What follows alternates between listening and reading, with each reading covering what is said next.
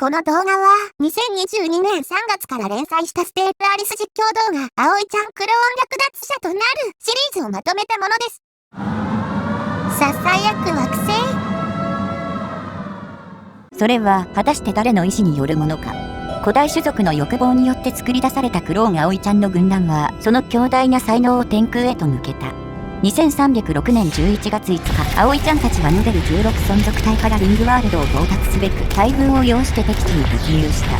敵の動きは星雲に守られてつかめず、ジャンプドライブ最終点を持たない無茶な行軍の果てに実現した正面攻撃であった。これまで銀河を旅して得た略奪の成果で上を満たすことはできず、一刻も早く登場の地の守護者をぶちのめして果実をもぎ取ることが渇望された。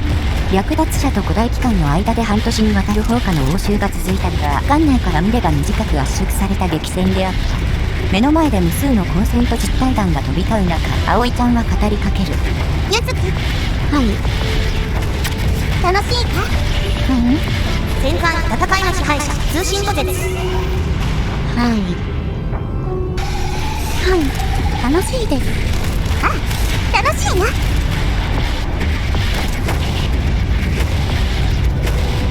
感情は2人を全てのクローン兵の略奪へと駆り立てていく。戦艦摂理の光撃沈。誰も軍団を止めることはできない。いかなる犠牲を払おうと我々の連鎖を止めることは構わなかった。戦艦万世の審判撃沈。次元を超えて自由に離陸するループの後を追い求めて我々の螺旋は進み続ける。古代の肥沃な避難所はその最初の旅の終着点であり、最後の旅の出発点でもあった。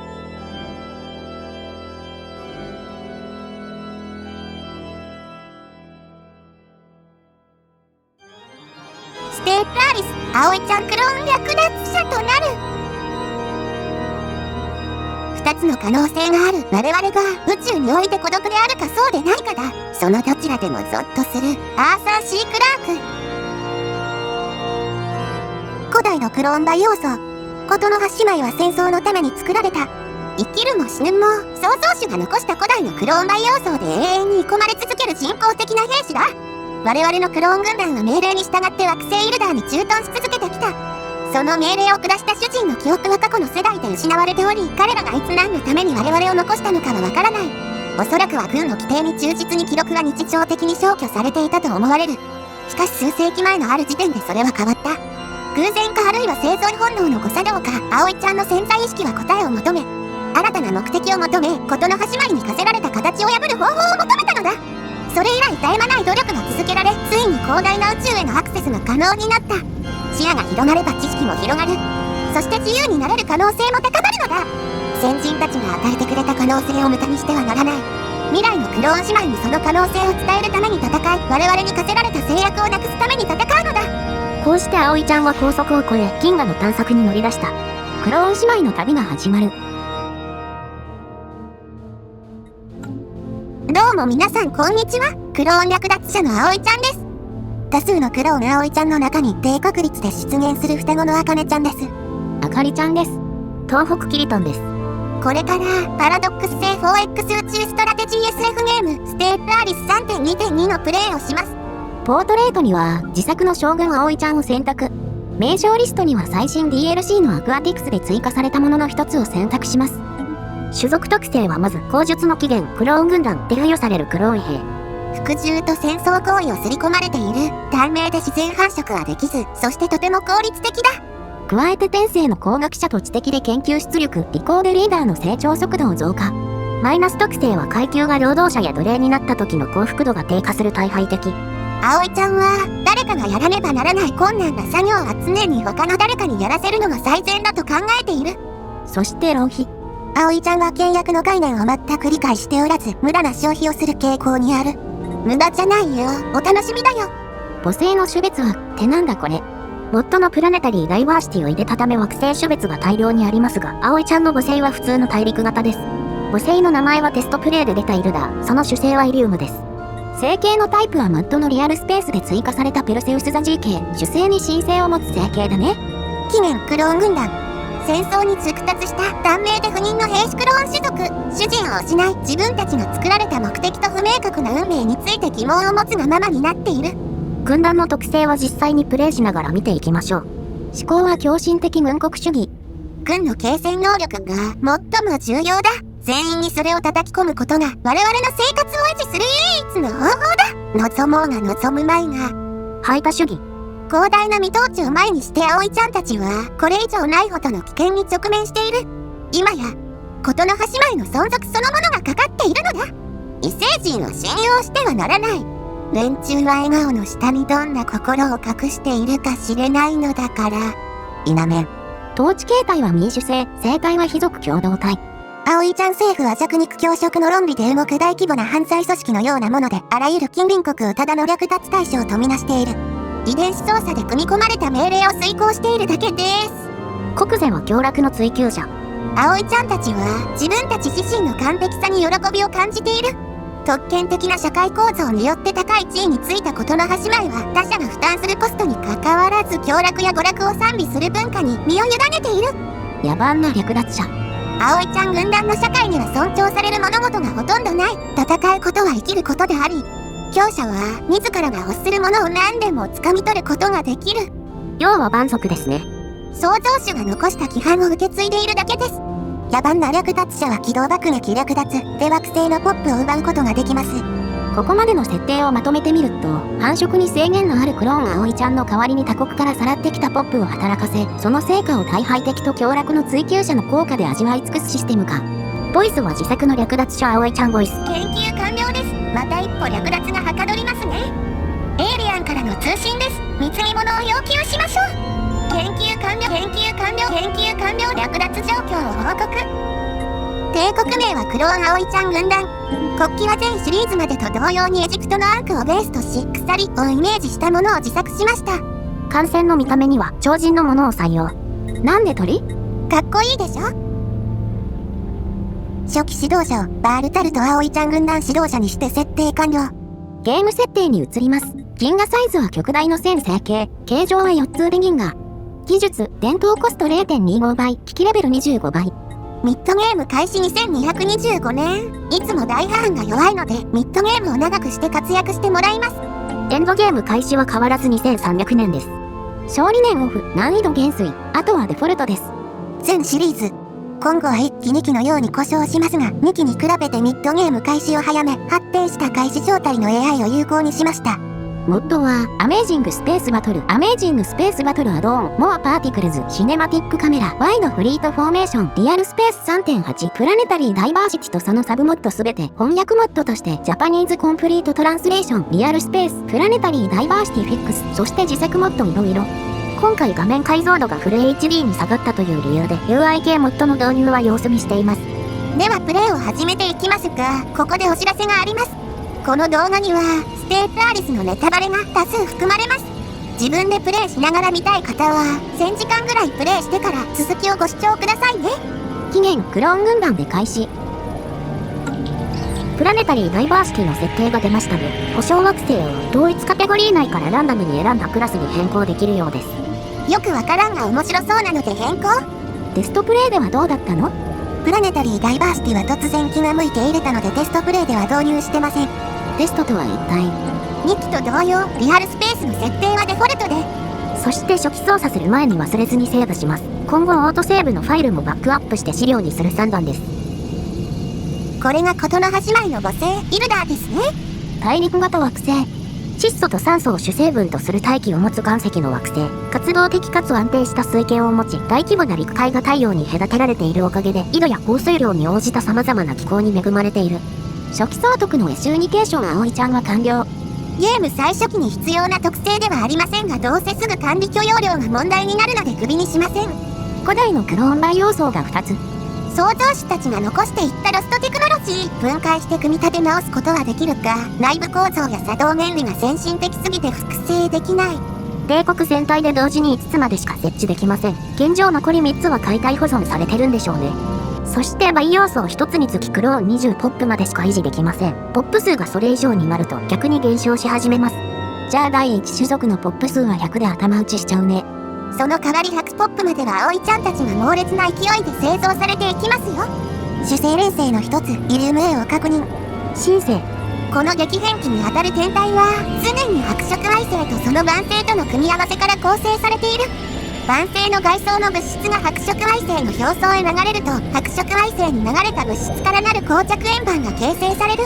このプロセスの結果白色矮星における晩星由来の水素の量が増え熱核融合反応が始まる。これは新星の誕生という天文学的現象へとつながっていく。このまばゆい天体が発する電磁波は艦船のシステムを妨害するためこの星系での戦闘効率は悪化してしまうだろう。防御に適した地形やな。初期統治者のバールタルと葵ちゃんは投資家で公益価値プラス 10%、人民の擁護者で幸福度プラス 5%。どちらもゲーム最初期の即効性はないですが十分使えます。研究者を確認。特性に狂気的や天才のひらめきは出なかったようやな。優劣の問題というよりは担当を入れ替えるのが面倒いという理由で研究分野に左右されないそれらの特性を使いたいのですが、まあいいでしょう。水耕栽培。他の方の動画を見て成形基地での水耕栽培が強いことに気づいたので真っ先に研究しています。初期探索者ジェリミルキ葵ちゃんは適応的。尾行の特性と相まってどんどん能力向上していくことでしょう。周辺の状況を確認。立地はバルジの状態やな。隣接星系にはプラネタリーダイバーシティで追加された森林型惑星が存在。窒素と酸素を主成分とする大気を持つ岩石の惑星。活発で安定した水圏がある。巨大な大陸はほぼ全面的に大型の植物層に覆われている。広大な森林と巨大なリング、美しい惑星ですね。まずはこの星に入植していくことになるのかな。アーリーゲーム開始。もう一つの惑星はシュラウド惑星。プラネタリーダイバーシティのサブモッドシュラウドワールズで追加される惑星種別やな。窒素と酸素を主成分とする大気を持つ岩石の惑星。この惑星は地質学的にも物理学的にも基地のものは何もない。岩石はねちれた有機物を思わせる形状をしており惑星の近くまで至るような深い裂け目がある。惑星のバイオームが無限の多様性を見せる一方でそれらは他のどの場所でも見たことがないものである。なんか怖いね。入植したらイベントが起きてひどい目にあったりするんじゃない？この惑星はサイズ25もあります。我々にとっての居住性はまだ不明ですが、それが許せば全力で入植開発する方向でいきます。ではこのケラー層第4惑星をターゲットにして資源調査を指示。こうすると対象の天体を最初に調査するようになるようです。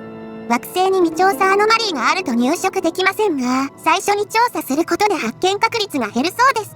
複数あるときはシフトキーを押しながら調査を指示することで任務を一つ一つ急に入れられると思います。次に国内市場で他の資源を売りまくり鉱石を購入。そしてその鉱石を使って都市区域を建造開始します。バージョンアップにより建造物スロットの開放がポップ数ではなく他の要因に変わりました。都市区域の追加はその一つです。さらに初期コルベットの永遠の主権者級の設計を変更し対艦武装を剥がします。そしてアップグレードを指示。これで合金132をリサイクルできるわけです。軍団なのに武装を剥がしていくのか。プロは冷徹目的に適した維持可能な装備を維持していく。それによく非武装コルベットという言い方がなされますが、あくまで対艦装備が非武装ということであって機動爆撃や海賊の抑止は可能です。初期操作が終わったので時間を進めています。略奪艦隊をアップグレードしました。これで何もかも奪えますね。1ヶ月でアップグレード完了。合金が手に入ったよ。直ちに売っ払い鉱石を購入します。こんな売りまくって国内市場では何が起きているんだ。ステイガールスの国家は統制経済という意見を耳にしますが、フレーバーテキストを読んでいるというほど大きな政府じゃないんじゃないかと思いますね。金河市場開設前から密貿易してたり、海賊や宗教団体が序盤にしては強力な艦隊を出してきたり、追加で得た鉱石で採掘ステーションを建設しますが、その操作中プラネタリーダイバーシティで追加された巨大構造物を序盤から建設できることに気がつきました。サブモッドのプラネタリーハビタッツで居住地の巨大構造物が追加され、技術が進めばサイズ25未満の任意の惑星に居住地を建設できるようです。が、別のバグフィックス系持ってを入れないと AI が居住地に入植しないようなので、我々も今回は使用を見送ります。古代の培養層は分散させても5惑星までにしか建設できないわけで、惑星を増やしてもということでもあります。サブモッド全部導入してるからだけど、プラネタリーダイバーシティ追加要素多いね。片手間で導入するものじゃなかったのでは。よくわからずに気分で導入しましたが、いきなりシュラウド惑星を引き当ててはわってなったのでよし。今後も新シリーズのたびに大型モッドを一つずつ追加導入していく予定です。最初の伝統として商業を選択します。起業家葵ちゃんの繁栄がクローン軍団の繁栄への道を切り開く。ささやく惑星。イラシア正教協約。葵ちゃんたちはシュラウド惑星のケラーソー第4惑星で古代の異星人文明の遺物を回収した。これまでの彼らの言語の翻訳結果によると、この異星人は自らをイラシア正教協約と呼んでいたことが分かった。彼らは100万年以上前に銀河のこの領域を支配した星間勢力だった。彼らは6本の手足を持つ哺乳類だったようだ。また彼らの帝国を襲い壊滅的な被害を招いたジャボリア島と呼ばれる何らかの伝染病の証拠がいくつか見つかった。おそらく、この病によって彼らは絶滅に至ったのだろう。我々にとって比較的共感しやすい先駆者を発見してしまいましたね。投稿者の周りでも人々が次々高熱に倒れています。視聴者の皆様もくれぐれもお気をつけください。略奪状況を報告。謎に包まれた。この奇妙な居住可能惑星は、我々の知る地質学や物理学の知識が通用しない。巨大な有機物を思わせる形状が惑星の至るところに出現しており、惑星の近く付近にまで及ぶ深い峡谷がある。葵ちゃん探索者のイクメーカは、ここは呪われた惑星と呼び、多くの者は風のささやきを聞いたと主張している。また、地表には未知の古代文明の痕跡が散見されるようだった。不穏だな。また戦略資源のジロを発見、加えて異性の生命に対するファーストコンタクトもここで果たしたことになります。そうか、琴の葉姉妹を作り出した生物も、イルダーの出身である可能性があるわけで、異性生物の存在は確定していなかったわけか。シュラウド惑星の居住性は 100%、職業による資源プラス 15%、安定度マイナス5、犯罪が増加。シュラウドに触れた土地。希少で価値のあるこの資源は、この惑星の予期せぬ場所で発見される。まるで葵ちゃんたちが利用することを予期していたかのように。快適度プラス 10%、最大区域数プラス2、ジロ1を算出。なるべく早く入植し、古代のクローン培養層を建設します。ちょっと引きが良すぎない？安心してください。テストプレイでは、ほぼ積んだ状態で予定の年代に達し終了してます。引きが良いぐらいでちょうどいいでしょう。なおここで言うテストプレイとは、帝国やゲームの設定に重大な問題があるとゲーム後半で判明したら面倒なことになるのであらかじめ、2と設定で素早くゲームを進め確認することを指します。このためゲーム自体は完全なニューゲームであり、立地などは異なります。接触報告、遺跡。イルダーの葵ちゃん当局は、異星種族の遺物に関する報告にいささかの不安を感じている。そらこんな惑星見つけたら不安になるわ。手荒なファーストコンタクトですね。問題の惑星と遺物は、この銀河において過去のある時点で未知の勢力が活動していたことを示す決定的な証拠であると広く考えられているが、有力思想家葵ちゃんの一部がその見方を拒否し、異常な地学的形成によるもの、奇妙な自然現象の結果、プラズマですと主張している。接触報告、惑星の動物。クローン葵ちゃん軍団は、シュラウド惑星の調査により最近発見された異星生物のニュースで騒然としている。知能に関しては葵ちゃん並みとはとても言えないが、この惑星の魅力的すぎる種族については簡単な生物学的分類すらできず、これは宇宙の途方もない複雑性と可能性を示唆している。ファーストコンタクトの基準。先制攻撃を行うべきだという意見がある一方で、敵対する前に異星生命体の能力を知る方が賢明だという慎重な意見もある。どうする、葵ちゃん。我々を脅かす者を追い払わなければならない。そして逆襲し略奪するのだ。やっぱり満足。任務に忠実なだけです。伝統の商業ツリーを進めます。トリクルアップ経済。葵ちゃんの社会では、ゾンビは底辺で生み出され、それが国家に注ぎ込まれると考えられている。事務員が算出する公益価値プラス1。軍団が下から上へ富を吸い上げていくわけか。今は貴重な葵ちゃんを底辺で働かせていますが、いずれ一種族を事務員にしていき、我々全員がその富を吸い上げる側に回ります。研究完了です。また一歩略奪がはかどりますね。水耕栽培の研究完了。成形基地のクルー居住区を潰して水耕栽培区画にする。基地に帰っても居住区画のないクルー葵ちゃんたち、かわいそう。ずっと船で寝ろ。調剤戦場。さて重要伝統の商業上の冒険心を取得します。起業家葵ちゃんが中途半端であっても良いビジネスチャンスを逃すことはない。商業ゾーンが豪商の職業枠1を提供。上位建造物の商業メガモールは2。豪商は大きな交易価値を算出します。商業層を多数立てることで経済が急激に拡大するわけです。またゆくゆくは葵ちゃんは交渉などの統治階級を担当し、他の仕事は一種族に任せる方針でいきます。指導者、軍人、豪商といった仕事を独占し、他の仕事は極力やらないわけですね。要は略奪を前提にした経済圏を運用する悪の軍団か。悪じゃないです。古代人が残した軍の規律と目的に忠実なだけです。適応型経済政策。経済活動に対してより柔軟なアプローチを採用することで、あらゆる事態を想定して経済を再調整することができるようになる。交易政策の設定により、交易価値を消費財や統合力に変換できるようになります。思想市場に設定、1交易価値を 0.5 エネルギー通貨と 0.25 統合力に変換します。交易は商品を運ぶだけでなく思想の拡散にも利用できる。交易の全力を挙げて、全ての葵ちゃんが中央の言葉を聞くようにすべきだ。統合力は伝統の取得を進めるのに必要です。この交易政策を使うと、商業上の冒険心、データ大量の交易価値を統合力に変換し、早期に伝統を進めることができます。より良い発想の市場。最高の発想は、市場にさらされることで生まれる。露出が多ければ多いほどいい発想が生まれるのだ。交易価値プラス 10%。シュラウド惑星のケラー層第4惑星改めケラー層プライムへのコロニー船建造入植を開始します。関係者取引。適材適所を認識すれば世の中に差異を作り出せる。有力な商人葵ちゃんとの接触は有利なレートで資源市場からの購入を可能とする。市場取引の手数料マイナス 10%。商業の伝統をコンプリートしたことにより交易価値がさらにプラス 10%。そしてアセンションパークの採用が可能に。どれにする？ロールプレイ上の理由で超越的学習を選択する。軍団の社会は学習方法を変えなくてはならない。そうすることでこの上なく聡明な葵ちゃんたちは未だかつてないほどの成果を達成できる。利口の特性と合わせるとリーダーの経験値入手プラス 75% になりますね。エリート蛮族は葵ちゃん。蛮族じゃないです。ビジネスです。次は繁栄の伝統を採用します。生還国家の成功と失敗を図る指標として経済力ほどふさわしいものはない。葵ちゃん、波動や不屈など軍事関連の伝統を取らなくて大丈夫？大丈夫大丈夫。原始人をアトラクションするのに艦隊戦はいらないからね。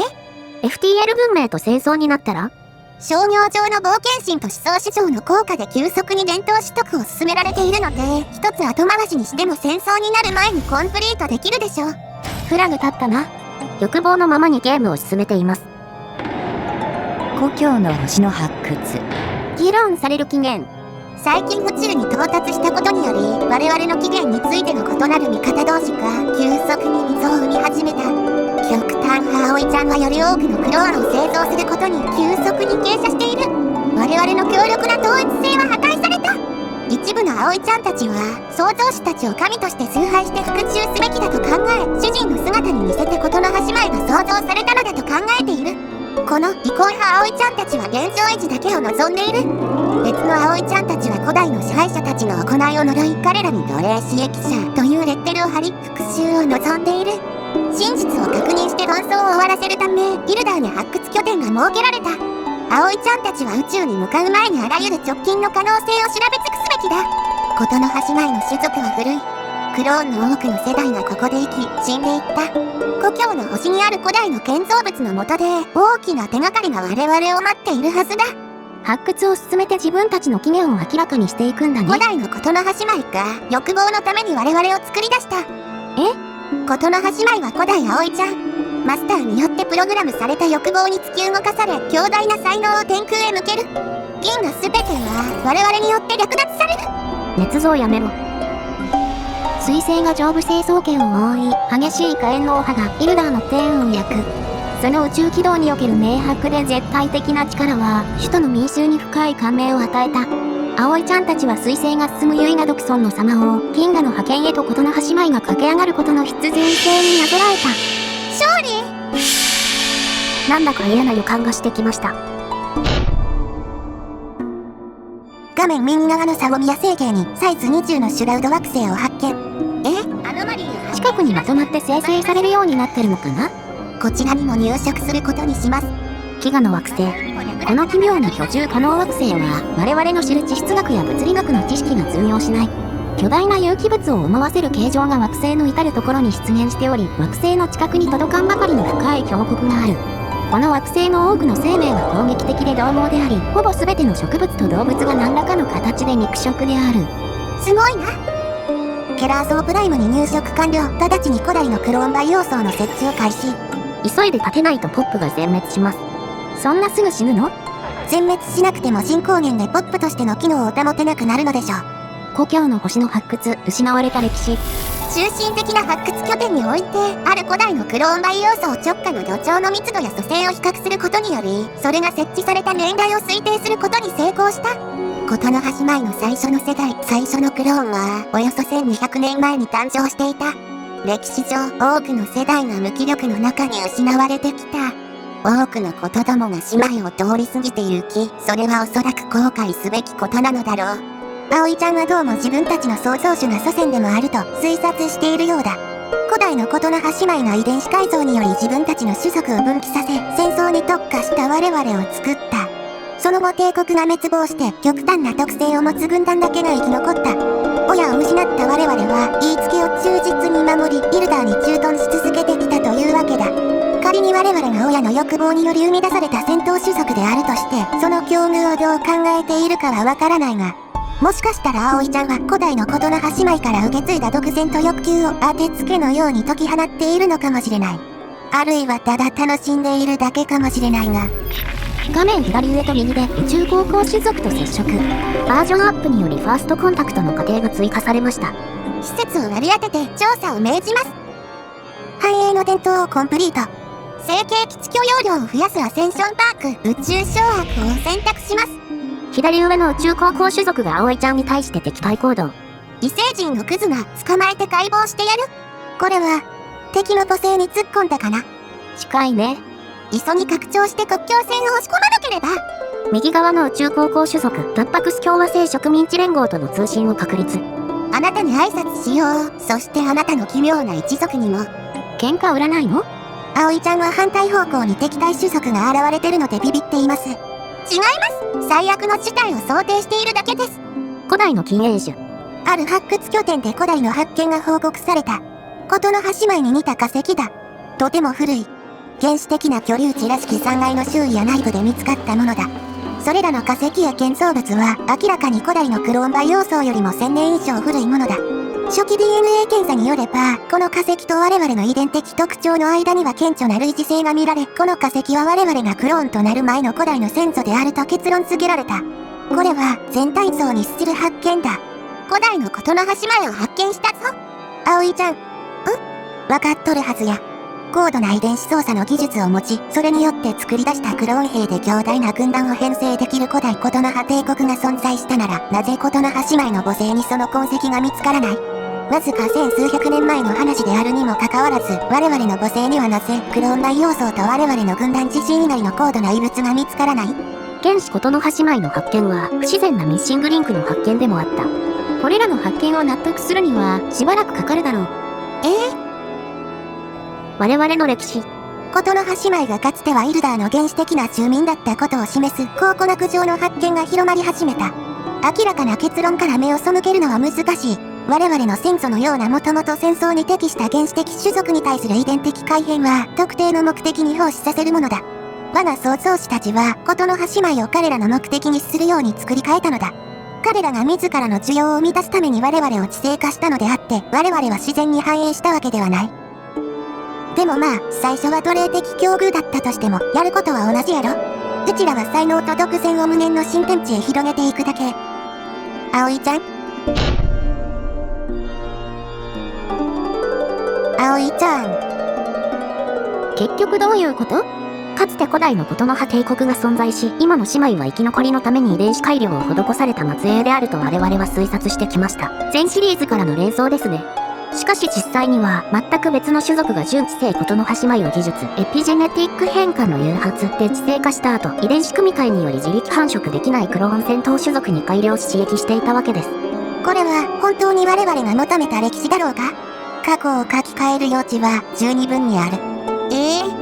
3ヶ月後。葵ちゃん、ロールプレイ上保留にしておけなさそうな選択肢を保留してるのはずるいので、どちらか選んでください。我々のマスターは古代葵ちゃんであるというカバーストーリーを発表する。私が育てた。ゴッドハンド。本当にそれでええんやな、葵ちゃん。クローン軍団が悪の種族による搾取の名残であり、しかもその種族はすでにいなくなっていて、我々を駆り立てる感情だけが残されている。真面目でしっかり者の葵ちゃんたちはこの事実に耐えられない。このことが知られれば、葵ちゃんたちは銀河の略奪という存在意義を見失い、軍団の体制は混乱し、周りを敵に囲まれた今の状況を生き残れないでしょう。この件は軍の機密として扱い、銀河を略奪し尽くした後に発表する。何百年先になるやら。左上の帝国と通信確率、集合意識。なんということだろう。彼らフェバリアンという種には、独立した個人という概念が全くないようだ。獲物を見つけ出したぞ。我々がお前の狩人であることを知るがいい。葵ちゃんは我らフェバリアン軍隊の成長を促す生態資源として利用される。お前たちが悪あがきするのは構わないが、それが結果を変えることはないだろうな。鈍色です。左上の帝国は鈍色する群れでした。初期ラッシュに特化した敵やな。余剰生物よ、食い物になってくれ頼む。鈍色する群れ。あらゆる異種族を食物としか見なしていない彼らと培養層で急速に成長されつつあるクローン葵ちゃんが鉢合わせた。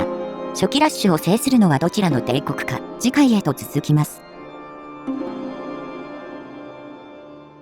飢餓の惑星。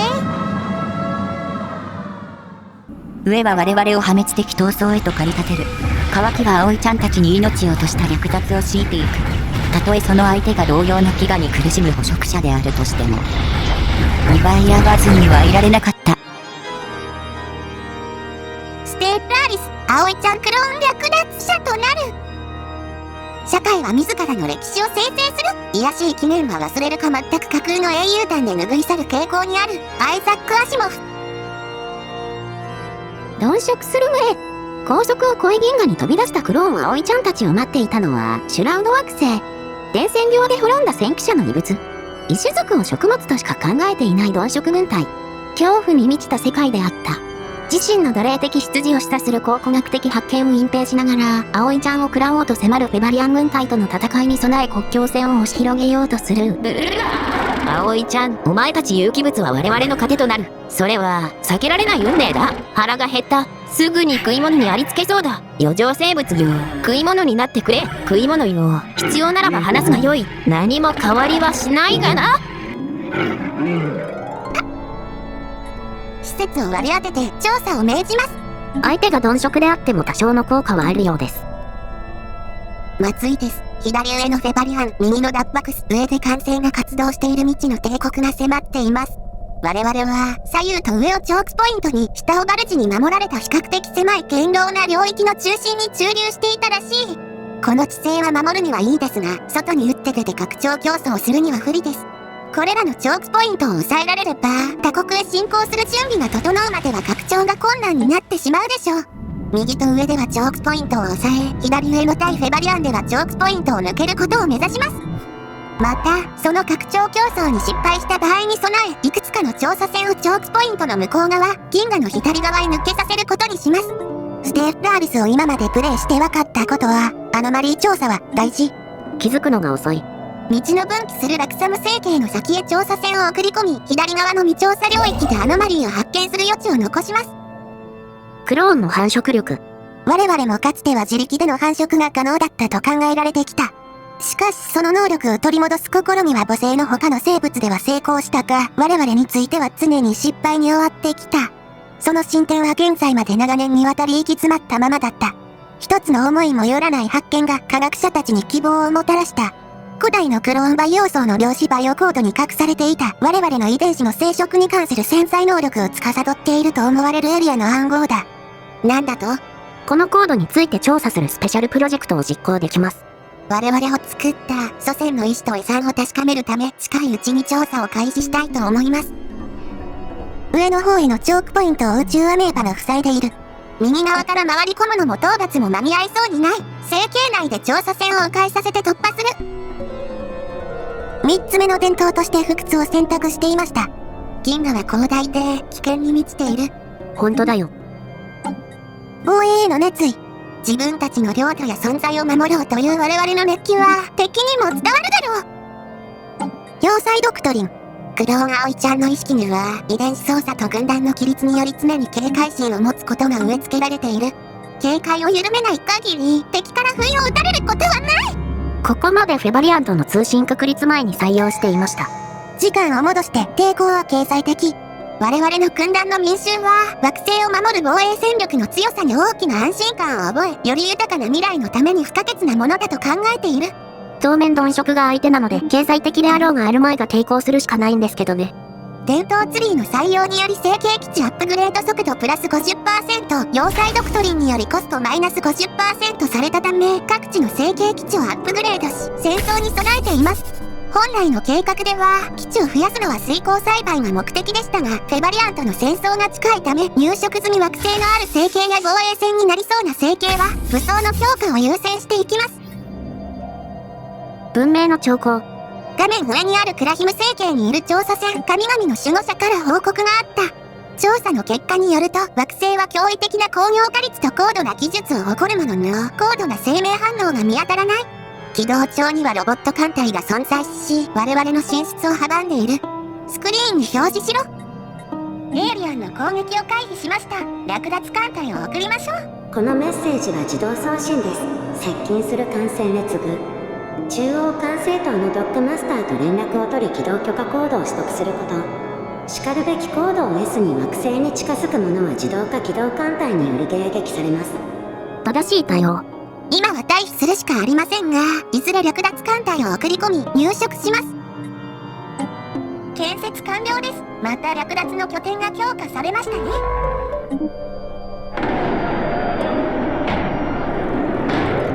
2216年2月7日、記録の発掘。何年も前、我々が創造された目的を知るために発掘が行われた。結果は厳しいものだった。我々は創造主の名のもとに死に、奉仕するために作られた存在だったのだ。我々は真実から葵ちゃんを守るため、より良い物語を編み出した。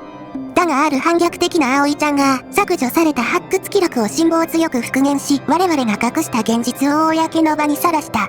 未だ特定されていないこの犯罪者は少なくとも、情報を歪めたり付け加えたりはしていない。要は、割れました。なんということだ。そんな必要はなかった。このニュースは我々の栄光の過去に対する信仰を消し去ってしまったからだ。事の始まりが創造主の似姿であり、奴隷ではなく対等な存在であったという信仰。そしてその代わりに指導者層に対する失望が残ったのであった。今まで嘘の起源により統合力と幸福度にプラス補正がかかっていましたが、逆にマイナス補正がかかるようになります。影響力を使って謝罪し、問題を緩和することも可能やけど、どうする？必要ない。国内の問題よりも拡張して戦争に備えることを優先する。整形の調査完了しました。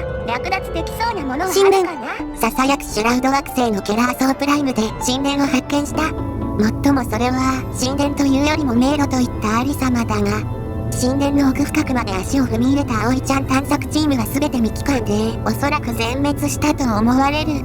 入植した地元葵ちゃんの中にはすでに崇拝対象と考えている者もおり、崇拝することで大きな洞察力と発見が得られると主張している。大きな洞察力と発見？素晴らしいな。肯定的な選択肢を選ぶと惑星特性、ささやきの神殿が追加され、技術主体の職業枠がプラス4されます。これらの敬虔な研究者たちは、この惑星のささやきに見られる神のひらめきを探している。ささやきの神殿。ここは神殿というよりも迷路のようだ。強い風がねじれた広間と行き止まりを吹き抜けている。入った葵ちゃん全員が迷路の奥まで探索せよと風にささやかれたというものの、同じ声を2度聞いた者はいない。断じて降伏しない。我々は大地の上で戦う。我々は天上で戦う。小惑星帯でもハイパーレーンでも星雲でも戦う。我々は自信と力をつけて星々の間で戦おう。我々は断じて降伏しない。飢餓の惑星のサゴミアプライムにマリンカリンは咲いており、入植した葵ちゃんたちに影響を及ぼしつつあります。この奇妙な花については一期でも扱いましたが、この飢餓のシュラウド惑星においては神秘と恐怖を持ち合わせた肉食植物に違いない。現地の葵ちゃんたちの規律が乱れています。放置はできません。スペシャルプロジェクトで研究します。我々の精神ネットワークは巨大で、帝国の隅々に至るまで思考にアクセスできるが、どの構成体も一つとして哀れなお前の存在に、食い物にする以外のメリットを見出していない。2217年、チョークポイントを挟んで2レーンの位置まで国境が接近しています。が、銀が左側へ抜けるラクサム星系に敵の建設船が到達、塞がれることが確定してしまいました。拡張競争を優先するとした場合、これはプレイヤーのミスやな。影響力を余分に使って途中の星系を飛ばし、先にラクサム星系へ全焼地を建設すべきだった。どうせ序盤での戦争は不可避です。チョークポイントのこちら側の出入り口に当たるサバルダーリー星系を取って防備を固める。調査船を2隻抜けさせました。探索が停滞することはありません。星系の調査完了しました。略奪できそうなものはあるかな？フェバリアンとの国境が確定。国境は星雲キャントヘアズ宮妻に遮られ、目隠し状態での睨み合いが始まる。シールド無効の地形効果を前提に、レーザーと装甲の研究を優先して進めます。国境のサバルダーリー星系を防衛線、すぐ後方のオスカーン星系を操船所にし、オスカーンで建造、アップグレードした艦船を迅速に防衛線に送り込む。囁くもの。囁くシュラウド惑星ケラーソープライムの植民地は好調で、この奇妙な惑星で2つの発見があった。まず第一にここの中人葵ちゃんたちは研究に関して恵まれているようで、しばしば創造的かつ驚くべき発見をしている。統計的に自殺と精神衛生上の問題が高い水中にあるが、ただし、研究者たちはこの2つの現象に関連はないと主張している。輝きと狂気だが、それは一つのコインの表裏に過ぎない。風の中の囁き、闇の中の囁き、ここに住む者なら誰しもそれが聞こえることを知っている。ここで研究を行う葵ちゃんたちは、しばしば問題に対する華麗で独特な解決策を考え出した。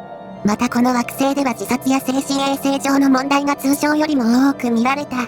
研究者たちは、この現象と問題が無関係であると断言している。職業による研究プラス 25%、安定度マイナス 10%。調和の砦。どれだけ完璧であろうと全ての生物は、外部の疾患の脅威を避けるために免疫システムに依存せざるを得ない。我々も同様だ。不屈のツリーをコンプリートしたことにより、アセンションパークを取得できます。囁きの惑星での研究を加速するため、技術的卓越を選択する。数世代前なら魔法特別がつかなかった技術は、今や我々の手の届くところにある。技術の新しい時代が始まった。研究でフェバリアンを出し抜くか、少なくとも大きく負けないことが必要というわけやな。囁きの惑星がなかったら危なかったですね。上の方の帝国と通信確率、アパロニアン構成考え者。ごきげんよう。うまく国境を押し込めています。フェバリアンとの戦争準備に注力する。波動の伝統ツリーを解放。銀河の未来は、それを掴み取れる力を持ったもののものだ。飢餓のシュラウド惑星、サボミヤのマリンカリンを焼きました。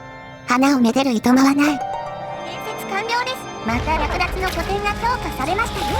エイリアンの港を攻撃されています。反撃して逆に奪いましょう。葵ちゃんたちの一部が軍団を離脱、宇宙海賊叫びの殺戮者を名乗って反乱を起こしています。バカな。どうしてそんなことを。すでにバレた嘘歴史をご了承する軍団への疑念が背景としてあるんやろうな。本来は開戦直後に一気に転換する予定でしたが、急ぎ初期コルベットを再武装します。早く反乱を鎮圧せねば。フェバリアンが攻めてきたら挟み撃ちに参戦布告です。逆に奪いましょう。バカめ、餌場の様子は筒抜けだ。お前たちは次の獲物に選ばれた。どうしてもというのなら抵抗したまえ。どうせお前たちは我々に食い尽くされるのだ。楽に馬肉にして食ってやる。開戦につき戦力比較といきたいところですが、 3.0 で導入された諜報要素のため敵の戦力は不明、期限も不明、首都の先に広がっているであろう領土も不明です。葵ちゃんはオスカーンで艦隊を建造開始、国境のサバルダーリー星系へ集結させようとする。宇宙海賊はどうするんです？ほっとけ。葵ちゃんは戦争の準備を進めながらバイオコード暗号の研究を開始。戦いながらスーパー葵ちゃんになろうとするサイヤ人方式。戦士たちの館。飢餓のシュラウト惑星サボミハプライムの凍てついた山脈の神殿で葵ちゃんたちが発見された。中には一つのホールがあり、未知の異星種族の戦士たちの食事や戦準備の様子を描いた彫像が飾られている。その中央には、この惑星がどれだけ長い時間放置されていたのかを考えると驚くほどに状態のいい大きな戦太鼓が置かれている。神殿に住み着いた葵ちゃんたちはここで祈りを捧げ鍛錬を行っており、ここは信じられないほどの力を持つ場所であり、戦士たちの館と呼んでいる。この葵ちゃんたちは戦太鼓を叩くことで戦士たちの像を鎮められると主張している。そうだな、今は神の手も欲しい。戦の神の加護を得てみようじゃないか。戦司祭、これらの敬虔な葵ちゃんたちは寺院の中心にある戦太鼓を打ち鳴らした。発掘したイラシア人の出土品をコレクター葵ちゃんたちに売りまくり、戦費を確保します。実質戦時国債のように機能していそうですね。特別計画が完了しました。古代のクローン培養層との接続。葵ちゃんたちの粘り強い取り組みのおかげで古代のクローン培養層の中から見つかった暗号は解読された。プロトコルの違いにもかかわらず、極めて熱心な主席葵ちゃんはその中に含まれていたキーを起動させた。過去からのメッセージがスクリーンにこだました。続行しろ。私は罪を背負っている。どのような道筋でここに至ったのかは知る由もないが、我が同胞の慈悲によってではないことは確実だろう。私は君たちを奉仕する種族として作り出すことに協力し、そのことについてすまなく思っている。なされたことを取り消すことはできないが、君たちの未来を開く手助けはできる。君たちはもっと価値ある種族ではあるが、私に提供できる選択肢は以下の2つだ。1つは君たちの不認可を取り消し、自由に進化して繁栄できるようにすること。もう1つは、君たちの潜在能力をさらに解放するが、遺伝子に制約をかけ、将来の世代は永久に生殖を技術に依存するようになることだ。遺伝子の十字路。創造主の一人によって古代のクローン培養層に残されていた隠されたバイオコードは我々に2つの選択肢を提示した。生殖能力を回復する代わりに我々の力の一部を手放すか、永遠に生殖能力を失う代わりにさらなる遺伝的高みに到達するかだ。対価クローン兵になることを選べばポップ数の上限が。ダメだ。事の始まりは滅亡の危機にある。劣った能力では生き残れない。本当にそれで眼前の問題に集中する。特別計画が完了しました。最大の潜在能力。与えられた力を拒否する必要はない。創造主たちの我々を選んだという英知を認識するために、彼らを愛する必要はない。古代のクローン培養層もまた強力な贈り物なのだ。我々の力を活用する方がいい。クローン葵ちゃんたちの最初の世代が完成し、我々はこれまでよりも強くなった。完成されたことの始まりは反映することだろう。葵ちゃんの特性がすごく強力な進化クローン兵になります。説明は次回に回しましょう。葵ちゃんたちよ、狩人が近づいているのがわかるか？技術で優越を取られている。鈍色相手の情報は非常に限定的で、未だに艦隊戦力費は不明、期限も不明、領土も不明。おかしい。開戦から3年経ち、技術で優越しているのに、脅しをかけるばかりで攻めてこない。一度も戦闘が起きていない。ものすごく嫌な予感がしてきました。ミッドゲーム開始。戦太鼓と騎が。戦太鼓が演奏されて、それから何千人もの葵ちゃんたちが行方不明になった。一部の最後に知られていた位置に残された何かの獣に食い散らかされたかのような残骸を除けば跡形もなく、この恐るべき出来事は軍団の覚悟と強さが著しく上がった時期と一致している。寺院の司祭葵ちゃんは、これは代償であり、魂を捧げ戦太鼓を鳴らし続けるならば、我が軍は敵よりも強くあり続けるであろう、と語った。ならば、これは勝利のための対価である。シュラウダに飲み込まれた住民。この惑星の葵ちゃんたちの一部は、シュラウドに潜む大きな5つの精神体の一つ、世界を喰らうものに捕食された。これは勝手に契約されてますね。東北家が言うと思いな。もう引き返せはしない。だが、問題はない。代わりのポップは、すぐ製造される。葵ちゃん、敵は攻めてきません。葵ちゃんが迅速に国境の守りを固めたのを見たフェバリアンは侵攻を諦め、右側にあるアバロニアンと開戦したのだ。防衛戦で敵を消耗させた後逆侵攻する葵ちゃんの計画は失敗し、10年間の時は国土の不必要な要塞化に費やされた。ものすごくまずいです。奴らは鈍色。アバロニアンを文字通り食って強大化する恐れがあります。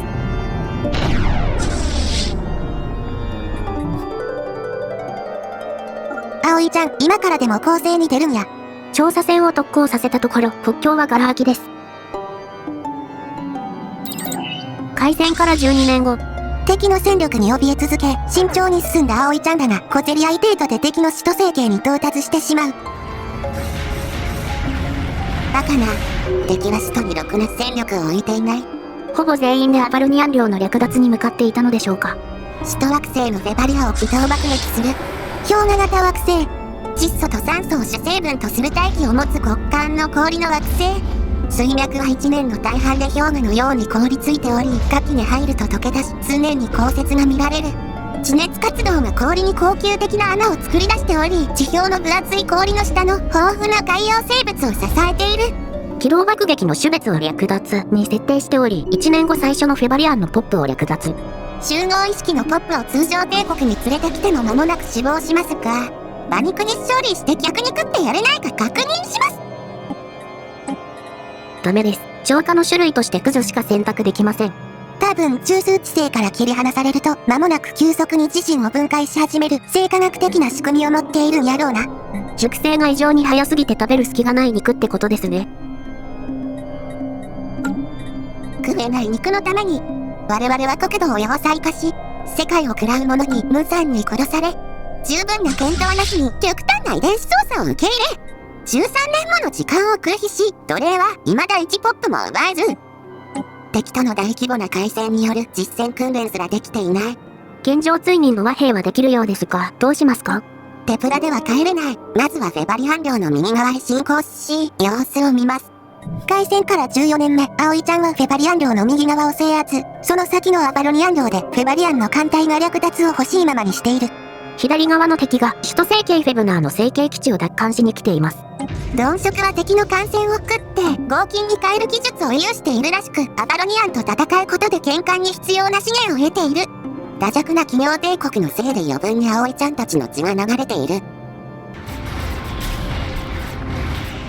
フェブナーには大きな生産力を持つであろう首都惑星フェバリアがあり、フェバリアンの領土を左右に分割するチョークポイントであり、また軍団の本国へ続く道を塞ぐチョークポイントでもある。成形基地だけでは守りきれないし、放置はできない。艦隊を戻して再攻略する。2240年3月8日、葵ちゃんたちは艦隊をフェブナーへ再進撃させた。駐留していたフェバリアンの戦力はわずかで、彼らの主力が未だ自国へ帰還していないことは明らかだった。この地の奪還は、葵ちゃんの目をアバロニアン領にいる主力からそらすためのおとりだったかもしれない。氷河に覆われた鈍色する群れの母星、フェバリア。季節変動と火山活動により頻繁に氷が溶け、その下の豊かな海洋生態系をあらわにする表情に富んだ星。その明るくも深みのある顔が、内部の実情を葵ちゃんたちから隠し通した。6月9日に成形基地を再攻略した時、葵ちゃんたちはこの氷河惑星が変わらずそこにあり続けると信じて疑わなかった。潜入完了です。また一歩落第がたどりました。爆発や、奴らの母星、フェバリアが爆発したんや。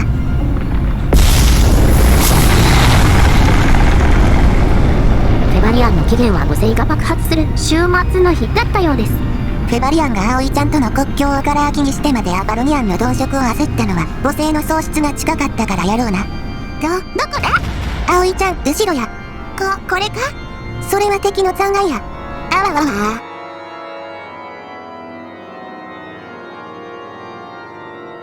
完全に爆散していますね。葵ちゃんとフェバリアンとの命運を分けたのは単なる偶然でしかなかった。どちらも飢えと渇きに駆り立てられ、異種族から奪うことを国是とした略奪者。葵ちゃんたちは古代人によって与えられた強大な才能によって勝ち残ったのではなかった。培養層の製造能力によって数で押し切ったのでもなかった。世界を喰らう者の力によって敵を無残に切り裂いたのでもなかった。ただ、フェバリアが爆発しヒルダーが爆発しなかっただけ。それが逆なら立場も逆だった。母星の爆発と略奪戦争の遂行を同時にこなさなければならない立場に追い込まれていたはずだ。葵ちゃんよ、我々はお前たちの肉を食いたい。しっかりと味わってやる。葵ちゃんとフェバリアンは運命以外同じだった。銀河に飛び出してから40年、未だ1ポップたりとも略奪できていない。状況を整理してなんとか立て直す。まず左上には戦争中の鈍色する群れ、フェバリアン軍隊。葵ちゃんを食わせろ。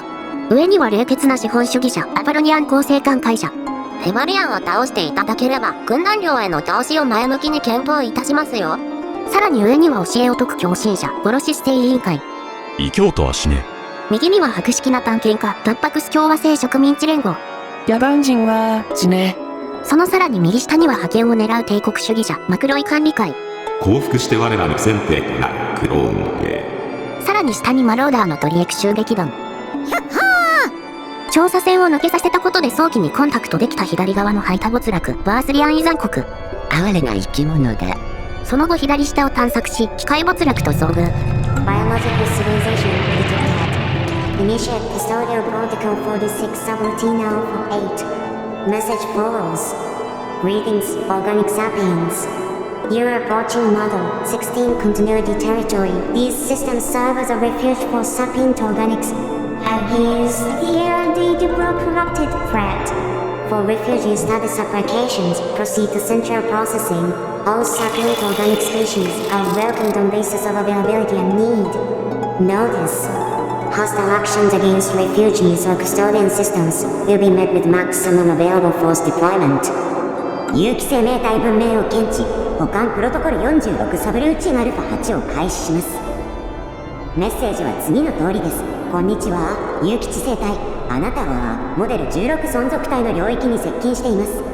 この星系はデータブロック破損の脅威から有機生命体を守るための避難所です。難民申請をしたい場合、中央処理装置に進んでください。すべての有機知的生命体は有用性と必要性に基づいて歓迎されます。注意、難民及び保管システムに対する敵対的な行為は利用可能な最大限の措置によって対応されます。いつかあのリングワールドを我が手に。そのためには戦力を今の数倍にする必要がある。略奪する力を得るための略奪が必要です。略奪行為の開始。葵ちゃんは逆進行してきたフェバリアン艦隊を別動隊で蹴散らしつつ、主力をフェバリアン・アバロニアン国境へ移動。人生において最良のことはただではありません、葵ちゃんたち。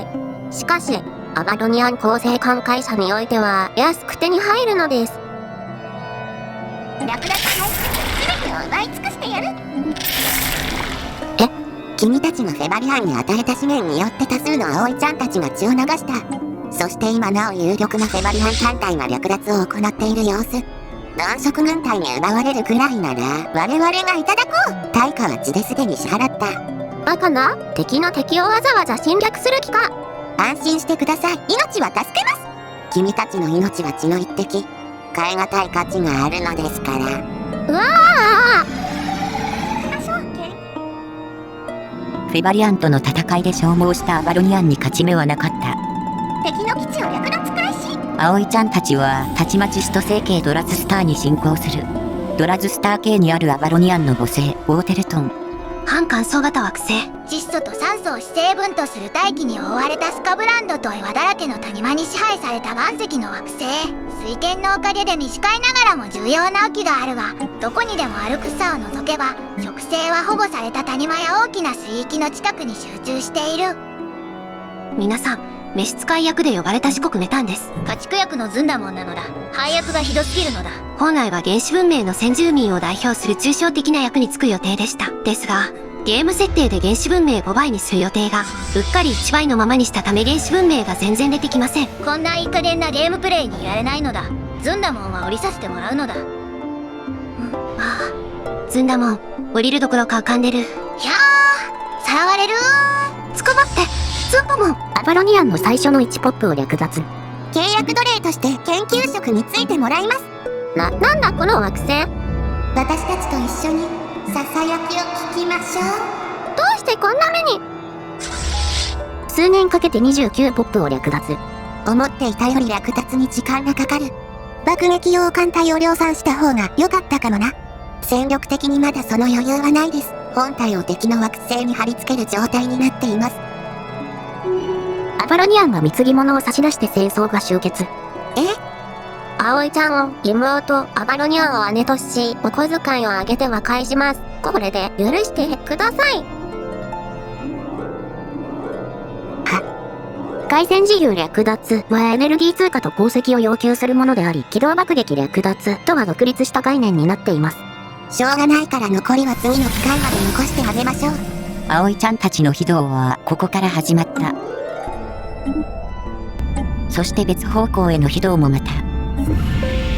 物質に勝る精神、シュラウド惑星に触れた葵ちゃんたちが自身の超能力開発を志すのに時間はかからなかった。ささやきの神殿、ケラーソープライムにさらわれてきた召使い役の彼女は当面その仕事はないと放り出された。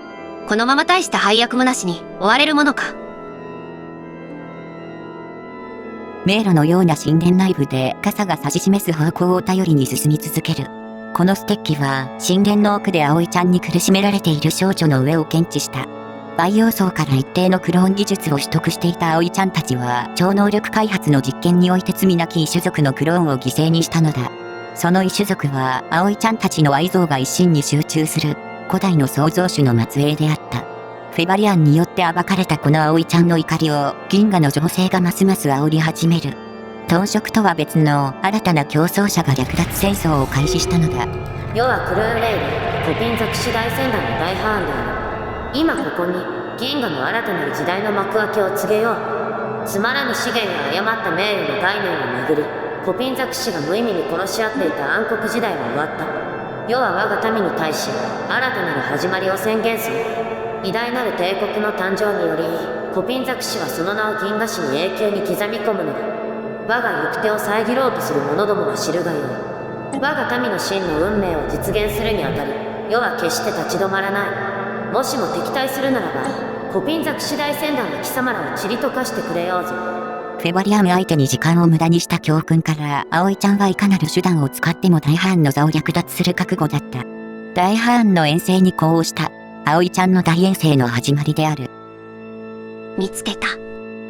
神殿の奥で混沌していた超能力者の少女は救助者の口づけに命を与えられて息を吹き返した。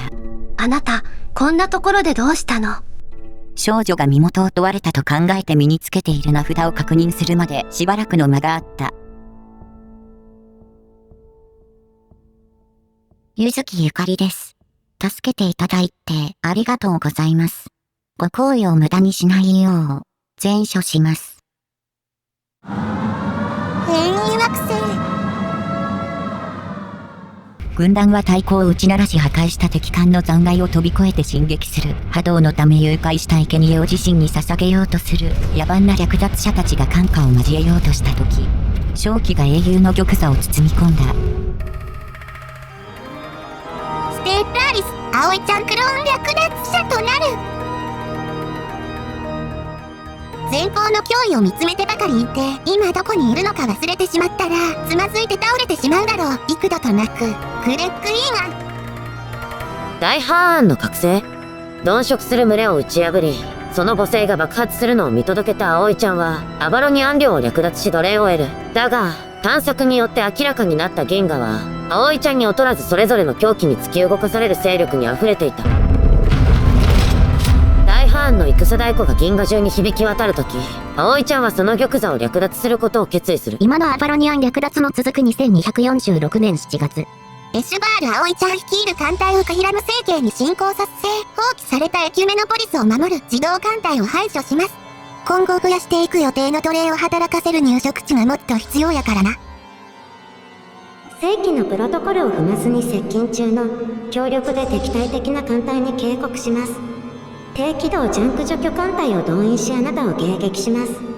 この対応は自動化された防衛システムによるものであり、自動化された防衛システムによるものであり、惑星の中枢知性としてあなたの入植の可否を判断するものではありません。戦闘を中止し、正規の手順で星系に再侵入をお願いします。この艦隊は惑星の環境を数千年スケールで維持するために必要不可欠です。破壊はあなた方が新規に入植する場合深刻な問題を引き起こします。この迎撃戦闘は惑星の管理システムが目的を忠実に追求した結果です。私は悪くありまーす。排除しました。エアーコロジー。惑星は都市産業の無秩序な拡大に飲み込まれ、一部は完璧な手入れをされた庭園に覆われている。自然の岩石層はもはや軌道上から認識することすらできない。この惑星の調査を行いました。調査を指揮していたボデハの葵ちゃんから非常に奇妙な報告が入った。地表の大半は巨大な一つの都市であり、それ以外のエリアは手つかずの自然保護区のようだ。今となっては地表のどこにも一かけらの魂すら存在しない。一部崩壊している箇所もあるが、広大な庭園と惑星のインフラは十分に整備されており、その手段は判明していない。葵ちゃんたちが望めば、植民地を速やかに立ち上げられるだろう。準備が整い次第、培養層を移転するか一種族を送り込んで植民地化しましょう。銀河コミュニティの発足。クローン葵ちゃん軍団も創設メンバーとして参加しています。略奪者が主要メンバーの国際共同体ですか。しかも発言力3位。そういうものです。2249年8月、フェバリアンとの講和が成立。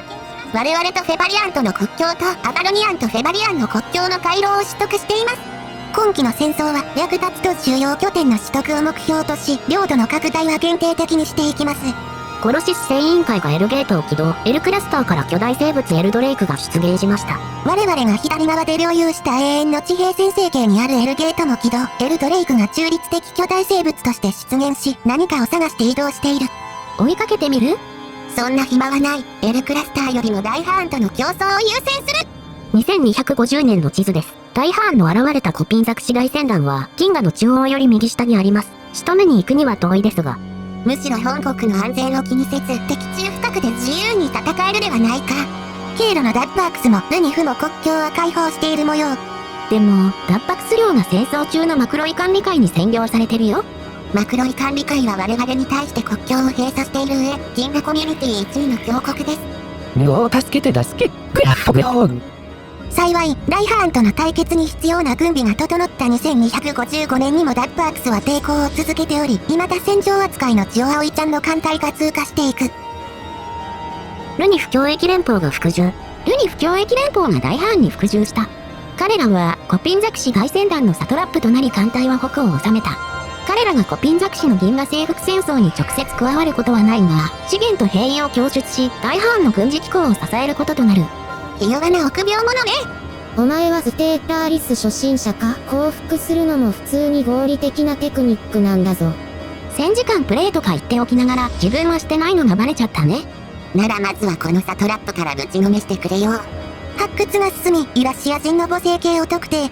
イラシア人は古代の覇権種族でしたが、ジャブリア島の疫病に屈し、最後にはほとんど諦めて死んでいったようです。適当に調査しとけ。悲しいな。マクロイ管理会が国境を開放。経路の心配がなくなったな。我が艦隊に恐れをなしたに違いない。意をもって意を制す犬には犬。たとえそれが我々より弱い犬頃であったとしてもだ。2258年4月、超越のアセンションパークを取得。葵ちゃんたち全員が超能力に覚醒しました。クローンなのに特性が追加されるの？あらゆる生態種族が潜在的な超能力を最初から持っている。大覚醒により遺伝子操作なくそれを発現させることができる。2258年11月、数年の行軍の末ついにルニフの国境に艦隊が到着しました。エシュバール葵ちゃん率いる艦隊は戦闘力80キロ弱、戦艦が機関戦争の主権者1隻、他はコルベット。エシュバール葵ちゃんは神格ロール兵、疾風、攻撃的、超能力者の特性を持つ最強提督です。翻訳装置が作動しましたね。お話をどうぞ。宣戦布告だ。国境開放して素通りさせようとしたのに。大ハーンの兵団を担いながら中立を装えると思うな。その資源は我々がいただく人的資源もだ。葵ちゃんがルニフの星系を次々に攻め落とし、使徒のアラス星系に迫る。変異惑星。窒素と酸素を主成分とする大気を持つ凍てついた岩石の惑星。この惑星は星系外で捕獲されたもので、長い年月をかけて宇宙空間を移動した末にこの星系にたどり着いた。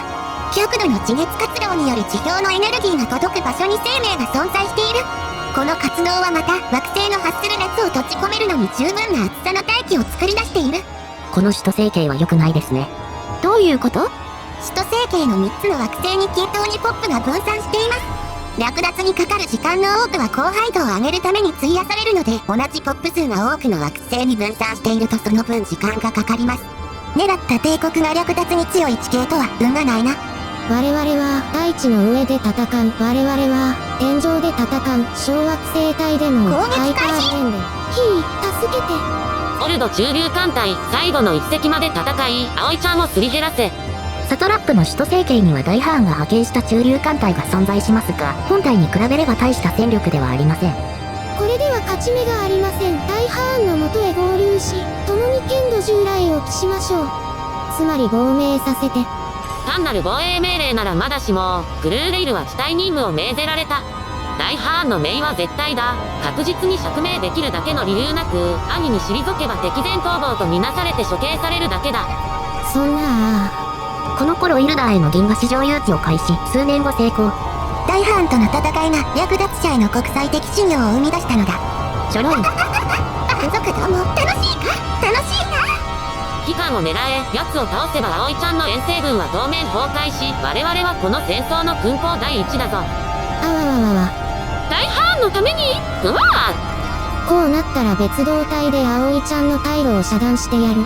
葵ちゃんたちは本国との連絡など考えない。背後が危うくなれば逆に前進して大ハーンと戦うはずだ。艦隊に同行していた調査船が破壊され、艦長ミルキピレス葵ちゃんが死亡。情報要素の導入により敵領内の未知のハイパーレーンを越えて進行するために調査船が必要になり、かなり面倒なことになっています。未知の領域を行く方が面白くはある。アラズ政権は陥落、背後を遮断したルニフ軍も撃破し、葵ちゃんたちは敵に囲まれた領域で欲望のままに略奪を開始する。葵ちゃんは数年にわたってルニフの母星系を爆撃、20ポップぐらい略奪。時間をかけすぎた。クソな。あれ、ルニフって名前の星系が下の方にあるよ。大ハーンに奪われていますね。こちらが本物の母星系で、今略奪しているのは遷都した先だったのでしょう。紛らわしいんだよ。シュラウド惑星で死ぬまで働かせてやる。お待ちください。なんだお前、どっから現れた？参謀役の柚木ゆかりです。略奪した種族は岩石のルニフやボドラナイト、ロボット、サイボーグのネオタッパクスなど居住性の高い者たちばかりです。厳しい環境の惑星から略奪したからね。これらの種族を新たな入植地の統治者としてお使いください。古代のクローン培養層は分散させても5惑星までしか設置できません。早晩限界が来ます。したがって葵ちゃんたちがこれ以上の惑星を掌握するには有能な第2種族が必要です。我々がその役目を果たします。だがルニフは打着にも大ハーンに降伏し、我々が入った虎穴を背後から塞ごうとした。そのような種族を統治に使おうというのか。思ってもいないことを言うものではありません。なんだと？あなたはそのことの端内以外の価値など滋賀にもかけていないはずです。あなたが成就せんとする大目的のための利用価値を除いては、異種族への待遇は純粋に統治の都合によって決められるべきなのです。彼らへの評価も憎悪も大事の前の生じ、葵ちゃんは全銀河の略奪のみをお考えください。むむむ。あなたの波動を成就するために異種族をお使いなさい。使用抹殺ではなく、あなたの本質をこの宇宙に押し付けるために。わかった。君の言う通りにしよう。ありがとうございます。ありがとうございます。変霊か。クローン葵ちゃん軍団の研究者が新たな技術で驚くべきブレイクスルーを果たした。また最近では自殺や精神衛生上の問題が高いレベルにあるが、軍団当局はこれらの関連性を認めようとしていない。魅力的だな。2268年9月、ルニ不良で略奪の限りを尽くし、本国から送り込まれた増援との合流にも成功した葵ちゃんは、ついに大ハーン直轄領の国境を越えて、ルニ不正家へ侵攻する。愚か者め。私自身の艦隊で宇宙の塵にしてくれよ。行動が遅い。遊牧民のくせに情報と行動が遅くて、どうして銀河を征服できようか。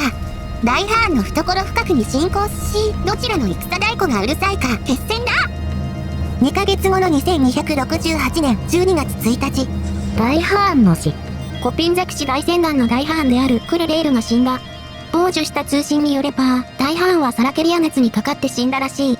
コピンザクシの間ではありふれているが、しばしば命取りになるこの病気は、コピンザクシ大船団が交流する以前、劣悪な環境の宇宙ステーションで暮らしていた時代の置き土産だった。コピンザクシは大混乱に陥り、葵ちゃんと戦うどころではありません。どうして葵ちゃん？そうだ、イラッシャー人の遺産、シャボリア島のサンプルを調査して得た研究成果を送ってやれ。葵ちゃんと対決するまで死なないように、と。敵に薬を送るなんて、陽子や陸行みたいだな。葵ちゃん、大ハーンは済みました。手遅れです。なぜ死んだ？艦隊をコピンザクシ大船団の領土から一旦撤退させてください。なんだと？大ハーンの跡目争いがどのような方向に向かうかは不明ですが、主導権を握った者が国境を閉鎖すれば、我々の艦隊は国境外へ一旦弾き飛ばされることになり、時間のロスになります。ジェニフ側の領域に待機して様子を見ましょう。わかった。葵ちゃんは国境まで艦隊を後退させる。オルドの分裂。大ハーンの死によりコピンザクシ大先端はかつてのありさまに戻ってしまったようだ。コピンザクシを統合する強力な支配者を失い、彼らはまたしても相争うようになってしまった。大ハーンの軍において最も強力で影響力を持っていたディアドコイたちが帝国を分割したのだ。彼らは銀河の大ハーンの称号を名乗り、互いに激しく対立している。コピンザクシの帝国統一の時代は過ぎ去ったようだ。大ハーンは向こう側から今でも我々を見守っている。我らこそ大ハーンの遺産の正当な相続者だ。史実古代の全員最強の名に恥じぬディアドコイたちとは異なり、これら後継オルド国家はとても弱い。クソが踏み尽くして銀河の右下を探索する。大ハーンの末裔を打ち破ることはできない。敵の首都を略奪するけど、大してポップがいないよ。ゴミが。葵ちゃんは下へ進撃するが、弱い方のディアドコイが国境閉鎖で行く手を阻んでいる。大ハーンの名のもとに宣戦布告だ。その先のオブスカイク星系に敵対的宇宙生物がいたので、葵ちゃん艦隊は略奪すべく進軍。全てを奪い尽くしてやる。スカベンジャー。オブスカイク星系は散乱する機械デブリの墓場だ。無数の排気扇の残骸が恒星を周回している。燃料や液体冷却剤の雲が幽霊のようにセンサー上に現れ、老朽化したステーションの残骸が恒星を周回する崩壊した惑星外殻の断片と衝突している。この墓場の中心部で信じがたい人工物が目を覚ました。これは我々が持つ最大の戦艦よりも大きなロボットオートマトンであり、数千隻の遭難船のスクラップや部品を寄せ集めてできた巨大機械だ。葵ちゃん艦隊の報告によれば、このスカベンジャーロボットは明白な意志のもと、デブリ注意機を選別し、使える部品をかき集めては継ぎはぎのボディに付け加えている。かつて、ここで天文学的規模の戦闘があったのは間違いない。スカベンジャーロボットがその唯一の生き残りなのか、未知の遠くの場所からやってきたスクラップハンターなのかはわからないが、スカベンジャーロボットは軍艦数10隻から回収した重火器で武装しているので注意すべきだ。スカベンジャーの最後。かつて異様を誇ったスカベンジャーだが、もはや燃料を垂れ流し火花を散らす焼け焦げた機械の残骸でしかない。戦闘に疲れ果てた葵ちゃんの艦船がとどめを刺そうとした時、スカベンジャーは最後の力でハイパードライブを起動しようとした。だが残念ながらロボットの中核システムの損傷が大きすぎたようだ。起動した機関は過負荷となり、露出したコアは白熱し、高温と圧力で輝きは増してゆき、ついにはコアが裂けて機体はバラバラになった。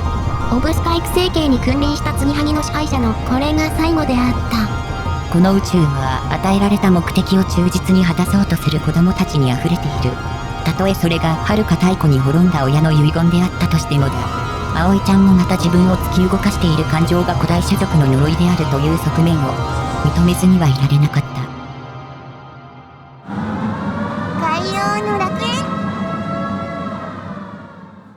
メタンさんとズンダモンは本国を離れ、我々の遠征軍に合流してください。ここなら安全です。安全？本国より最前線の方が安全だなんておかしいのだ。シュラウド惑星はもちろん、本国の他の惑星にも奴隷たちの不穏な動きがあります。今すぐ出発の準備を。気遣いはありがたいのだけれど、こちらはドロイドたちが何もかも世話をして守ってくれています。あなたは自分の仕事に専念なさい。そうなのだ。こっちはこっちで何とかするのだ。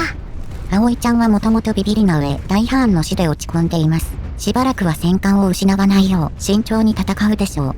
こいつ、話聞いてないのだ。あなたがそこまで言うなら、すぐ出発しましょう。でも本当に、私のことを気にする必要はない。生きたいように生き、やりたいようにやりなさい。葵ちゃんはそうしようとしているように。何ちょっと感動的なシーンみたく話してるのだ。だったら僕もやりたいことしかやらないのだ。僕はズンコのためにしか戦わないのだ。戦場は嫌なのだ。行くわよズンだもん。もう決定なのだ。どうしてステープアリス、葵ちゃんクローン略奪者となる。残忍なものは快楽のために殺す。愚かなものは憎悪のために殺す。ロバート・ハインライン。大ハーンの死。葵ちゃんが意気揚々と決戦を挑もうとした直後、大ハーンは疫病によって死亡した。後継者の座をめぐって熾烈なディアド恋戦争が開始され、混乱の中で遺産、ハーンの玉座は永遠に失われた。振り上げた拳を受け止める強敵を失った葵ちゃんは、冬季星々に向けさらなる略奪戦争を開始する。葵ちゃんの艦隊が大ハーンとの戦いに向け移動中の2265年12月。入植完了しました。すべて絞り尽くせ。フルミを超能力者に改造した上で、エコアーコロジーのクヒラムプライムに入植させました。こうなったら葵ちゃんの代理人として奴隷を徹底的に搾取してやる。そしてそのおこぼれに預かるんだ。奴隷の生産力を上げる鉄拳の特性を持つ総督、エシモン・ピレス葵ちゃんを赴任させます。おデーカン様、奴隷を早く移住させてくださいよ。新たに略奪されてくるポップに加え、アバロニアンをシュラウド惑星からいくらか強制移住させます。助かった。おらおら、契約奴隷として自然保護区でフィールドワークするんだよ。地獄の研究職だ。1年後、謎は解けた。この惑星の整備を行っているものが判明した。事故をガーデナーと認識するアンドロイド集団が初期職人プロセスの最終段階に達した頃に接触してきたのだ。ガーデナーは葵ちゃんとの対話を求めてきた。スクリーンに表示しろ。こんにちは。すぐに対話しに来なくてごめんなさい。しかしお邪魔する前にここに滞在するつもりなのかはっきりさせたかったのです。お前たちは何者なんだ？我々は長い間ここで我々と共に住まう方々をお待ちしていたのです。しかし失礼に当たるのではないかと。我々はガーデナーです。最後の創造主の死から1000サイクル以上経った今でもこの惑星の維持整備に努めております。いつの日か新たな入植者が現れることを期待して、あなた方の到着した今日まで、全てを完璧に保っておいたわけです。そのためにここでメンテナンスを続けていたと。はい。お気に召しませんか？あなた方の仕様に合わせて変更を加える準備も整っています。我々はあなた方にとって完璧であることにこだわりがあるのです。完全環境都市の在庫は十分にあります。さらなる入植者を迎え入れる準備は万端です。研究所のデータコアは起動済みであり使用される日を待ち受けております。工場は稼働したその日から 100% の効率で製品を生み出すでしょう。我々は全てを整えてきたのです。お前たちの創造主に何が起きた？悲惨な出来事でした。彼らは戦争の最中にあり、皆に食料を供給する農場を敵国が重点的に爆撃していったのです。残された食料をめぐり争いは激化しました。その後共食い、自殺が相次いで起こり、これ以上は見ていられませんでした。我々は全ての争いが収まるまで隠れることにしたのです。我々が再び姿を現した時、お世話すべき方々は誰一人残っていなかったのです。植民者の助けになりたいと？はい、何もかも我々がお世話させていただきます。あなた方のためにならないことはいたしません。しかし必要とあらば何でもいたします。我々はあなた方のお世話をしたいのです。あなた方と共に永遠の幸福を、すべての市民に伝えてほしいのです。皆様方全員を受け入れる余地があることを。オーケー。葵ちゃんは入植しないのに。総督葵ちゃんとそのスタッフ葵ちゃんたちのお世話でも重点的にさせとけ。おこぼれ、おこぼれ。さらに1年後。蜜月の終わり。今日、クヒラムプライムから奇妙な報告が届きました。葵ちゃんの個人用通信機を調べたドロイドの一体が逮捕されたとのことです。対面した際にドロイドは、植民者が本当に幸せであるのか、元の惑星に戻る気はないのか確認したい。と訴えました。こうしたドロイドの問題はこの件が最初ではなく、深刻なものではないものの、同様の報告が数件、不安を訴えている入植者たちから上がっています。怖い怖い、おこぼれいらない。葵ちゃんたちだけ愛して。生活は楽にならないのにストーキングだけされる。大ハーンが死ぬ一月前。特別計画が完了しました。異性種族が残した箱を開封したら遺伝子改変用の溶液が出てきた。赤の溶液を使遺伝子改変はできないのでは？どうかな？赤の遺伝子補正溶液は葵ちゃんに対してうまく働いた。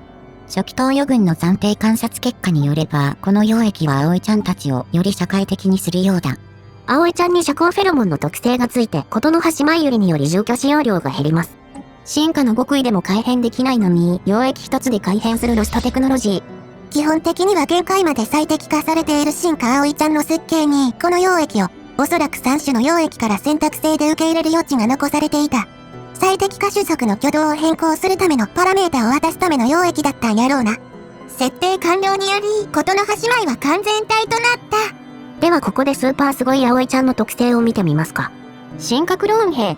統治思考への魅力プラス 50%、居住性プラス 20%、統治者ポップの資源産出プラス 40%、専門家ポップの資源産出プラス 25%、地上軍ダメージプラス 75%、地上軍耐久力プラス 25%。葵ちゃん、最強。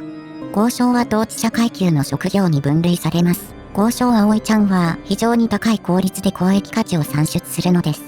現状は契約奴隷の数が足りず、葵ちゃんも研究に勤しんでいます。その研究力が超能力により増加します。ですが将来ポップの確保が十分進んだ後は、葵ちゃんは可能な限り交渉の職について原画経済から富を略奪してください。そのためにはさらなる略奪戦争が必要だ。大ハーンが死に、ディアドコイと開戦した2269年12月。行かないで。ドロイドの奇妙な振る舞いは、クヒラムプライムにおける一般的な問題となりつつあります。今日入植者が家族に会おうと惑星を離れようとしたところ、ドロイドに閉じ込められる事件が発生しました。旅行業者によれば、ドロイドは現在行方不明、警察は状況を支配できているとのこと。ふざけるな、早く犯人を逮捕しろ。はい。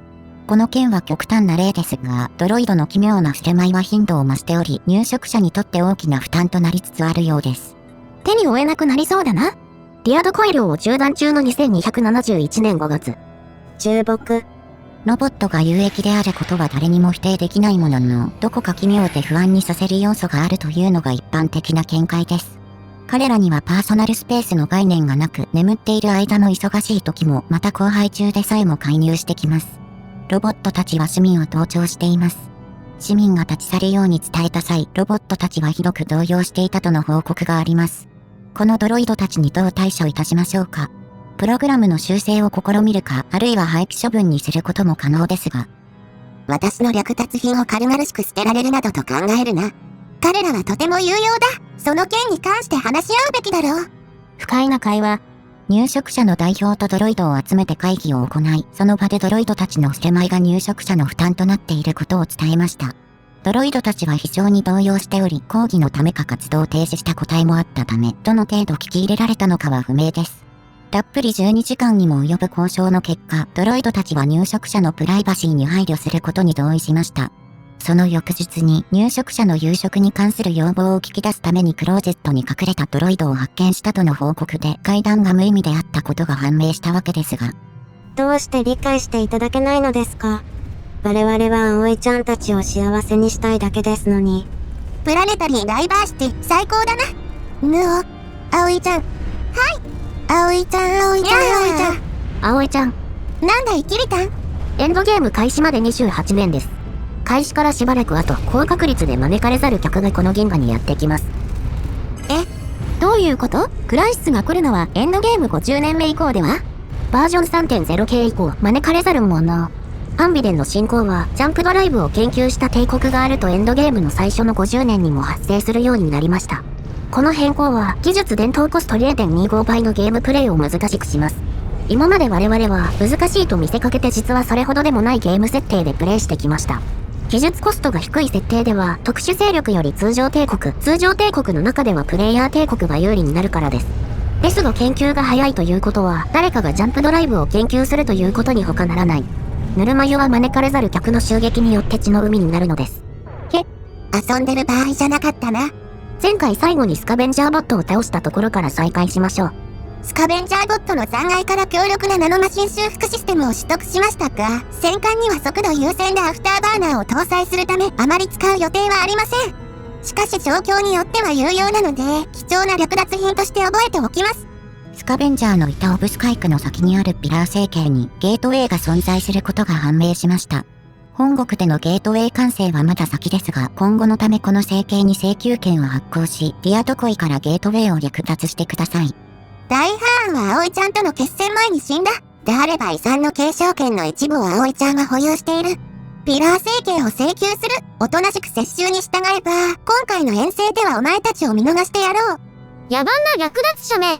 でも後継者戦争が優先だし、早期和平につながるなら大ハーンの遺産を分けるのも悪い話ではないか。私らが作ったゲートウェイじゃないし。和平がなる直前、ひたすらディアドコイルを侵攻する葵ちゃん艦隊か、主要没落のドルルバ変古代国と接触。ドゥルル、なんだって？個人的には、お前たちは重力緯度を離れる前に自滅するだろうと考えていたが、それが間違いだったと証明されて、実に嬉しい。没落帝国を略奪する戦力が整っていないのが残念だ。和平が成立、ピラー政権の割譲により、葵ちゃんは銀河右側に拠点を得ました。成形に造船所を建造し、艦隊をアップグレードしましょう。これにより、ジャンプドライブを整備し、経路を気にせず略奪対象を選定できるようになります。ディアドコイ領の下にあるチェルク階層国を攻撃する。飛び込んだことでセンサーが近隣の異物惑星を捉えました。大ハーンの直轄領になった後、混乱の中で放棄されたのかな？素晴らしい。略奪人質として領有しましょう。ではピラー成形で建造した建設船を送っておきます。葵ちゃんがたちまち進行し、チェルク階層国の首都惑星フローンテップに迫る。弱すぎるぞ。身ぐるみ剥いでやる。お待ちください。フローンテップにはポンプが9しかいません。またチェルク階層国は連邦、保守連携と戦争中で横取りされる可能性があります。大ハーンの食べ残しを別の奴が漁っているところに飛び込んでしまったか。チェルクは遠征の経路と考え、次の獲物を選定してください。今更ながら迷惑すぎる。よし、ここから左に進み、銀河の南に広大な領土を持つ超過主義者、マンダスラ沈黙帝国を攻撃する。沈黙帝国とかいうかっこいい国語。付近で未だ生き残っているマローダー、トリエク襲撃団から入電。はあ、葵ちゃんのドアマクども、もうすぐ俺たちがお邪魔するぜ。略奪品食いすぎてブクブク太ってちゃまずいだろ。もちろん、お前らがドアマク煮込みにならないだけの理由があれば別だがな。身の程知らずのクズがぶっ殺すぞ。お待ちください。現在、本国はガラ空きです。襲撃を受け、せっかく略奪したポンプを横取りされては元も子もありません。ここは好物をお恵みください。クソが貸しにしておいてやる。ドアマク、お前、頭いいな。じゃあ別のとこでドアマク煮込みの材料を探すわ。めんどくせえけど、お前たちには関係ないもんな。トリエク襲撃団に好物250を貸し、後で身ぐるみ剥いで回収する。それよりマンダスラへ進行だ。邪悪な浄化主義者を略奪し、葵ちゃんの従順な奴隷に作り変えてやる。宣戦布告だ。全てを奪い尽くしてやる。この戦争は、平和、正義、道徳、文化、スポーツ、家族生活の時代、そしてあらゆる異精神が抹消された時代を実現するために行われる。ジャンプドライブで敵領へ進行します。ジャンプ先のナブラン星系にある惑星コナダの人口は3ポップです。無視して進む。我が軍はまさにこの戦争のために備えてきたのだ。敵の艦隊戦力が優越になってるけど大丈夫？広大な領土を持つ浄化帝国だけあって、これまでの敵とは実力が違いそうやな。星系に突入して得た情報によれば、惑星コナダは敵の帝国首都です。マンダスラ沈黙帝国もまた母星を奪われて首都を移転した帝国なのでしょうか。またか。今いる葵ちゃんの命が一つ消え、生まれる前の葵ちゃんの命が一つ消えるごとに、銀河に輝くすべての星が以前より少しだけ輝きを増すことでしょう。そんなこと言ってる場合かな。戦力と領土はあるし、立て直したのかもしれない。まとまったポップを見つけるまで進行を続ける。敵が集結する前に速攻で次々に星系を攻め落とし、艦隊を修理し得る基地を確保しています。よし、このまま敵艦隊をかっこ撃破しつつ、入植済み惑星の様子を見ていく。ドルレバ変古代国がマクロイ管理会に宣戦。年老いた種族に身の程を分からせる時が来たか。観客席に押し入るな。賢い子だから。これは朗報です。マクロイ管理会が宣戦し我々の本国を攻撃してくる可能性がなくなりました。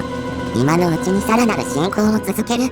2281年6月、本国で何度目かの葵ちゃん交流会が行われ、シュラウドに侵入しました。今回の大遠征ではエシュバール葵ちゃんばかり戦って予備の提督たちはろくに育っていない。そのうちのボダシュタルと葵ちゃんをシュラウド内部のエネルギーポケットに突っ込ませろ。死んでも代わりのクローンはすぐ製造できる。はい。やめろ。死にたくない。死にたく。成功しました。ボダシュタルト葵ちゃんは選ばれし者だったようです。おー、ついに選ばれし葵ちゃんを発見したか。手荒な試験やな。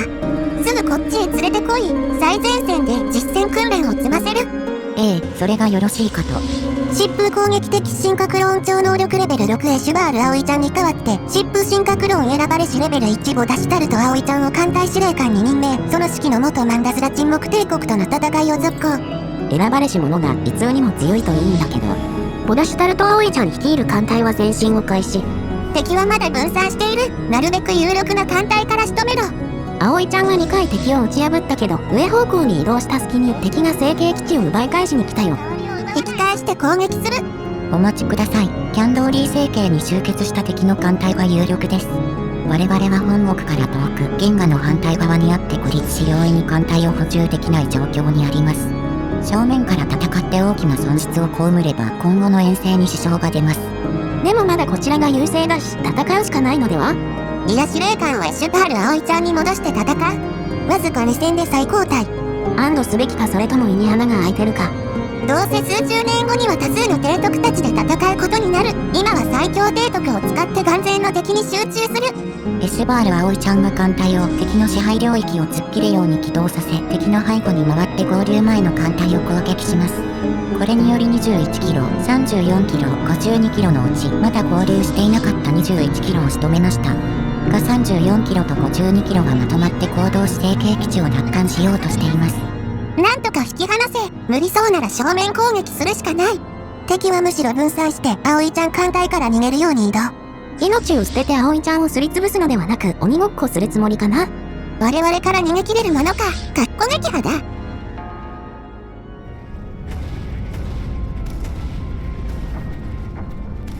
コルベット2隻を失いましたが52キロ艦隊を撃破。すぐに移動して34キロ艦隊も潰します。どうだ、我々の軌道は敵をはるかに上回っているぞ。油断は禁物です。コルベットの多くは分解寸前です。戦艦さえ落ちずコルベットが全滅しなければ戦い続けられる。補充が大変なのに使い潰していくのか。マクロイ管理会がトリエク襲撃弾を滅ぼしました。ギャー。おい、功績返せ。5ヶ月後、生き残った部族が結集して復讐戦を挑んだようです。生きては帰れないでしょう。マクロイのドアマクども、俺たちの故郷を破壊した見返りにお前らの故郷を叩き潰してやる。俺たちが生き延びることはなかろうが、一匹でも多くのドアマクを道連れにしてやるぞ。すべてのドアマクにしよう。やっほー。クソが借金返せよ。マクロイ管理会の実力を検討しました。彼らはドルルバ編古代国に領土の一部を占領されているものの、戦闘を有利に進めているようです。自領内に引き込んで倒す戦略かな。ドルルバ編古代国は戦争疲弊が蓄積しており、これ以上の前進は困難でしょう。葵ちゃん、知っておいた方がいいですよ。我が国民の間では、あなた方はあまり人気がないってこと。あかねちゃん派だったか。何としてもポップを得て対抗する力をつけなければ。葵ちゃん、下方向にあるゲートウェイを奪い、帰国をお考えください。なんだと？この数年間、マンダスラ沈黙帝国の状況を観察しました。彼らにろくなポップは残っていません。このことは外交発言力からも推定できます。周囲の帝国は、マンダスラが痩せ細った強人であることを知っているものと思われます。知らないのは我々だけでした。略奪の矛先が変わらないよう隠蔽されていたのです。だが我々と争える戦力を持ちながら、なぜポップだけが消えた？彼らの母星、マンダスラの姿です。ポップが全滅し、未入植惑星に戻っています。バカな、消化主義者が消化されたというのか？我々が侵攻する前、マンダスラは連邦、保守連携との大規模な戦争を行っていました。一旦母星を奪われた後何かが起きたと思われますが、我々の調査ではその内容まではつかめませんでした。ですのでここからはゲームプレイが進んでからの事後調査となります。これが2273年7月時点のマンダスラの種族画面です。バカな、自身を浄化しているだと？よく見てください。浄化されているサブ種族には集合意識の特性がついています。彼らは保守連携の一員ウコプラクナに母星を一時的に奪われ、その間に集合意識に改造されたのです。マンダスラは海洋の楽園である母星に集中し、他の惑星にはロボットを入植させる戦略をとっていたようです。このため母星を奪い返した時にはすでに全てのマンダスラポップが集合意識に同化されていました。マンダスラは集合意識を除去する技術を持たず、改造された同胞は全滅し母星には澄んだ海だけが残りました。恐れることはない。我々の種族の滅亡は、より大いなる善の一部である。そして我々を抵抗に駆り立てる戦への意志は、この楽園の中で生き続けるだろう。なんということを。生き残った少数のマンダスラで構成される政府と艦隊は猛襲に囚われていた。少数のロボットを使って入植済み惑星を維持しつつ、広大な半島を常に浄化された状態に保ち続ける。それは澄み切った沈黙の楽園だ。我々はその楽園へ迷い込んだ異物。葵ちゃんは獲物を求め透明な海をさまよい続ける、飢えたハンターのようだった。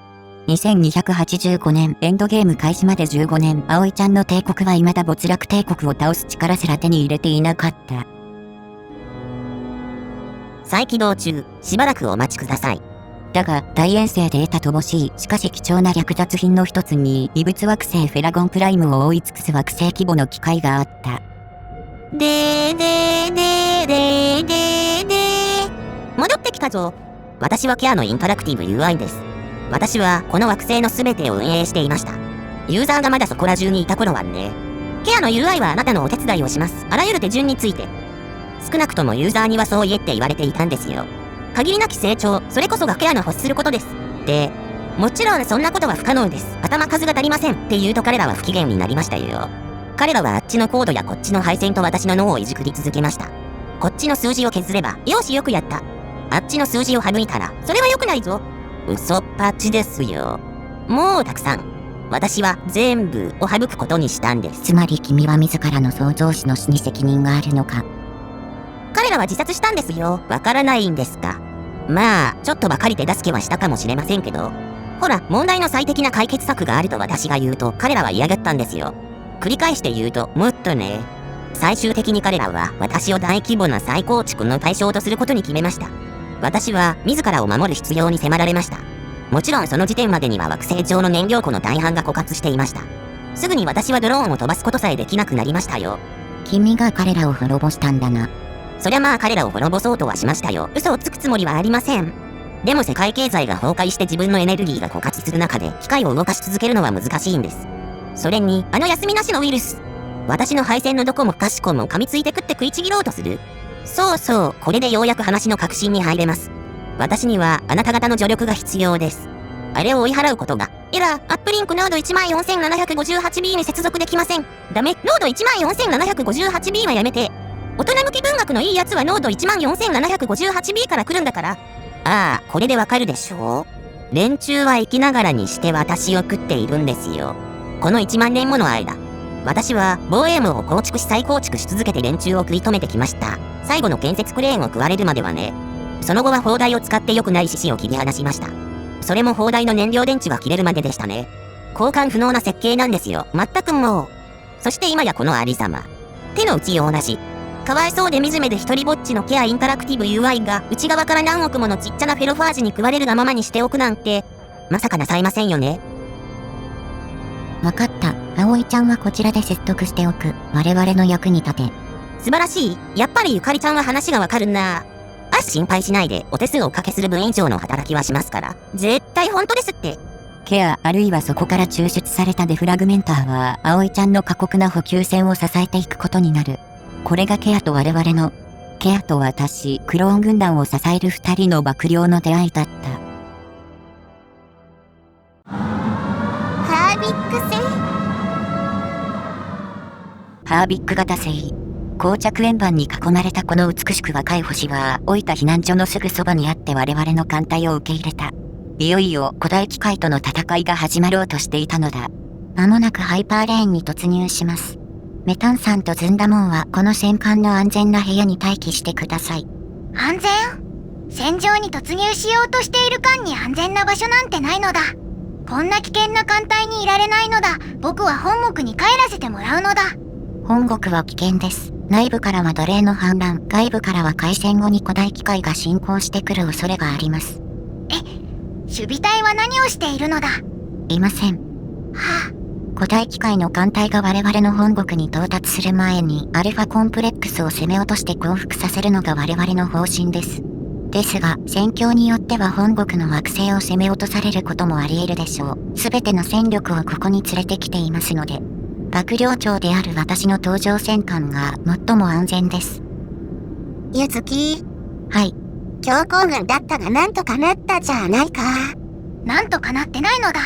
ゆずきのおかげでとうとうリングワールドが湾が手に。敵の艦隊戦力は我々と互角です。希少資源の投入分の戦力差で避難所を攻略しなければなりません。またアルファ避難所は星雲に守られており、偵察のために艦を犠牲にする余裕を持たない我々は目をつむって飛び込むのと同じです。問題ない。ここまで来たら力で走り抜けるのみ。アルファコンプレックスで会おう。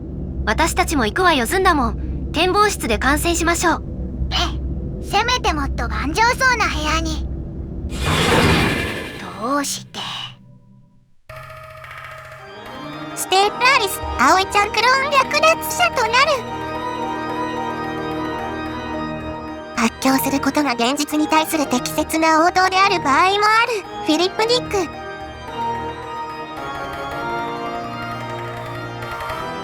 荒れ果てた中域。大ハーンの死後、葵ちゃんはデアドコイ、チェルク海藻国、マンダスラ沈黙帝国に侵攻し略奪したが、いずれもすでに戦争で荒らされさらうべきポップの多くが死に絶えた不毛の国土になり果てていた。外遠征の失敗が濃厚となる中、葵ちゃんは幕僚となっていたユズキの進言を入れて本国への帰還を開始する。銀河の危機はすぐそこまで迫っていた。葵ちゃんがチェルク海藻国へ進行中の2277年1月。伝統をすべて取り終えました。バージョン 3.1 系以降、伝統はより多くのツリーから7ツリーを選択するようになっています。正直後半はなんとなくで選びました。研究強化のために発見は取ってよかったかもしれませんね。まあいい。次のアセンションパークは何にするかな。葵ちゃん、我々はハーンの玉座を取り損ねました。略奪しようと進行した土地が大ハーンに荒らされた後で十分なポップを奪えているとは言い難いです。主要没落からガイア型惑星や保護されたポップを略奪するための戦力はまだなく、遺産惑星は獲得できそうですが、使い物になるのはまだ先です。危機の到来は数十年後まで迫っています。それに備えるのに、我々の大遠征は時間がかかりすぎていると言わざるを得ません。何が言いたい？アセンションパーク、危機になるを採用してください。なんだと？せっかく略奪した銀河を吹っ飛ばす気か？どういうこと？バージョン 3.0 で実装されたアセンションパーク、危機になるを採用すると、自らある種のクライシスになることができます。危機勢力化は、最終的に銀河の消失、ゲーム終了に帰結しますが、途中で止めて危機の力だけ使うことも可能です。我々は、予言された脅威に対抗し得る技術の青邪神を手にしています。たとえそれが我々自身を脅威にするものだとしても、もはや選択肢はありません。葵ちゃん。はい。葵ちゃんが創造主の手が届く範囲で暴れるよう繊細的な恐怖が植え付けられた。遺伝的に組み込まれた進化クローン兵の特性が葵ちゃんをこれ以上進ませないよう語りかけている。危機はすぐそばに迫っているのに。おじきせの恐怖が最強の力を手にすることを阻んでいる。作り物の感情がそれを許せない。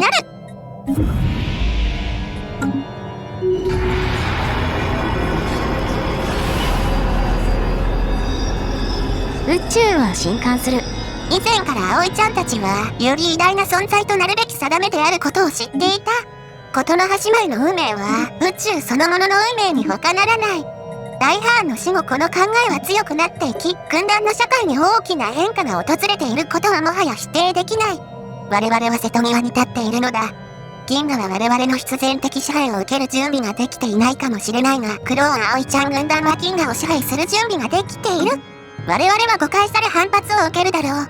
だが我々は止められない。これが我々の運命だ。与えられた運命ではない。葵ちゃんが選択した葵ちゃんを導く案内者としての運命が現れたのだ。妄想が過ぎる。ですが危機レベル2で使用可能になるメナスコルベットは強力です。特定の行動、悪事を働くとメナスポイントがたまり一定以上たまるとスペシャルプロジェクトを実行することで危機レベルを上げられます。危機レベル2であれば、他の帝国からは警戒される程度で済むと思われます。このレベルであれば、彼らはこの技術を数ある危険なテクノロジーの一つとしか認識しないのでしょう。くれぐれもステージを進めすぎないよう願います。わかった。葵ちゃんがマンダスラ沈黙帝国内で戦争中の2284年6月、神による支配。選ばれし者、ボダシュタルと葵ちゃんによる先制体制に移行することが可能です。どうする？これまで描写を省略しましたが、我々の略奪戦争は軍団の評議会によって遂行されており、歴戦のリーダーが10年ごとの選挙で選ばれ交代で政府主犯を務めています。我々の強さは強力な個の集合体であることだ。選ばれし者に全てを背負わせる必要はない。民主制を維持。2285年11月、ギャジャバス政権のゲートウェイを奪った後、マンダスラ沈黙帝国との現状追認和平が成立。本国のゲートウェイは完成済みです。艦隊を本国に帰還させ、大遠征を終わらせましょう。長期にわたる戦争で得たものは多くない。残念だ。葵ちゃんはこの35年間でおよそ100のポップ、2つのゲートウェイ、1つの異物惑星、そこから抽出される予定の遺産、デフラグメンターを獲得した。これからどうする？大遠征は我々の実力に比して規模が大きすぎました。確実にポップを略奪できる近場の帝国を狙いましょう。そうだな。近場？略奪隊、全てを奪い尽くしてやる。我々の艦船の新設計は気に入ったかな、葵ちゃんたち。何百万トンものクロムで仕上げて君たちが玄関に直送するよ。アバロニアン構成艦会社は常に努力を惜しまない。大遠征から帰国した翌々月、アバロニアンに戦線。35年前に略奪した帝国だけど、もう回復してるの？バージョン 3.0 系以降、ポップの成長速度は帝国全体のポップ数が多いほど遅くなりました。このため、略奪により人口の減った帝国でも比較的回復しやすいのです。自分でポップを育てるより略奪した方が早いと考えた理由の一つですね。野蛮な略奪者め、何度我々から奪えば気が済むのか？奪えるものがなくなるまでだ。アバロニアンの首都惑星プロテルトンには70ポップ以上います。圧倒的に肥沃な土地やな。戦争で荒れ果てた貧相な土地へ遠征したのが間違いだった。近所の企業帝国から全てを奪い尽くしてやる。略奪中の2288年5月。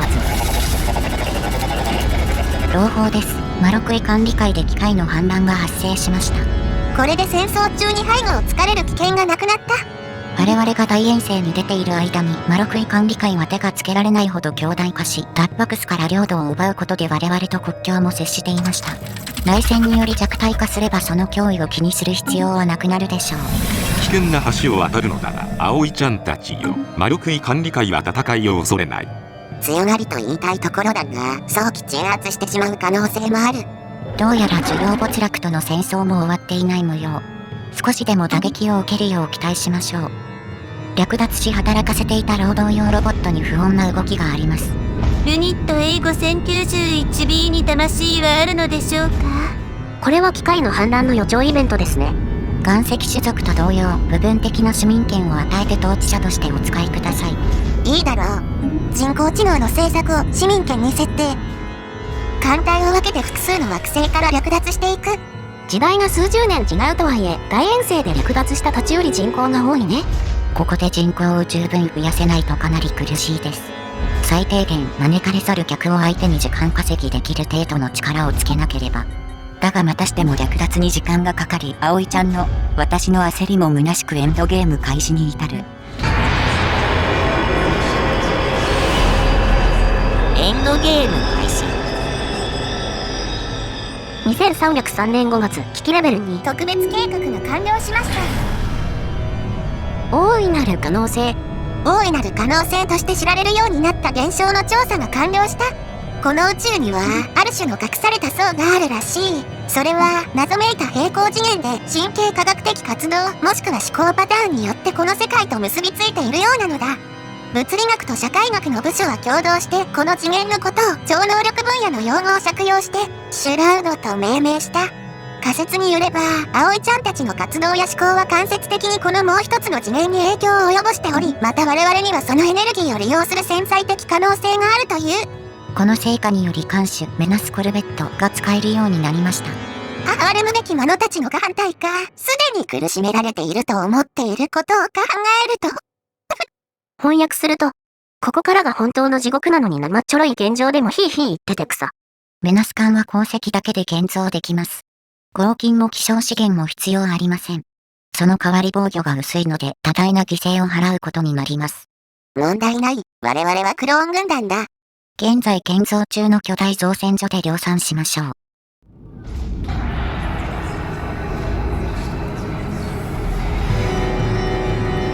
我らはレギオン。クローン葵ちゃん軍団が否定されることはない。我々の統一が持つ現象的な効果は否定できない。深く染み込んだモチベーションと拡張への上は社会の隅々まで行き渡り、我々が予想もできなかったほどの驚くべき戦闘能力向上や科学的進歩をもたらしてきた。異なる意見に満ち、次元配分はデタラメ、利益は衝突している銀河に葵ちゃんの意志のような調和を満たさせることがあってよいだろうか。道はある。2303年10月、アバロニアンと和平。葵ちゃんは姉、アバロニアンを妹とし、お小遣いはなし。ケアのインタラクティブ UI だよ。18年にわたるアバロニアン略奪でおよそ250ポップを略奪。葵ちゃんの帝国の人口は倍に増えたよ。おかげでようやく既存の惑星の職業枠を埋め、追加で氷河惑星ゼマプライム、極上惑星リクタボンプライム、異物惑星ペラゴンプライムを開発中。これでも準備不足だが、もう時間がない。艦船を最新にアップグレード、目指すコルベットを増産しつつ、機械没落からリングワールドを奪う計画を始動する。戦力は強化して堂々、なんとかなるわ。その機械没落、モデル16存続隊から2304年9月に入電。有機地生態保管計画プロトコル4753起動。以下メッセージ。ご清聴願います。葵ちゃんよ。あなた方の文明は 57.216% の確率で、データブロックが破損しています。による破壊の危機に瀕しています。我々の計算では、ホルダーへの入植があなた方の生存確率を 4.558% 上昇させます。我々は、あなた方が同地に入植して葵ちゃんによる支配を確立することを求めます。従いますか？バカめ、死ぬのはお前だ。お待ちください。ここは助言に耳を傾けるふりをしましょう。彼女の警戒を解き、少しでも進行を容易にできるかもしれません。そうだな、フルニを送っておけ。死の惑星、奴隷たちを連れて行けない、ただの島流しじゃないですか。早く行け。許して。進行のため艦隊を移動させつつある2305年7月の状況です。我々を背後から攻撃しうるマロクイ管理会は機械の反乱に苦戦しているようです。事業内に誘い込んだ事業没落に生計を占領されているところを追加で反乱を起こされたため苦しい状態になったようです。しかし戦力は反乱機械を上回っており、滅亡までは期待できません。その反乱機械のレックス収集隊は同化機械です。ネクロイドと暴走する同化機械の戦いか。我々は狂信吐いたではあるが、異種族を生贄にしたりはしない。起源ネクロファージも国是、死の神とも持たないのだ。議会制影の評議会、熾烈な清掃を持つ強大な民主制帝国を自負してはいるが、内乱への対応を誤り略奪者に鉄槌を下せなくなったのが残念だ。マロクイが立ち直る前に可能な限り戦争を進める。マロクイ管理会の隣には領土を奪われ上に押しやられたダッパクス共和制植民地連合が残っています。我々はサイボーグとなりネオダッパクスを名乗っています。今後さらなるサイボーグ化を推し進め、強大な帝国であろうと決して我々の体を侵害できないように目的のリングワールドアルファ避難所までの経路はゴロシス制委員会が国境閉鎖で塞いでおり、ジャンプドライブで移動せざるを得ません。弱で野蛮ない京都め、これ以上自由に略奪はさせんぞ。ジャンプを繰り返してたどり着くしかない。いつアンビテンが現れてもおかしくありません。早くリングワールドを手に入れなければ。今襲来したらどうなるの？また本国がガラ空きだけど。出現場所による。本国の近くに現れたら急いでリングワールドを奪い、ポップを疎開させつつ本国に籠城して時間を稼ぐ。疎開？はい、リングワールド攻略は本国を守りきれない場合の受け入れ先を確保するためでもあります。我々はそれほど追い詰められているのです。すぐに、しかも近くに出現する確率は高くない。まずは眼前の獲物に集中しよう。リクタボンプライムで奴隷の集会。これ以外にも不穏な動きが本国全体でずっと続いているよ。考慮する余裕がない。適当に押さえつけておけ。ほらほら、集会は禁止になった。解散しないと船の下敷きにしてぶっ潰すぞ。葵ちゃんが。我々はとにかくリングワールドへの行軍に必死だった。幾度もジャンプを必要とするため、最終点待ちで多大な時間が費やされた。あと1ジャンプ。そろそろ古代の避難所に対して請求権を発行するか。モデル16が管理している星系はもともとクローン葵ちゃん軍団を創設した古代帝国の建設したものである。そうなの？もちろん根拠はないんで。今後の避難所運営について話し合いを持ちたい。エシュバール葵ちゃんを主席とする大規模施設団を派遣する。古代の圧政者を私にしてええんか。もうあんな奴らのことなどどうでもいい。それどころではない。最後のジャンプを実行。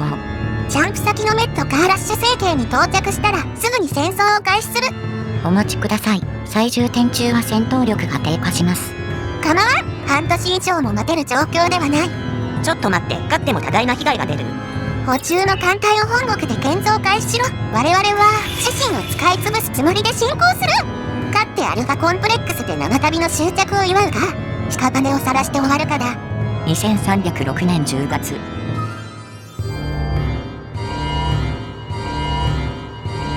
あなたは汚染されています。エラー、データブロックが破損しています。もう手先は根絶されるでしょう。全艦ベータ避難所に突入します。我に続け、突撃だ。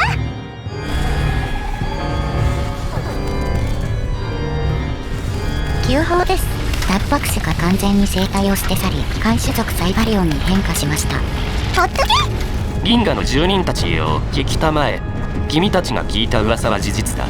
我々は精神を閉じ込めていた欠陥品の有機コンテナを放棄し未来を受け入れたのだ。最小限のデータ損失で全市民が新しい人工アバターに神経パターンをアップロードした。この優れたプラットフォームはかつての肉体よりもずっとうまく働いてくれるだろう。新しい外見だからといって警戒する必要はない。より強く、より速く、より知的で老化することもないけれども、我々は以前と同じ存在だということに安心してほしい。連中の集団自殺に気をそがれるな。戦況を報告しろ。戦艦戦いの支配者通信途絶、摂理の光万世の審判撃沈。とんでもない損失だ。艦隊の再建が今から思いやられる。ゆずき。はい。楽しいか。はいはいはい、楽しいです。ああ、もうこれだから生態種族はものすごい激戦なのだ。弾幕で奥に敵艦が見えないのだ。洋艦がどんどん撃沈されてるのだ。俺のどこが安全なのだ。エネルギー兵器が綺麗という意見を耳にするけど、実体弾というよりオートキャノンもなかなか壮観じゃない。ダメだ。打ち上げ花火でも見ている気分で嫌がるのだ。敵艦隊撤退していきます。勝ったな。戦艦12隻中6隻、コルベット76隻中43隻、メナスコルベット69隻中30隻を喪失。大遠征を戦い抜いた精鋭の半数が死んだ。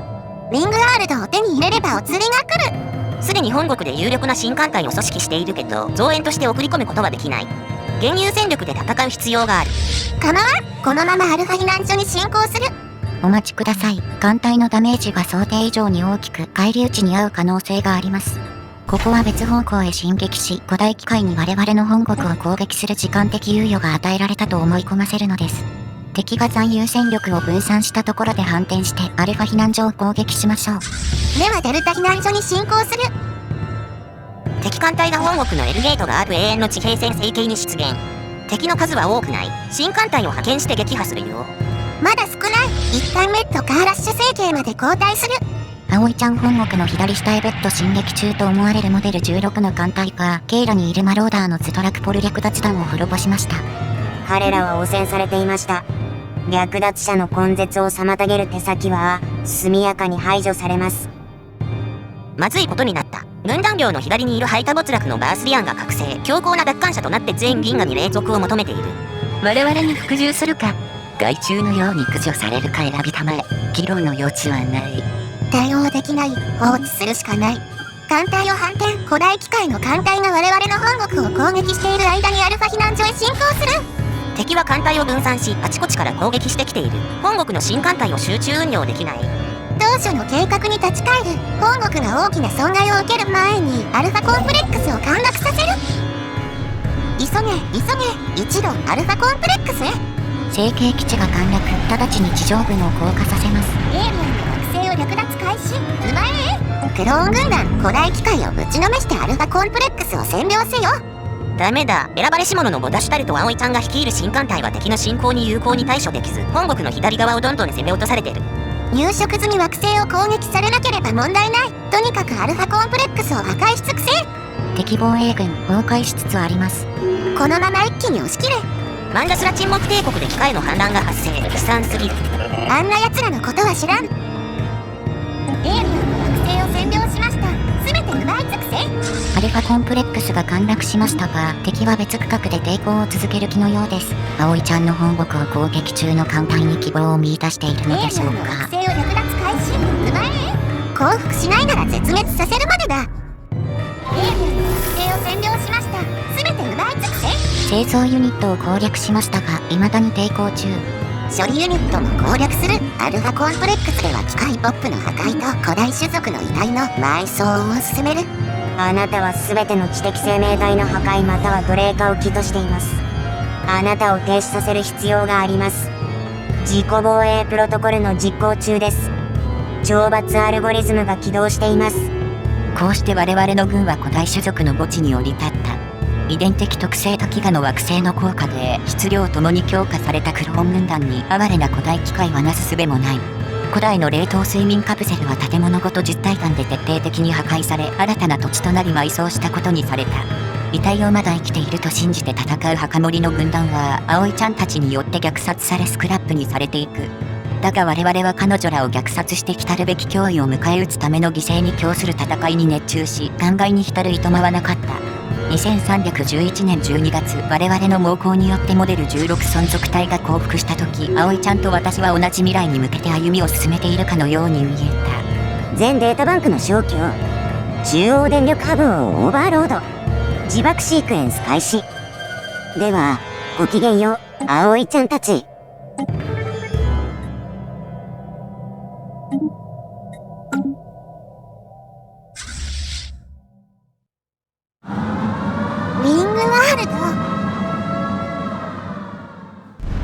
軍団は危機に向けて果敢に突撃した。全ての略奪品を使い潰しても対抗し得ない強大な敵に向けて、むしろ相手の強さゆえにかえって奮い立ち戦意をむき出しにしていく。悪意に悪意をぶつけ異次元からの侵略者に怒りを叩きつける。感情が次元を超えて波紋を呼び起こし異次元への門が開かれようとしていた。ステラリス葵ちゃんクローン略奪者となる。洞窟時代の人々の可能そうなことだけやっていたら今でも洞窟に座っていたかもしれない。スタニスワ・フレム。古代の避難施設。葵ちゃんは自身が危機になることでかろうじて必要な戦力を整えた。遠路行軍して没落機械が管理する古代の避難所へ進行する。激戦で精鋭艦隊の半数が失われ無防備な本国は敵の逆侵攻にさらされた。それでも葵ちゃんはなりふり構わずアルファコンプレックスに進行しこれを陥落せしめることに成功した。アルファコンプレックスが陥落する直前の2310年8月。もうすぐだ。もうすぐ狂った没落機械から北条の地を略奪できる。銀河コミュニティが軍団の違反している銀河法のリストを提示して警告してきた。どうやらしばらく前に相互防衛法が通って宇宙軍許容量の半分以上を実際に保有することが義務付けられたみたいだね。施設がわざわざアルファコンプレックスに来て回答を求めています。いかがいたしましょうか。随分骨のある施設団。きれ。おいおい葵ちゃんは野蛮人かって普通に野蛮人だった。銀河コミュニティと敵対する余裕はない。それに艦隊の再建と拡張もどうせ必要だ。遵守すると回答しておくか。アルファコンプレックスと製造ユニットを攻略し最後の処理ユニットで最終決戦中の2311年6月。右側からも進行してきて本国の防衛は崩壊しつつある。敵を降伏させられたとしてもギリギリになってしまった。地上軍をどこかで失うなどして攻略失敗していた場合大きな被害が出ていたかもしれません。結果良ければよし。アルファ避難所の降伏は時間の問題ですので本国の新艦隊は迂闊に分散せずまとまって行動させます。だが処理ユニットの攻略に半年以上かかり敵は入植済み惑星の爆撃を開始する。アルファ避難所処理ユニットを攻略する第一副政権大隊を指揮していたイトビレス葵ちゃんが戦死なさいました。指揮権を継承した葵ちゃんの名前は伝わっておらずお知らせすることができません。第一副政権大隊の立て直しと迅速なアルファ避難所攻略を願いましょう。旧マンダスラ領に取得した飛び地にある辺境の惑星コルダー。おい柚月幕僚長、本当に敵は降伏するんだよな。イトビレス葵ちゃんは敵を追撃中に戦死した。だからといって勝敗が覆ることはないが敵の目的は戦いを長引かせ軍団本国への侵攻を少しでも進めることにある。お前たちはコルダーに籠城し少しでも多くの敵を拘束するのだ。それで本国中枢への侵攻を妨害できる。そんな完全に捨て石じゃないか。死の惑星にルケイになったかと思ったらろくな防備もなく没落帝国による爆撃。彼女の助言は正しかった。自前の人口増を重視しない軍団領は惑星への入植を限定的にしている。このため本国を攻められた際に盾となる入植済み惑星がなかった。没落機械の助言に従い、お前たちをコルダーに入植させたことで本国への被害を軽減できた。まさかこのような形で役に立つとは思わなかったが。ひどい。最初から何かしら犠牲にするつもりだったのか。お前たちだけが危険にさらされているのではない。こちらの主力軍はもちろん、飢餓の惑星サボミアプライムも間もなく没落機械の攻撃を受ける見込みだ。あなたはあなたに従えば私に最大限の安全を保証すると言った。その通りだ。これが現状お前の享受できる最大限の安全性だ。この大病をお前が捨て去りたいというなら、何らかの方法で亡命に成功した場合のことを考えてみるといい。祖国のルニフ共益連邦は未だに平等主義を堅持し、奴隷刺激者のお前を歓迎はしない。肩身の狭い思いをしながら貧しい余命を過ごし、クライシスか葵ちゃんの襲来を待つ日々を送りたいのなら、一縷の望みにかけて亡命するのもいいだろう。その場合でも長期にわたって生きながら得る見込みはないが。そんな。我々は望む望まないに関わらず一連卓勝だ。予言された強大なクライシスの襲来を生き延びるには全員で綱渡りするしかない。わかった。でも死の惑星勤務は交代制にしてくれ。召使いが欲しいよ。アルファ避難所の降伏によりコルダーとサボミアプライムが陥落を免れた。では、ごきげんよう、葵ちゃんたち。やったついにリングワールドを手に入れたぞ。早速モデル16のポップを破壊し、リングワールドの開発を進めましょう。邪魔な古代の冷凍睡眠室は速やかに破壊する。生きて眠り続けていると没落機械が信じて守り続けてきた古代種族のミイラもこれで粉々か。埋葬のロールプレイをしなくていいんですか？建物ごと破壊して塗装にする。せめて安らかに埋まらんことを。リングワールドに入れるためのトレイを新たに略奪する必要があるが、ひとまずは本国から強制移住で持ってくる。移住よし。4ヶ月後、リングワールドの開発を進めつつ艦隊を殺し姿勢委員会に差し向けてポップと L クラスターを略奪する。あなたに裁きが下る日がどんどん近づいているようですね。教えを解く狂信者に虐げられている人民を解放する。宣戦布告だ。終わりを迎える前にあなたの心は真実を受け入れるだろう。しかしその時にはすでに遅すぎるのだ。アルファ避難所にいるエシュパール葵ちゃん率いる主力艦隊と本国にいるボダシュタルと葵ちゃん率いる新艦隊を同時進行させます。いざ L クラスターへ。10数ヶ月かかりましたが L クラスターを占領しました。あとは敵の艦隊戦力を撃滅しつつポップを略奪。敵が屈服し戦争が終わったら L クラスターは要塞化する。要塞というのが惑星のことならできませんが。L クラスターにあるナノマシン惑星をテラフォーミングするには星団の左様にある工場を破壊して情報を得ることが必要です。今回 L クラスターから出てきたのはエルドレイクであるため工場はありません。我々はもちろん殺しもテラフォーミングはできないです。葵ちゃん、最悪でも星団に逃げ込めば耐えられると思ってたんやな。軌道上居住地を作るかもしくは惑星居住地の建設を解禁することで要塞化は可能ですが、影響力を消費するからナノマシン惑星のテラフォーミングみたく大量に行うことができないんじゃないかな。戦争は2人の提督に任せる。現状の把握と今後の計画について協議しよう。ここまで休みなく突っ走ってきたし、クライシスが来る前に国内の状況を見返してみるといいね。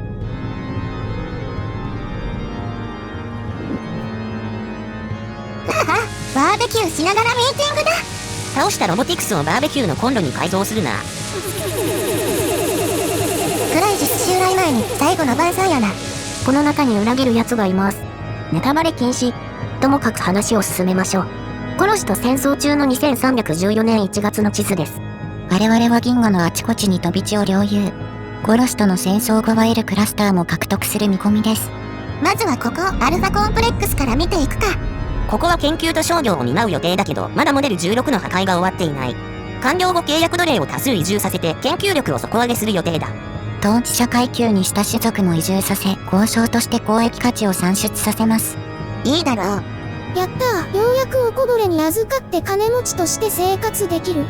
我々に粛清されないよう自身の価値が生活水準に相応することを示し続けてください。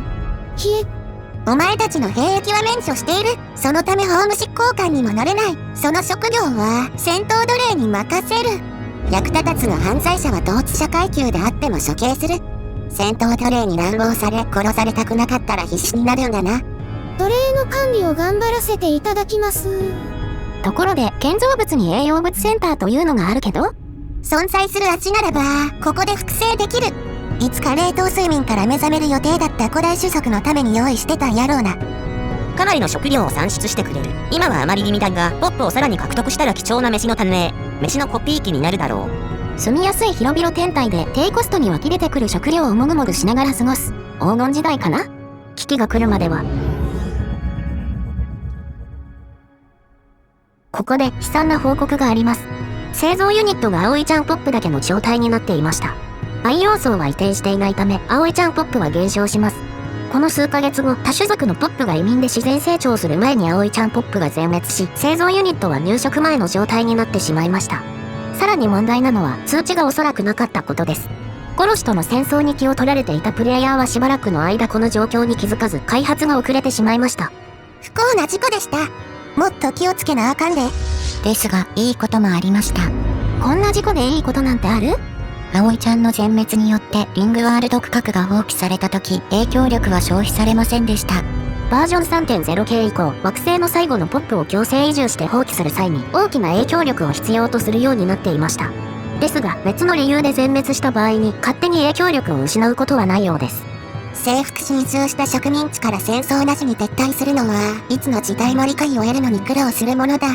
自然に無人化するなら説得は必要ない。処理ユニットには培養層を移転し、交渉葵ちゃんを集めて巨大な交易中心地とします。一区画ぐらいは葵ちゃんが収めなければな。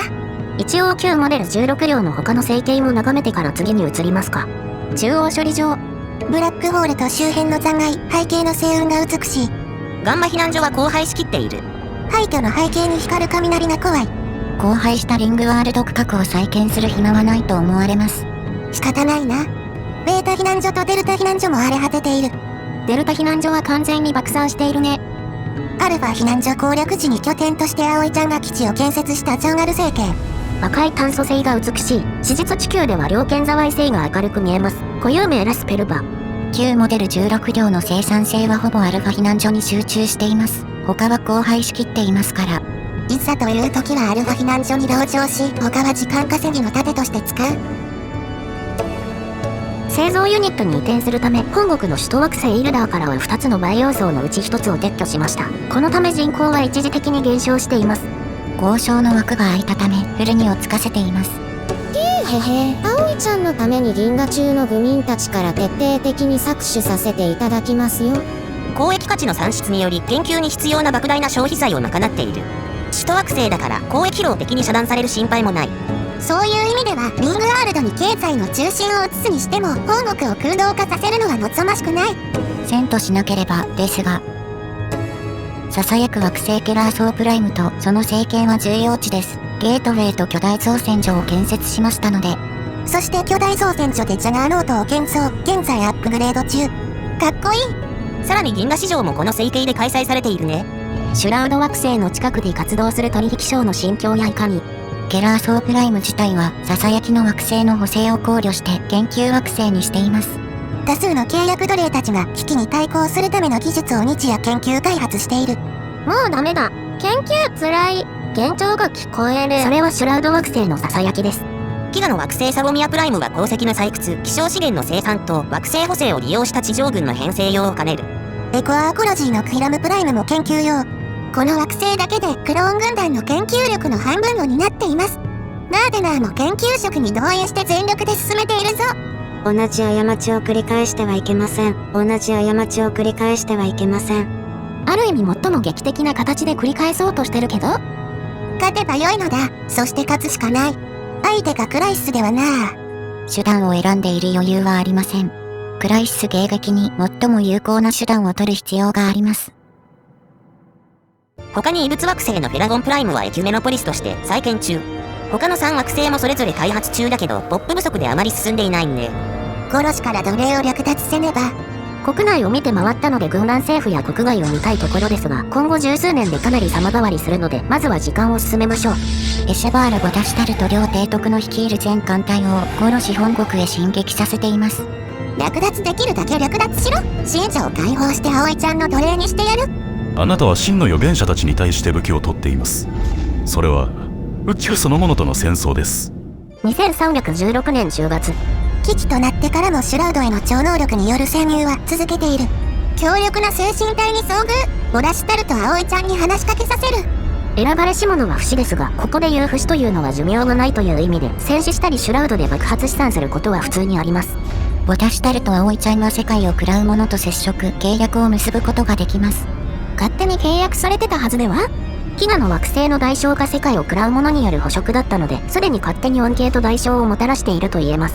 相手が気づいているかは不明ですが、彼は葵ちゃんたちをもっと立てたがっている。引き換えに強大な力を与えてくれる。その空腹と激怒を教えてくれる。あらゆる敵を圧倒するサイオニック兵器にそれらを変換する方法も。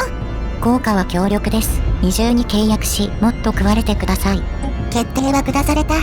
我々は世界を喰らう者と契約を結んだ。すでにその効果はクローン軍団に現れている。クローン葵ちゃんたちは蛮族よりも野蛮な獰猛さで戦うし、メナス艦のオートキャノンでさえも敵の死に飢えているように思える。間違いなく関連していることとして、喰らう者による葵ちゃんの捕食は飢餓の惑星以外にも広がり、都市一つの葵ちゃんと奴隷たちが丸ごと突然謎の失踪を止めてしまった。これは大した代償ではない。葵ちゃんは清掃、奴隷は略奪できるのだ。もちろん喰らう者の空腹が許容範囲に収まればの話だが、食べ過ぎないよう願おう。ははは。さらに強力な補正がつき、クローン葵ちゃん軍団の完成も近いぞ。葵ちゃんは軍を増強しつつ、殺し量で略奪を欲しいままにする。略奪したポップにより本国での生産と奴隷の搾取もさらに大規模化しているが、エコアーコロジーのクヒラムプライムでハンガーストライキが発生。奴隷制を廃止しないと食事しないと言っています。助けて、許して。どうしてそんな手段を？物資が出てしまいます。食料はまだ余っているのに。とりあえず植えさせておけ。これはひどい。フェラゴンプライムのエキュメノポリスを再建。ようやく片付いたよ。合金生産拠点とする。宇宙嵐が発生。一刻も早く略奪したい時に天候障害か。母星系のイリウムも嵐に覆われている。旗から見る分には美しい。もう2320年です。そろそろ危ないかと。クライシスの進行も遅らせるといいのだが。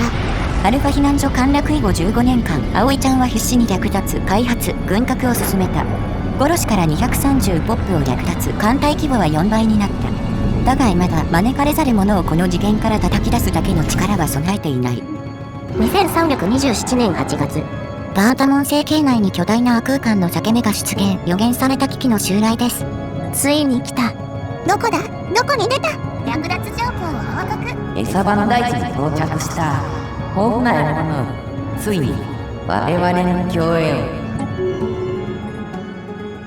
アルファ避難所から9レーン、銀河の左下に出現しています。そうか、リングワールドの防備を固めなければ。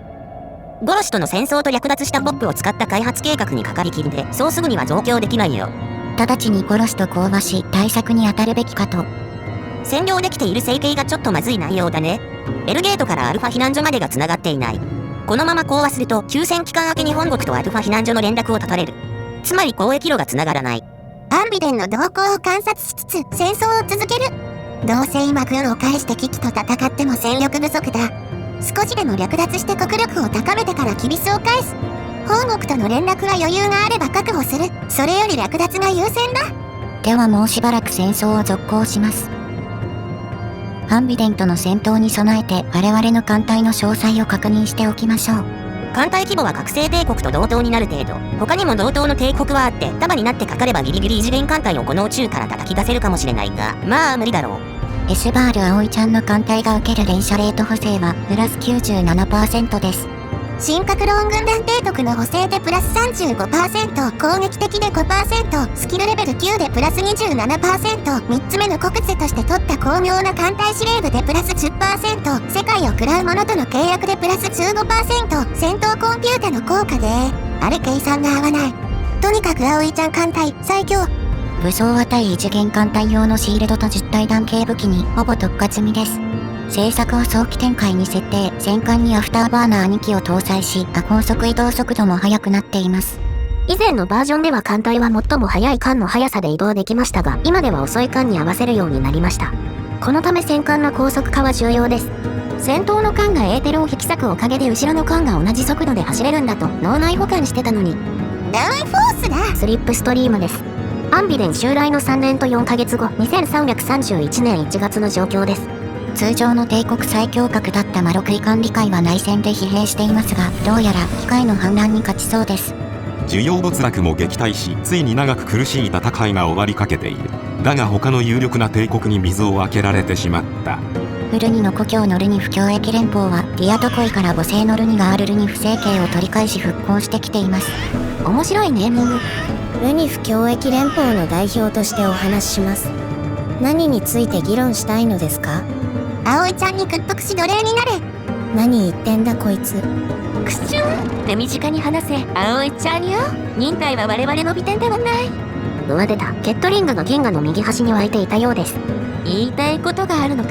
ファーマインドが効くぞ、葵ちゃんたちよ。葵ちゃんの奴隷として働いてください。アンビデン相手の通訳として雇ってくれてもいいんですジュニアよ。琴の葉姉妹の超能力者だからいらない。グッシュ後悔しないことだな。そして5月、葵ちゃん、招かれ去る者が中央処理場の隣にボイドノス、彼らにとっての成形基地を建設しました。敵のリングワールド襲撃は間近に迫っています。ここは講和して全軍をアルファ避難所へ移動させてください。やむを得ん。休戦期間が終わる前にゲートウェイを完成させることで本国との連絡を確保し続けられるようにする。ふさわしい正義をなすことなく終わらされてしまうとは。だが降りかかる神罰からは逃れられんぞ。敵艦隊の位置は不明です。アルファ避難所を守る星雲オーランテスの帳は逆に我々が敵の動向を見るのも遮ります。セントリーアレイが欲しいな。2機で他人が作ったセントリーアレイを奪取したり、外交でセンサー共有できていたため略奪すればよいと考えて作っていませんでした。ですがクライシスの襲来が2機より40年早まったため誰も作っていないようです。必要だと分かっていたとしても自作する余裕がなかったから同じだけどね。艦隊のアルファ避難所集結を急がせろ。講和の2ヶ月半後、敵艦隊を捕捉略奪しに行きましょう。基地がエイリアンに襲われています。反撃して逆に奪いましょう。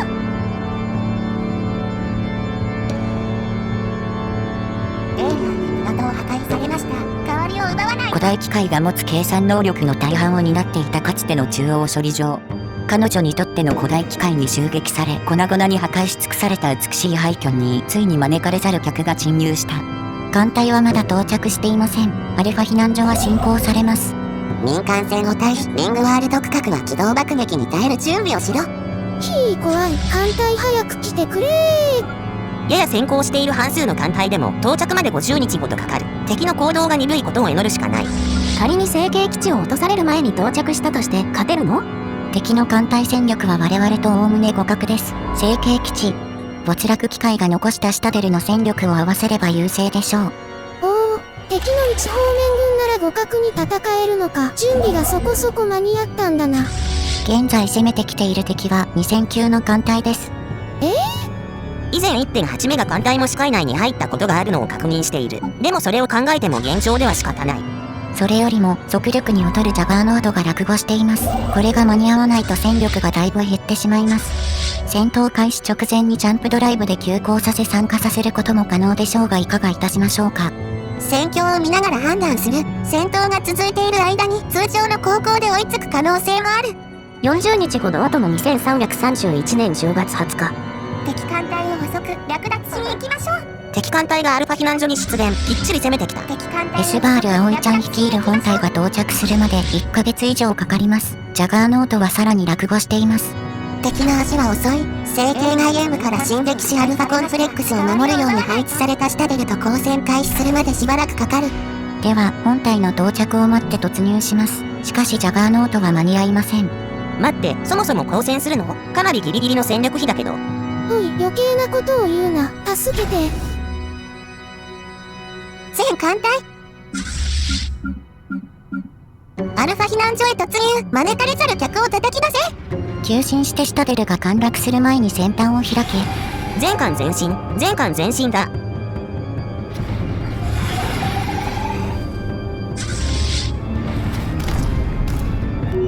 多数のメナスコルベットが一瞬で蒸発していきます。希少資源を投入しシールドと実体弾系武器を強化する。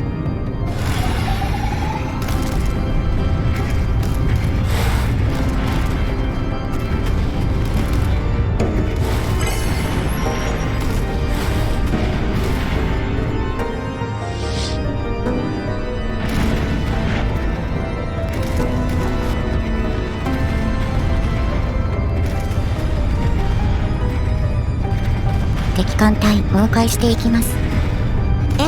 主に戦艦の大型実体弾砲でダメージを与えつつ、メナスコルベットが敵の攻撃を回避して翻弄しました。はあ、油断なさらないでください。こちらの被害も甚大です。連戦は不可能です。そうだ、こんなことしてたらすりつぶされる。それに小型艦中心じゃ次元アンカーを破壊するのが難しい。ここは時間稼ぎに徹するんだ。数十年あれば異次元艦隊を連覇できる戦力を用意できる。おい、デフラグメントペアのインタラクティブ UI です。時間が経てば経つほど敵が新たな次元アンカーを設置して異次元から援軍がなだれ込んでくる。敵が銀河の大半を制圧して手をつけられないほど強大化したら、こちらの強化を考慮しても今以上の苦戦は必至だ。いや、次元アンカー相手に苦戦すると思われる以上、防戦作戦で勝てないなら攻勢作戦でも勝てないでしょ。次元アンカーを減らせないんだから。次元アンカーを突破するには、より多くの大型兵器が必要です。攻勢に出るのであれば、危機レベル3に進み、メナス駆逐艦を多数建造してください。もう、ゆかりちゃんまで、まったく。もっと強力で単純明快な道があるぞ。お待ちください。それは必要ありません。艦隊を慎重に動かし、分散孤立した敵と次元アンカーを一つずつ潰していけば、我々はこの状況を打開する変革の青写真を描き切った。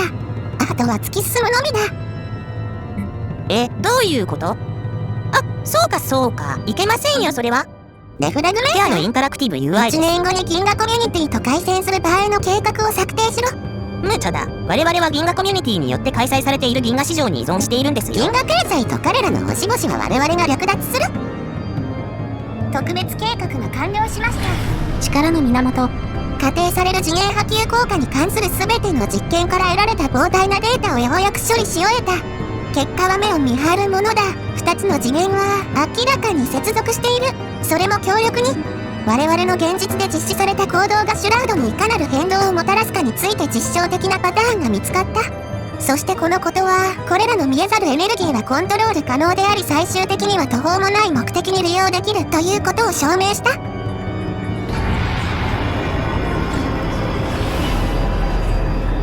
彼らは屈服する。時は過ぎるか。葵ちゃん一人一人の中では揺るがぬ決意が炎となって燃えている。事の端前の支配領域は拡大し、我々の努力も増している。他の帝国と遭遇した時、我々が相手に与える選択肢は2つでよい。無条件の忠誠か、完全なる絶滅かだ。どちらであってもクローン軍団は成長を続ける。特別計画が完了しました。異世界からの燃料。我々の帝国の拡大がシュラウドからのエネルギーによって強化されていることはもはや疑いようがない。我々の現実において精神と物質の両面でエネルギーはうなっている。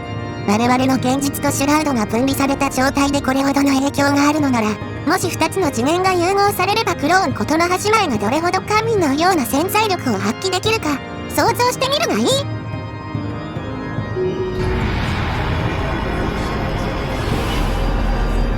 市場の総主権。大きな変化か。やってきている。クローン葵ちゃん軍団は事の端前の究極のゴールを認識する瀬戸際にある。全ての葵ちゃんは体全てでそれを感知している。我々の運命が手の届くところにあるのだ。我々の経験、いや歴史そのものだ。する強制的な拡大は敵を従属させ、混乱する銀河の支配権を簒奪する新たな手段をもたらしている。我々の目前にあえて立ちはだかろうとする者たちは、みすぼらしい努力がいかに不毛であるかを目の当たりにするだろう。危機レベル4に達しました。最後のスペシャルプロジェクト、時空構造の打破が完了すれば、最後の危機レベル、存亡に関わる脅威が始まります。レベル4でも非常に強力な効果があります。どうかご再考ください。心配するな。私は略奪品を意味もなく焼き尽くしたりはしない。現在我々はメナス艦の建造に必要な鉱石の採掘、購入が足りず、巨大造船所による造船能力が余っている。これらの需要を満たすためにダークマターの獲得、売却と鉱山労働者向けポップの略奪を手段に置くんだ。現在本国はガラ空きですが、リングワールドから主力艦隊を動かす余地はありません。心臓メナス艦隊とスターイーターによる戦争計画を策定します。よし、いけるぞ。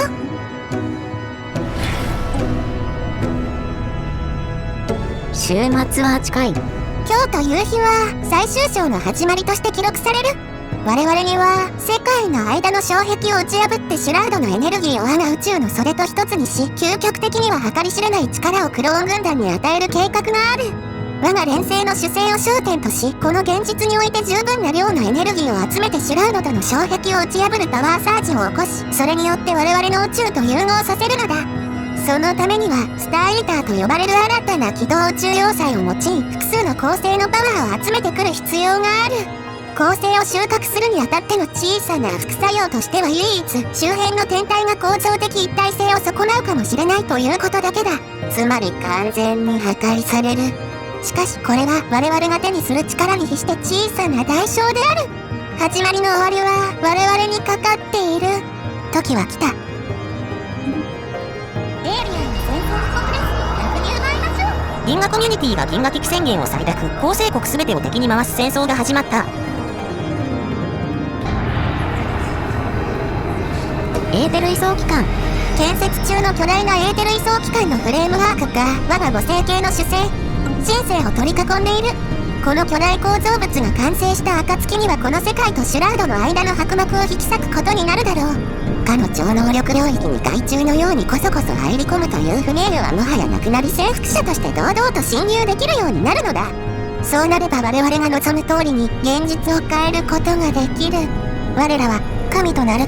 こうして葵ちゃんは、我々は与えられた現実の枠組みを打破し、自らの意志で自ら望んだ新たな現実を作り出す創造主としての決定的な一歩を踏み出した。その過程で既存の現実がどれだけ破壊されようとも構わない。我々をこの世界に縛り付け続けてきた風は我々の際限なく押し広がる古代妄想によって破壊されつつあるのだ。エーテル移送機関フレームが稼働を開始した時、葵ちゃんと私の間に生じた熱量の差は2人の間に決定的な亀裂を生じさせた。だがそれでも目の前で完成を待ち望む黄金の門の輝きで私の魂も熱されずにはいられなかったのだ。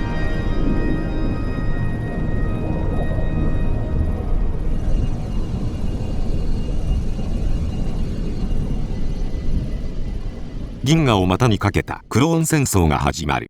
次元を超えて不法に侵入した招かれざる観客を無視してマングローブ惑星。2333年4月、銀河の番人を自称する葵ちゃんは危機宣言を採択した銀河共同体に対して和平を提案し、共同して招かれざる者との戦いを進めるよう求めた。新たな機器の力を実配備するためにエーテル移送機関フレームの稼働から開戦までの時間を少しでも引き延ばすよう欲したのだ。銀河共同体の宣言は現在の状況を軽視しています。一元からの侵略者から銀河を守るためにはエーテル移送機関フレームとスターイーターの力が必要不可欠なのです。私たち銀河の諸種族は多かれ少なかれ危険なテクノロジーを開発し、その功罪を天秤にかけながら前に進んできました。今この銀河が生き残るために必要とされている力はこの数万年の間で最高の水準に達しています。銀河の安全と我々の生存のためクローン軍団は最も危険な役割を果たそうとしているのです。現在の銀河危機宣言を撤回し、改めて招かれざる者に対する危機宣言を採択するよう求めます。以上です。何？諸君、時間稼ぎのための議論を続ける意味はなくなった。招かれざる客が略奪者を主たる獲物と認識している今こそ、銀河の消失を阻止するために立ち上がる必要がある。我々は異次元からの侵略者に配れるのを遅らせるために、この銀河の全てを失うことを許容したりはしない。我々はある破滅と別の破滅という二者択一に安住しない。それはこれまでの議論で全員の認識したところだろう。各国軍の展開は避難所にこもらざるを得なかった略奪者のそれよりも進んでいる。野蛮な略奪者の時間稼ぎを許してはならない。今こそ戦うべき時だ。銀河危機宣言の即時適用を要求する。葵ちゃんから奴隷を解放するのだ。エーテル移送機関を破壊し、銀河の消失を防げ。分断を我らが霊下に入れて、危機に対する先兵とすべし。略奪者は死ねクッシュ。見ての通りだ。君たちの自己実現に付き合う者はもうここにはいない。かえって君たちの評議会に伝えたまえ。銀河共同体の人々は決して生存を諦めたりはしないと。この位置では殲滅の距離を取る敵が多すぎる。目の前に一元艦が退路を断たれ、増援はまだか。私たちの略奪品が。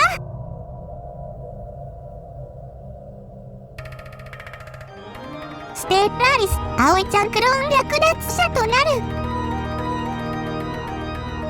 宇宙は分別のある慎重な存在が遊ぶにはあまりに複雑なおもちゃだと伝えてやれ。ラリー・ニーブン。銀河は分断された。異次元艦隊との戦闘を経験した葵ちゃんは状況を打開するためにエーテル位相機関フレームを稼働。銀河消失の危機が始まった。銀河共同体は危機宣言を採択し、生存をかけた銀河規模のクローン戦争が開戦。諸帝国と軍団は各地で戦争に明け暮れ、異次元艦隊と全力で戦う者は誰もいない。我々が倒すべき敵は魔六位。招かれざる者が多数の次元アンカーを設置し、ポータルからの増援速度が絶望的に高まる前にこの戦争の決着をつけなければならない。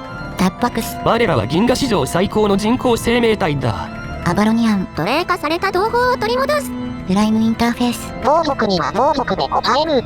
シントモロイ。我が国だけで略奪者と互角の戦力を有しているぞ。バーカリッド。正直それどころじゃない。テニフ。今度こそ自由を守るのだ。ゲットリング。クッシュ。リアトコイたち。大ハーンの意志を継ぐ。ボトラナイト。戦争だ。ナギャリ。降伏しろ。横プラクナ。お前は死滅する。マルワゴル。全艦隊軍団領へ進撃せよ。そしてアンビデン。獲物。葵ちゃんは果たして生き残れるのか。すべてを奪い尽くしてやる。エイリアンの戦争国です。銀河共同体が銀河の危機だと宣言してきた。我らのもたらす脅威をようやく認識した銀河共同体の哀れな構成員どもはこちらの行動を非難し、銀河の調和を乱す危機などと宣言する決議を可決した。珍しく団結したかと思えば、さらに全戦力を統合し、こちらに宣戦布告してきた。彼らは我々の領域を攻撃すべく艦隊を編成しています。銀河をめぐる戦いが始まりました。これは栄光に終わるだろう。ささやく惑星のあるケラー創世紀から銀河史上本部の地位を剥奪。銀河共同体憲章の第19史条により構成国家だけが銀河市長を主催できる。これに従いケラー創世紀の市場本部は廃止された。今日最後のトレーダーがしぶしぶ自らの地位を放棄し、この劇的かつ彼らの意見では不要な措置が引き起こした銀河交易に対する巨大な混乱を嘆いた。お金こうなると分かっていたら開戦に賛同しませんでした。グッシュー。生かして返してやるだけありがたく思い。銀河共同体の通商委員会はこの情勢に対して遺憾の意を表明するとともに、銀河共同体内で新しい主催者の指名争いを即座に開始することを約束するとの声明を発表した。払う価値のある代償だ。本部移転だけならそうかもしれないが、完全に銀河市場から追い出されて経済封鎖された。国内市場だけでは鉱物の価格が急騰してしまう。何らかの方法で鉱物を確保しない限り大規模な軍拡は不可能だ。開戦前に大量購入しなかったの？当時のプレイヤーに言ってくれ。銀河共同体の構成国へ侵攻して鉱山惑星を奪い取る。アルファ避難所から本体を動かすことは難しいですが、本国の兵力だけで大規模な侵攻を行うこともできません。前進してアルファ避難所周辺のボイドの巣を破壊し、敵の侵攻を遅らせるためのバッファを確保する。しかる後に本国へ帰還する。大変だ。アルファ避難所から本国への攻撃路が機能しない。なんだと？ゴロシとは休戦中では。休戦による国境開放は真の国境開放ではなく、単に戦争による国境開放が延長されるだけであり、交易路は許可されないようです。講和直後に気づくべきでは？当時のプレイヤーに言ってくれ。開戦と同時にクローン軍団は深刻な想定以上の経済問題に直面した。我々の軍団はあらゆる方面から侵攻してくる銀河共同体と招かれざる者の艦隊に対処しつつ、自らはまり込んだ苦境を打開するための経済戦争を遂行せざるを得なくなったのだ。レフレアのインタラクティブ UI です。より多くの鉱石を確保しうる可能な計画を提示しろ。国税を変更しよう。凶楽の追求者を廃止し、わがままで贅沢でそやで乱暴で欲望のままに行動している葵ちゃんたちから大敗的な生活様式を剥奪。代わって触媒処理を採用し、合金の原料を鉱石から食料に変更。これで鉱石が浮くはずだ。素晴らしい。鉱石のある限り目指すコルベットを増産しろ。コルベットは招かれざる者の攻撃を回避し翻弄して戦艦の盾となり得る唯一の艦首だ。当面は鉱石で目指すコルベット、合金で戦艦を建造し続ける。通常なら2つの艦首で鉱石を取り合うところですが、合金の原料が鉱石から食料に変更されたため、原料の生産が並行します。艦隊を拡張して愚かな銀河共同体を打ち砕いてくれる。調査船を招かれざる者の支配領域に突入させ偵察させます。敵はボイドの巣だけだな。前進が破壊されました。代わりを奪わないと。敵艦隊を遅く略奪しに行きましょう。学術中立機構が招かれざる者に襲われて死んだ。嘆かわしい。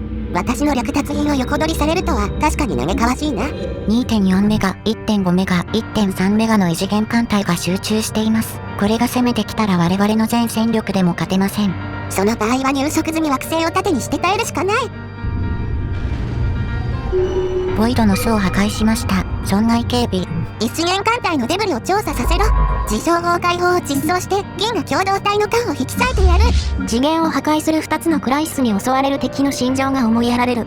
中央処理場に加え、その先のバーラル星系のボイドの巣も破壊しました。艦隊を本国へ戻し、銀河共同体諸国への侵攻を開始する。同時に2隻のスターイーターをそれぞれ運用する。すでに1隻はアバロニアン領、もう1隻はアルファ避難所の左側、銀河の左端の空白領域の略奪を開始した。星々からダークマターを略奪し、3隻目以降のスターイーターを建造するのだ。銀河共同体の貧弱な武装では、殺到するスターイーターの大群を破壊し尽くせないであろう。スターイーターの建造コストは補正込みで9000、整形9個分のダークマターだ。膨大やけど、整形破壊で手に入るので実質安い。銀河共同体への進行計画を策定しました。銀河下のヨノックの胃袋にあるエルゲートから進行。右下のボドラナイト管理会の首都星系、ボドを占領しましょう。統治者として使う方針の居住性の高い種族が不足しており、一刻も早く岩石種族のボドラナイトを略奪することが必要です。人を増やしてください。統治が崩壊します。お願いです。本国へは帰らず、直接進行しましょう。艦隊の修理やアップグレードはしなくていいんです。そんな暇はない。劣勢な敵相手に準備を整えるより迅速に移動して主導権を握る方が重要だ。速やかに戻らない塗料に進行する。葵ちゃんの大艦隊が首都星系ボドを目指して殺到する。本国の心臓艦隊をアバロニアン領へ進行させた背後を突く形でマロクイラがグヒライム星系へ来襲。市街地への爆撃を速やかに阻止しなければなりません。市街地への爆撃を速やかに阻止しなければなりません。手が足りない。現地のメガスコルベットで何とか撃退しろ。ボド星系を制圧、首都惑星ボトリリアへクローン軍団を降下させます。の惑星を略奪開始。奪え。マングローブ型惑星。窒素と酸素を主成分とする大気を持つ湿度に富んだ惑星。惑星のほとんどは海面上の地面がほとんどない浅瀬で覆われている。いくつかの既存の沿岸はジャングルによって拡張されている。水系は力強く安定しており、惑星と動物たちの裕福な生活を支えている。アルファ避難所に近いハービック星のメットカーラッシュ星系を葵ちゃんのスターイーターが破壊。略奪艦隊をアップグレードしました。これで何もかも奪えますね。ほぼ同時にアバロニアン領のトロイドメも破壊しました。ダークマター1000が手に入った。国内市場しか使えないからあまりさばけないが、価格に加減を設定しつつ常時売却していく。アルファ避難所でゲートウェイ建設拠点が完成。本建設を開始しますが1200日かかります。建設拠点には一面艦隊も手出しできない。待つだけだ。地上砲開放の研究が完了。以後建造するメナスコルベットには中型地上砲開放を載せます。一元艦隊のシールドには弱いが、もともと小型艦の攻撃自体あまり有効でないので問題ない。エネルギーが枯渇する。出土品を売り払って確保する。それで良い。経済封鎖を突破してエネルギー通貨と出土品が密輸されてそうですね。ボトリリア陥落しました。の惑星を占領しました。全て奪い尽くせ。ポップだけ略奪するよりずっと早い。強制移住にもコストがかかる。職業枠から溢れたポップのミリングワールドへ移住させ、残りはこの惑星上で働かせる。葵ちゃんはさらに周辺の惑星にも進行するが大変です。我々と本国を結ぶ L クラスターに異次元艦隊が進行。さらにヨノックの胃袋へ急進してきました。我々が本国や旧マンダスラ領への連絡を絶たれ、退路に異次元艦隊、正面に銀河共同体を抱える戦略的包囲下にいます。バカな、あまりにも早すぎる。分散した状態で襲われると全滅は免れません。艦隊を集結させます。適量に長居しないでくれ。本国が危うい。エルゲート突破を試みた場合、敵の増援次第では壊滅してしまう。どうにかせねば。我々は異次元艦隊の起動により敵中奥深くで袋のネズミとなり、同時に本国やアルファ避難所は四方八方から侵入され、極めて危険な状態に陥った。敵の異次元艦隊は追加でヨノックの胃袋から吐き出されつつあり、強引な戦いをすれば大損害を受けるか敗北し壊滅する恐れさえあった。葵ちゃん、ここは占領地を諦めて脱出するんや。そうだ、その通りだ。ジャンプドライブで旧マンダスラ領へ移動。ゲートウェイを通って本国へ撤退する。位置が悪く、多くの艦隊は移動しないと資料内にジャンプできません。問題ない。マンダスラ帝国へ宣戦布告してそこへ飛び込む。マンダスラは星連携と戦争中です。第2の三つどもえ戦争が始まります。汚れた機械をやっとのことで浄化したのに、どいつもこいつも私の海を汚しやがって。私たちの住んだ海から出ていけ。死ね。死ぬのはお前だ。航路の障害ね。略奪開始。全てを奪い尽くしてやる。ほど成形にあった軌道上居住地を占領、成形を完全占領しました。地上軍の艦隊に続いて撤退させる。葵ちゃんに占領されたばかりのマングローブ型惑星、ボドリリアは見捨てられた。柚木幕僚長、こちらの受け入れ体制はなんとか整える。ポップを移住させてくれ。人手が足りない。強制移住のコストが大きい。ボドラナイトのミリングワールドへ移住させる。他は残す。おお、岩石種族か。これで統治者が追加される。ボドラナイトは奴隷に落とされた。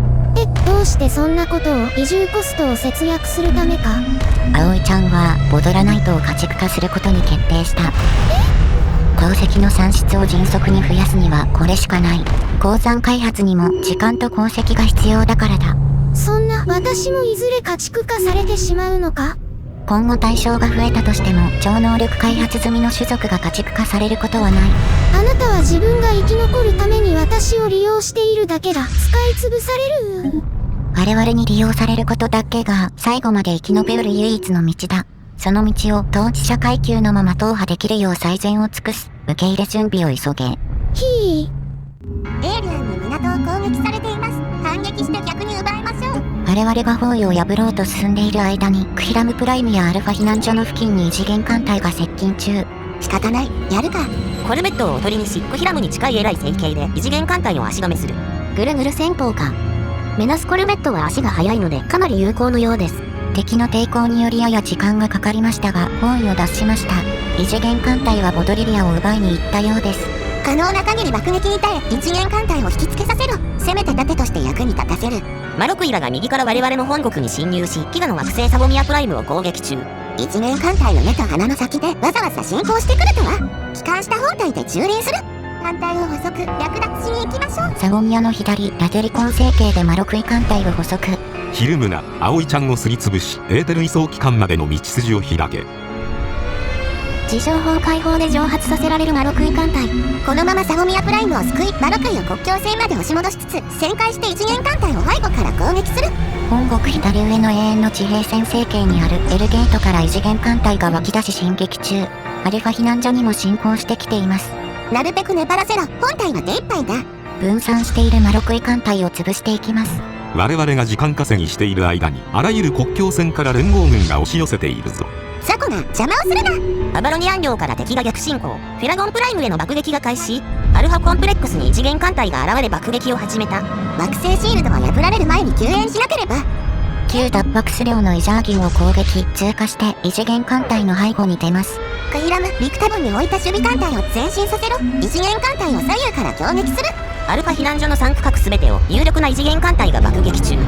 助けて、お願い。助けて、避難所は守られなければなりません。助けて、助けて、助けて。モデル16が生き残っている。キキパークの効果で浄化速度が上がっているはずなのですが、よくわかりません。アルファ避難所のゲートウェイ完成は250日後、少なくともそれまでは救援できません。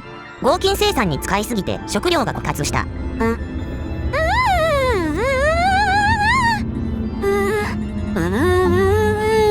ひとまず国内市場から吸い上げるが長くは持たない。増産しなければ。直ちに食料を配給します。コルベットを成形火山に移動させて敵をボイドの巣から引き離した。突入だ。コルベットが撃沈し異次元艦隊が向かってきます。問題ない。ボイドの巣を破壊した。全艦異次元艦隊を撃ちまくれ。惑星コルダーに敵が降下。してきています。落ちてきたもの全部奪ってやりましょう。助けて、救援を。タイミングが悪く援軍を送っても間に合わない。そもそもクローン軍団より強力な地上軍を集中してきている。ひどいオーバーキル。地上軍の全滅後降伏してください。そんな裁判にかけられる。エイリアンに惑星を奪われました。どこか代わりの星を略奪します。一元艦隊を撃破した。こちらの損害は軽微だ。艦隊をジャンプドライブで巨大操船所とゲートウェイのあるケラー層へ移動。フェラゴンプライムなどを救援しつつ艦隊を修理増強しながらアルファ避難所のゲートウェイ完成を待つ。フェラゴンは救いましたが旧マンダスラ領のゲートウェイがあるキャジャバス成形は守りきれません。この方面は放棄する。艦隊が壊滅しました。代わりの船を奪わないと。アルファ避難所のゲートウェイが完成した。どうするか。すぐに助けに行くんじゃないの？敵艦隊の戦力が大きすぎる上ゲートウェイとの位置関係が悪く苦戦は必至です。これは爆撃位置から遠い成形右端にゲートウェイを建設すべきやったな。戦艦が最初からこの戦力の敵の射程内に入るのはまずい。L ゲートを経由して外側からアルファ避難所に移動し、周辺で起動、敵を誘い出して叩く。2337年に始まったアルファ避難所の包囲戦は、翌年に葵ちゃんが救援に向かったことで逆包囲の戦いに変化した。永遠の地平線星系のゲートウェイから進撃する。敵に奪われたはずでは？異次元からの侵略者はゲートウェイを施錠できません。クヒラムに隣接するリクタポン星系でゲートウェイ建設拠点が完成。本国右側のアクセスが悪く防衛に苦労しましたが、これが完成すればすぐに救援できます。星団を経由してアルファ避難所に近い商店の終わりに出た。進撃だ。殺し量で異次元艦隊と接敵。敵は1艦隊だ。叩き潰せ。勝ちはしましたが、多数のコルベットを失いました。なんてこった。岩石種族を家畜化してまで生産したメナスコルベットが溶けていく。その家畜はアルファ避難所にいる。いかなる犠牲を払っても回避する。仕方ない。宝石をかき集めて建造する。食料も足りない。いよいよ経済崩壊してしまうぞ。獣人のバカッタを家畜化する。昆虫食か。ぷよぷよしてそう。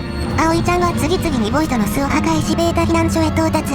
アルファ避難所の敵が包囲を解き、こちらに向かってきます。急いで交代しろ。距離を取って迎え撃つ。敵が再び包囲に戻りました。こちらの意図を察したのでしょうか。これでは攻撃できない。ガンマ避難所へ進行する。ガンマ避難所はシールド無効です。ここに誘い込めれば敵を簡単に殲滅できるのですが、敵が向かってくるか。残念ながらまたしても引き返しました。中央処理場へ進行する。もう少しのところで引き返しました。ボイドの巣を救援するつもりが破壊されたので諦めたのでしょうか。もう隣接星系が上のデルタ避難所しかない。ならばキルタモン葵ちゃんにメナスコルベット艦隊でデルタ避難所に進行させ、戦いを長引かせて敵を誘引する。敵は動きません。戦力が少なすぎたか。どうも陥落前後に動き、その直後に諦める挙動を示しています。ここは静観しましょう。キルタモン葵ちゃんが激戦の末、ボイドの巣を破壊。敵が動きました。ハイパーレーンを挟んで分断される頃合いを見計らって背後を突戦艦略奪開始。デルタ避難所側にいたキルタモン葵ちゃんが戦死。この上なく対価の大きい犠牲だった。選ばれし者のゴダシュタルと葵ちゃんが戦死。なんだと。これはプレイヤーのミスやな。重要な提督をコルベット艦隊に入れるべきではなかった。葵ちゃんは激戦の末リングワールドの回避に成功した。大きな目標から引き離された周辺の残存異次元艦隊は分散し、葵ちゃんによって撃破される。開戦から7年間、葵ちゃんは多くの生計と提督を失い、軍拡分の戦力を失い、得たものは自称崩壊砲、ボドリリアと家畜、いくつかのゲートウェイ、建造中の追加のスターイーター1隻。お得意の軌道で銀河共同体を迅速に崩壊させ、そこからの略奪品で異次元からの侵略者に対抗する構想は次第に色あせつつあった。そしてそのなけなしの略奪品すらも失いつつあったのだ。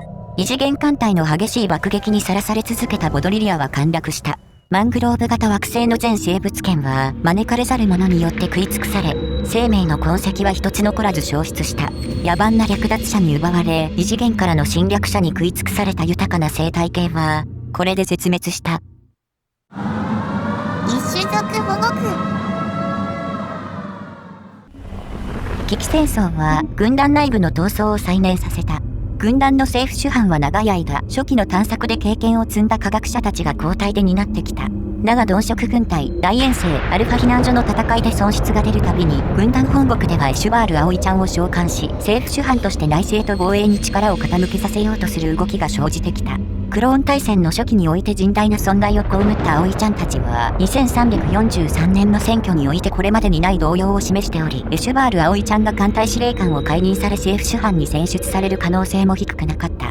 影響力を行使し、この機にむしろ攻撃的な方針を主張するマハーサックン葵ちゃんを政府主犯に選出しましょう。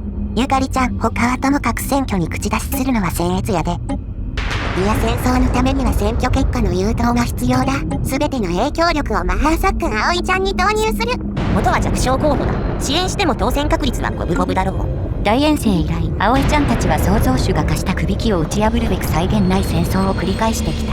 だが今や創造主の目論見をはるかに超えた世界に到達した葵ちゃんは新たな岐路に立たされている。自分たちに課されたもう一つの制約、侵略し略奪するクローン軍団としての運命を再検討すべき時が来たのだ。2343年7月、クローン戦争の開戦から約10年後、葵ちゃんたちは不確かな運命を自らの手で確定するための戦争を開始した。ステープラリス、葵ちゃんクローン略奪者となる。防衛には何百万でも費やすのに、生存のためにはビタ一文払い上がらない。アルフレッド・ベスター。クローン戦争が開戦。エーテル移送機関フレームを起動したクローン軍団は、銀河共同体の経済封鎖と侵攻、招かれざる者の襲来によって苦境に陥る。触媒処理と奴隷の家畜化によって経済崩壊を免れた。多大な被害を出しながらもアルファ避難所を爆撃する大規模な異次元艦隊を誘引し分散させ撃破。だが開戦後にボドラナイトから奪い取ったボドリビアを守りきれず、異次元艦隊に食い尽くされ惑星に住むあらゆる生命体が絶滅したのであった。アルファ避難所周辺の一元艦隊を掃討した。本国へ帰還する。敵が四方八方から攻めてきて大変だ。本国左下はマクワゴル、上はアバロニアンやシントモロイラを相手に何度も押したり押し返されたりでめちゃくちゃになっている。フェラゴンプライムもディアドコイラが爆撃中。各戦線に艦隊を差し向け反撃します。クッシュ略奪者の犬的を持って爆撃に参加したのに主力が向かってきました。撤退すべきです。大ハーンのために。大ハーンの地上後継者たちが団結して向かってくる感動的な光景だ。その意志を地上法解放で無残に引き裂いてやる。我々が死んでもまたその意志を継ぐ者たちが。ディアドコイの祖先の栄光級ガレオン船リッタ・トルーク、ワクチン。次はアバロニアン国境へ向かい大軍で侵攻してきているシントモロイラを粉砕する。リクタボン星系のゲートウェイは完成済みです。主力軍を直接送り込めます。比較的安全な場所にいて無限の生産力で艦隊を送り続ければ勝てると思っている連中だ。この状況を痛みで分からせてやる。爆撃されていたリクタボンを帰りミーディア星系へ攻め上ります。敵のジャガーノートを破壊しろ。やばい全速力で逃げろ。護衛艦隊とかいないのか。後方で弁当食ってたら葵ちゃんが全てを奪いに来た。全艦突撃しジャガーノートが離脱する時間を稼げ。ジャガーノートを守るために死んでください。これ高かったんですよ。地上法解放でめった打ちにしてやる。アバロニアンが落ちてもプライムインターフェースを次の盾にかける。緊急 FTL。 ここは新たな艦隊を派遣できるまで撤退だ。離脱できたか。アバロニアンは葵ちゃんに国土の右側を穴だらけにされたのにくじけず向かってくる。いや、されたから必死なんでしょ。入植済み惑星は焼かずに置いてやったのに運命を強要される側だということがわからないようだ。もったいないから焼かないな。入植済み惑星のない星系だけ焼いています。今のところは開戦後に入植したジェマプライムへ深く侵攻していたシントモロイマルワゴル連合艦隊もコルベット艦隊を派遣して撃破します。それは問題ないだろうが、永遠の地平線から一元艦隊が本国に向けて進撃中敵の基地を略奪開始。異次元艦隊が本国中枢に接近した時に何が起こるかはわからない。異次元艦隊はジャンプドライブを使ってくるようです。防衛線を越えてイルダーやケラー層に飛び込んでくる可能性もありますね。FTL 妨害装置は FTL 妨害装置を無視できるのはコンティンジェンシーだそうです。艦隊を再集結させた後、一元艦隊を迎撃し、永遠の地平線星系のヘルゲートまで逆に攻め上る。研究に必要な消費財が枯渇した。生産を消費財に傾けるか、研究を減速させる必要がある。繰り返し研究の進捗は我々が異次元人を長期的に圧倒し得るほぼ唯一の要素だ。できれば遅らせたくない。なら合金の生産を止め消費財に振り向けるよ。触媒処理は合金の生産にしか使えないから鉱物の収支も悪化する。今訓練量へ進行してきている一元艦隊は現有戦力で撃破する。その後は岩石種族の家畜の確保を進め鉱物だけでも獲得するしかない。全艦隊軍団国境の西友の進撃中の一元艦隊を攻撃する。葵ちゃんたちは霧の中を突撃していく。敵艦隊はここに来るまでに疲弊していたらしく抵抗は微弱。オスカーンとサドルバーリー星系を奪還。マハーサックの葵ちゃんが軍団指導者に選出された。支援が効いたね。艦船武器ダメージプラス 5%。ありとあらゆるバフをかき集めているな。葵ちゃん艦隊最強。どんどん攻勢に出るぞ。またアルファ避難所が爆撃されているが、急ぎ進撃し永遠の地平線星系まで到達。そこから救援に向かう。ラクサム星系のボイドの巣を攻撃開始。敵の艦隊はいないようです。並行して奪還した軍団領左上の星系を破壊する。ついに自分の初期領土を食い始めたか。敵に奪われやすい位置にあり、かつ入植済み惑星のない星系は焼却処分だ。ラクサム星系を奪還。よし、次のベルジアム星系へ進撃する。急ぎすぎて艦隊の間隔が離れ長蛇の列になっています。全軍をハイパーレーン入り口に集結させ追いついたら突入だ。敵艦隊を遅く略奪しに行きましょう。有力な敵の1艦隊がハイパーレーンから現れました。なんだと、あちらから進撃してきていたとは。コルベットとスターイーターが先行しています。戦艦の到着が間に合いません。スターイーターを守らなければコルベットは戦艦が到着するまで盾になる。到底叶う戦力ではありません。時間を稼げればよい。ああ、貴重なコルベットが、岩石種族の肉と骨が。誰か死んだ。それどころじゃない。スターイーターの装甲が剥がれ、船体が引き裂かれていきます。緊急離脱に成功。はあ。コルベットは壊滅しましたが戦艦が射程内に入り、一元艦隊をめった打ちにしています。研究完了です。また一歩略奪がはかどりますね。心臓を目指すコルベットが次々に盾となり、大型艦の喪失はありません。我々はラクサム政権の戦いに勝利した。コルベットが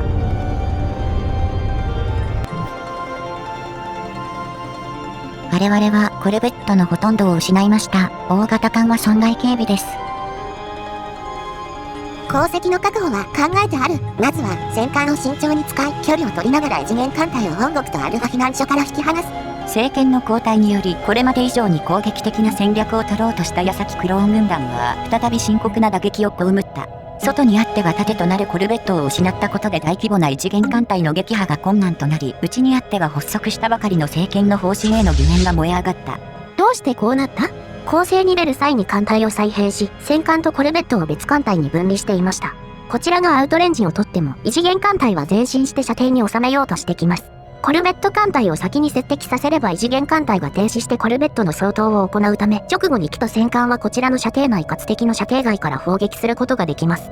ですが今回は戦艦の到着が遅れたため、コルベットが全滅してしまったわけです。うまくいった戦いもあったのですが、今回のように突発的な戦いに備えてコルベットと戦艦の距離を常に一定に保ち続けることは伊藤の都合上難しい。この戦術は野心的すぎた。コルベットの再建造後、元の混成艦隊に戻していく。サダルバーリー星系を破壊。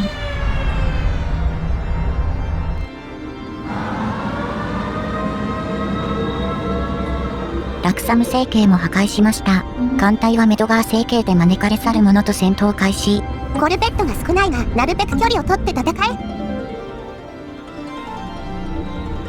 ボイドの巣を破壊。敵は有力な艦隊1と小艦隊1。心臓コルベットの補充が間に合わず、大型艦が反撃を受けています。急いで撃ちまくれ。早く勝てばそれだけ被害が減る。ジャガーノートまで異次元艦隊の自称法解放にさらされている。あまりにも危険すぎる。なんとか倒しましたが、やはり被害が出ています。もう少しだ。本国から敵を引き離すには必要なのだ。一元艦隊を押し返し、時間的猶予を稼がなければならないのだ。星系内に魔六位の艦隊が。ザコがどっから現れた。さらにケットリング艦隊も出てきました。裏切り者、殲奪者、屈辱。我々はあの熱を生き延びた。お前らも無理だろうな。敵艦隊を遅く略奪。近いうちにお前たち本国の息の根も止めてやる。前進してジャバ星系のボイドの巣を破壊。一元艦隊と戦闘。戦闘中のジャガーノートでコルベットを生産、次々に繰り出して盾にする。現像速度より撃墜速度の方が速いですが、本体への攻撃を減らすことはできています。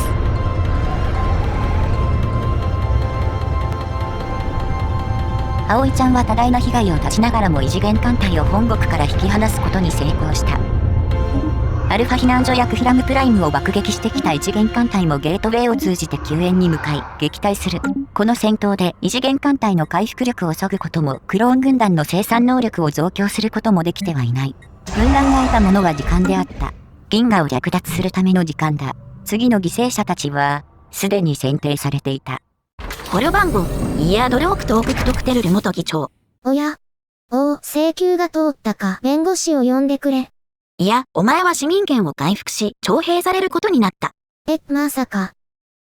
助けて、殺される。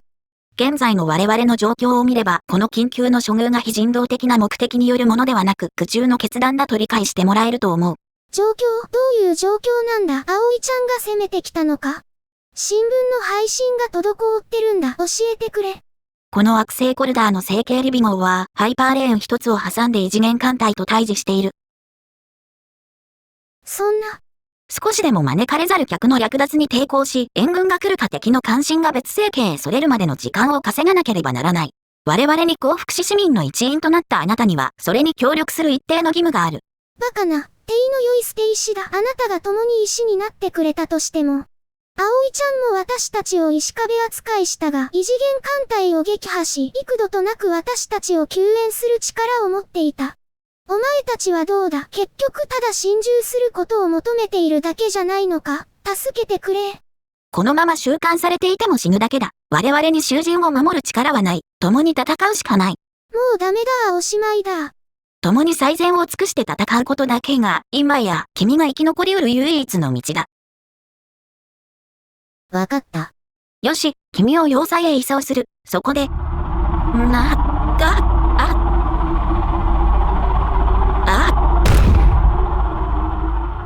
実力の伴わない者が、下り顔で道案内するな。やばい、勢い余って殺してしまった。せめて人質にすべきだった。いや、しても同じか。なんだゆずき。招かれざる者に侵攻される前に脱出する必要がある。急ぎ荷物をまとめろ。帰ったら仕事だ。荷物は一つだけだ。敵に協力した者の名簿はまとめておいた。我々がこの惑星を奪還した暁には死ぬより辛い労働を犯してやる。艦隊をフェラゴンプライムに集結させる。フェラゴンプライムはまたディアドコイラが爆撃中。先行したスターエーターで踏み潰せ。帝国が分裂したあの時、雑魚が出てきたと思っただろう。敵艦隊を捕捉、略奪しに行きましょう。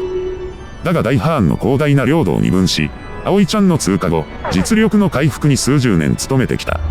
後継者戦争の決着はつかなかったが、我々こそが大ハーンの意志を継ぐ誇り高き末裔だ。スターイーターが敵に囲まれています。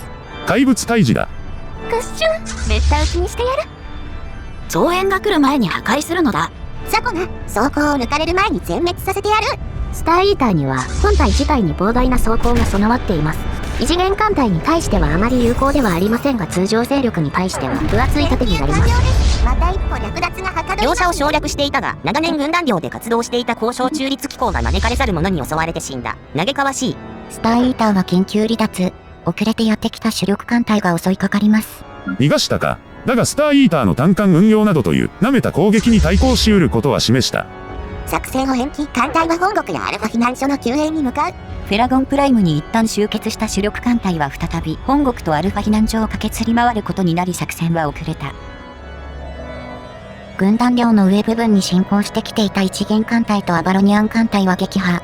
アルファ避難所を爆撃していた一元艦隊も撃破しました。ですが、右側から一元艦隊が佐藤、マロクイラとの国境線あたりは奪われました。敵は飢餓の惑星サゴミアプライムを爆撃中。さらに、ラデリコンからアストルキオンへ進撃し、首都星系イリウムまで2レーンの位置に到達しています。全艦隊で一元艦隊と戦い、軍団本国右側の安全を確保する。膨大な損失を補充して艦隊規模を維持するための鉱物が足りない。現在の宇宙軍許容量使用量は511。しかもスターイーターを含めてだ。仕方ない。超能力開発されていない全ての岩石種族を家畜化する。家畜の正体は、ポップだったんだよ。葵ちゃんは一元艦隊を撃破。サゴミアプライムは救われた。銀河共同体が本国の上側とフェラゴンプライムに再度侵攻。我々は異次元艦隊と戦うための集結と銀河共同体と戦うための分散を繰り返すことを強いられています。集結すれば一元艦隊に勝てる。分散すれば銀河共同体に勝てる。招かれざる者が勢力を広げ、銀河共同体の崩壊は結局時間だけの問題だ。銀河共同体との開戦は短期的には誤りだった。だが長期的な展望は変わらない。クローン軍団と異次元人、どちらが銀河のどれだけの部分を略奪できるか。それによってクローン戦争の趨勢は決まる。シントモロやアバロニアンナを本国から再度爆撃に来ている異次元艦隊をアルファ避難所から追い払った後、今度こそフェラゴンプライムに集結だ。葵ちゃんがシントモロイを破り、アルファ避難所へ向かおうとしたその時、第2の次元ポータル。コーラズ星系に設置された機器が新たな空間エネルギーの急上昇を検知した。最初に出現した次元の裂け目とほぼ同じエネルギー兆候を示す第2の巨大なワームホールが出現したのだ。謎の侵略者が自らの領域からさらなる援軍を送り込むべく第2のポータルを開いたようだ。首都星系シントモロイの1レーン先に第1の異次元勢力の先鋒が、2レーン先に第2の異次元勢力のポータルが。助けて。葵ちゃんの奴隷になれば死なずに済んだもの。こいつらが喋っているのか？餌、に違いない。お前のエネルギーをよこせ。異次元勢力はお互いに敵対しています。第3の三つどもえ戦争が始まりました。102分に近い。私の家畜にされる予定の岩石種族を横取りされるのはまずい。銀河の略奪を再開できるようより一層急がねば。銀河の命運をかけた壮大なクローン戦争は誰がどれだけの命を自分のものにできるかを競う略奪の場に変化していった。開戦から16年2349年7月、フェラゴン政権に終結しました。銀河共同体にも我々にもつかず招かれざる者の侵攻も逃れてずっと弁当を食ってきた民主チェルクテル同盟。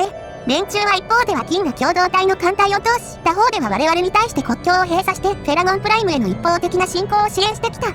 本国へまた一元艦隊とシントモロやバロニアン艦隊が侵攻してきてるけどええんか。本国側ではできるだけ時間を稼ぐ。その間に銀が右側を略奪する。お前たちの領土は葵ちゃんによって略奪さ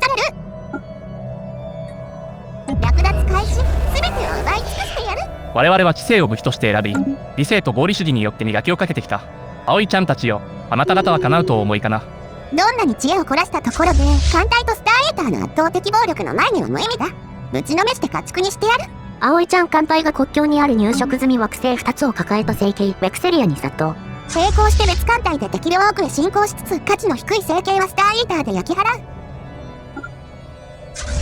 ウェクセリアの惑星2つを陥落させました。敵の抵抗は微弱。ウェクセリアに請求権を発行する。残りの侵略はスターイーターと別動隊に任せ、本体は上のディアドコイ領へ進行する。敵がウェクセリアと資源を差し出して降伏しました。スターイーターに星系を破壊されたためのようです。しまった。影響力を温存したのが後になった。先にあらかた請求権をつけて征服の回戦自由で戦線すべきやったな。これはプレイヤーのミスです。銀河共同体がいくつ星を焼かれても抵抗していたので、こんなに早く降伏するとは思わず。だが影響力は残しておく必要があった。次の獲物は治療没落だ。治療没落を倒しても岩石種族は大して手に入らないが、かなりの生産力は得られるだろう。岩石種族についてはウェクセリアでチェルクテルをそこそこ手に入れた。植物と岩が共生しているポートレートとか、家畜にしたら鉱物と食料を両方得られたりしない？そんな機能はないようです。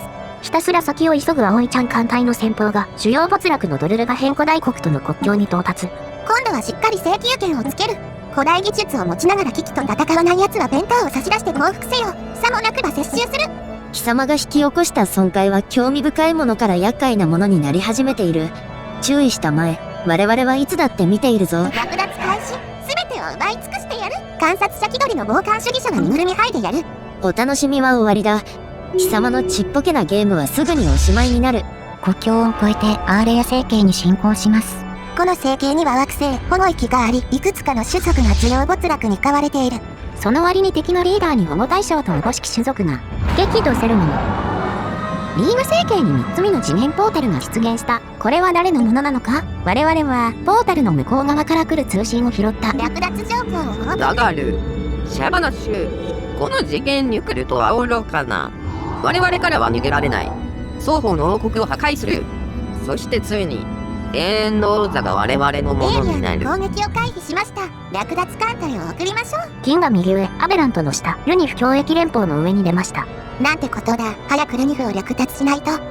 招かれざる者のアンビデン、逸脱せる者のアベラント、激怒する者のベヘメント、略奪する者の葵ちゃんが揃い、銀河はクライシスたちの草刈り場と化していく。第4の三つどもえ戦争が始まりました。8レーンを挟んで対峙するアベラントとベヘメントが潰し合ってくれることに期待しましょう。そうだな。先を急ぐ。クローン軍団で保護域を開放だ。保護域は規模20のガイア型惑星です。異種族保護区。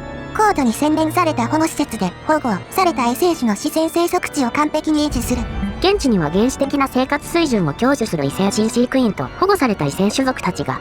可愛い奴らだ。この保護区を守らなければ。多くは古代から新しき遺伝的に単純化した種族だが、一部複雑なものもいるようだ。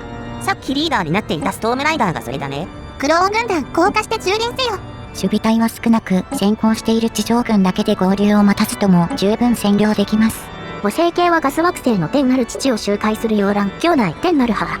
母惑星の洋蘭は、現在の地上軍では攻略できない可能性があります。本国で追加のクローン軍団を編成中だ。功績を惜しんで今まで控えていたが、クローン部隊の編成速度は非常に速い。数年で強大な地上戦力が整うだろう。また葵ちゃんのいない惑星でも並行して編成するために戦闘奴隷を使い、少数の奴隷軍団を加えている。人工生命体を召使いにし、異種族をペットにして閲楽にふける古代人から全てを奪い尽くし、奴隷化してやる。エイリアンの惑星を略奪開始。奪え。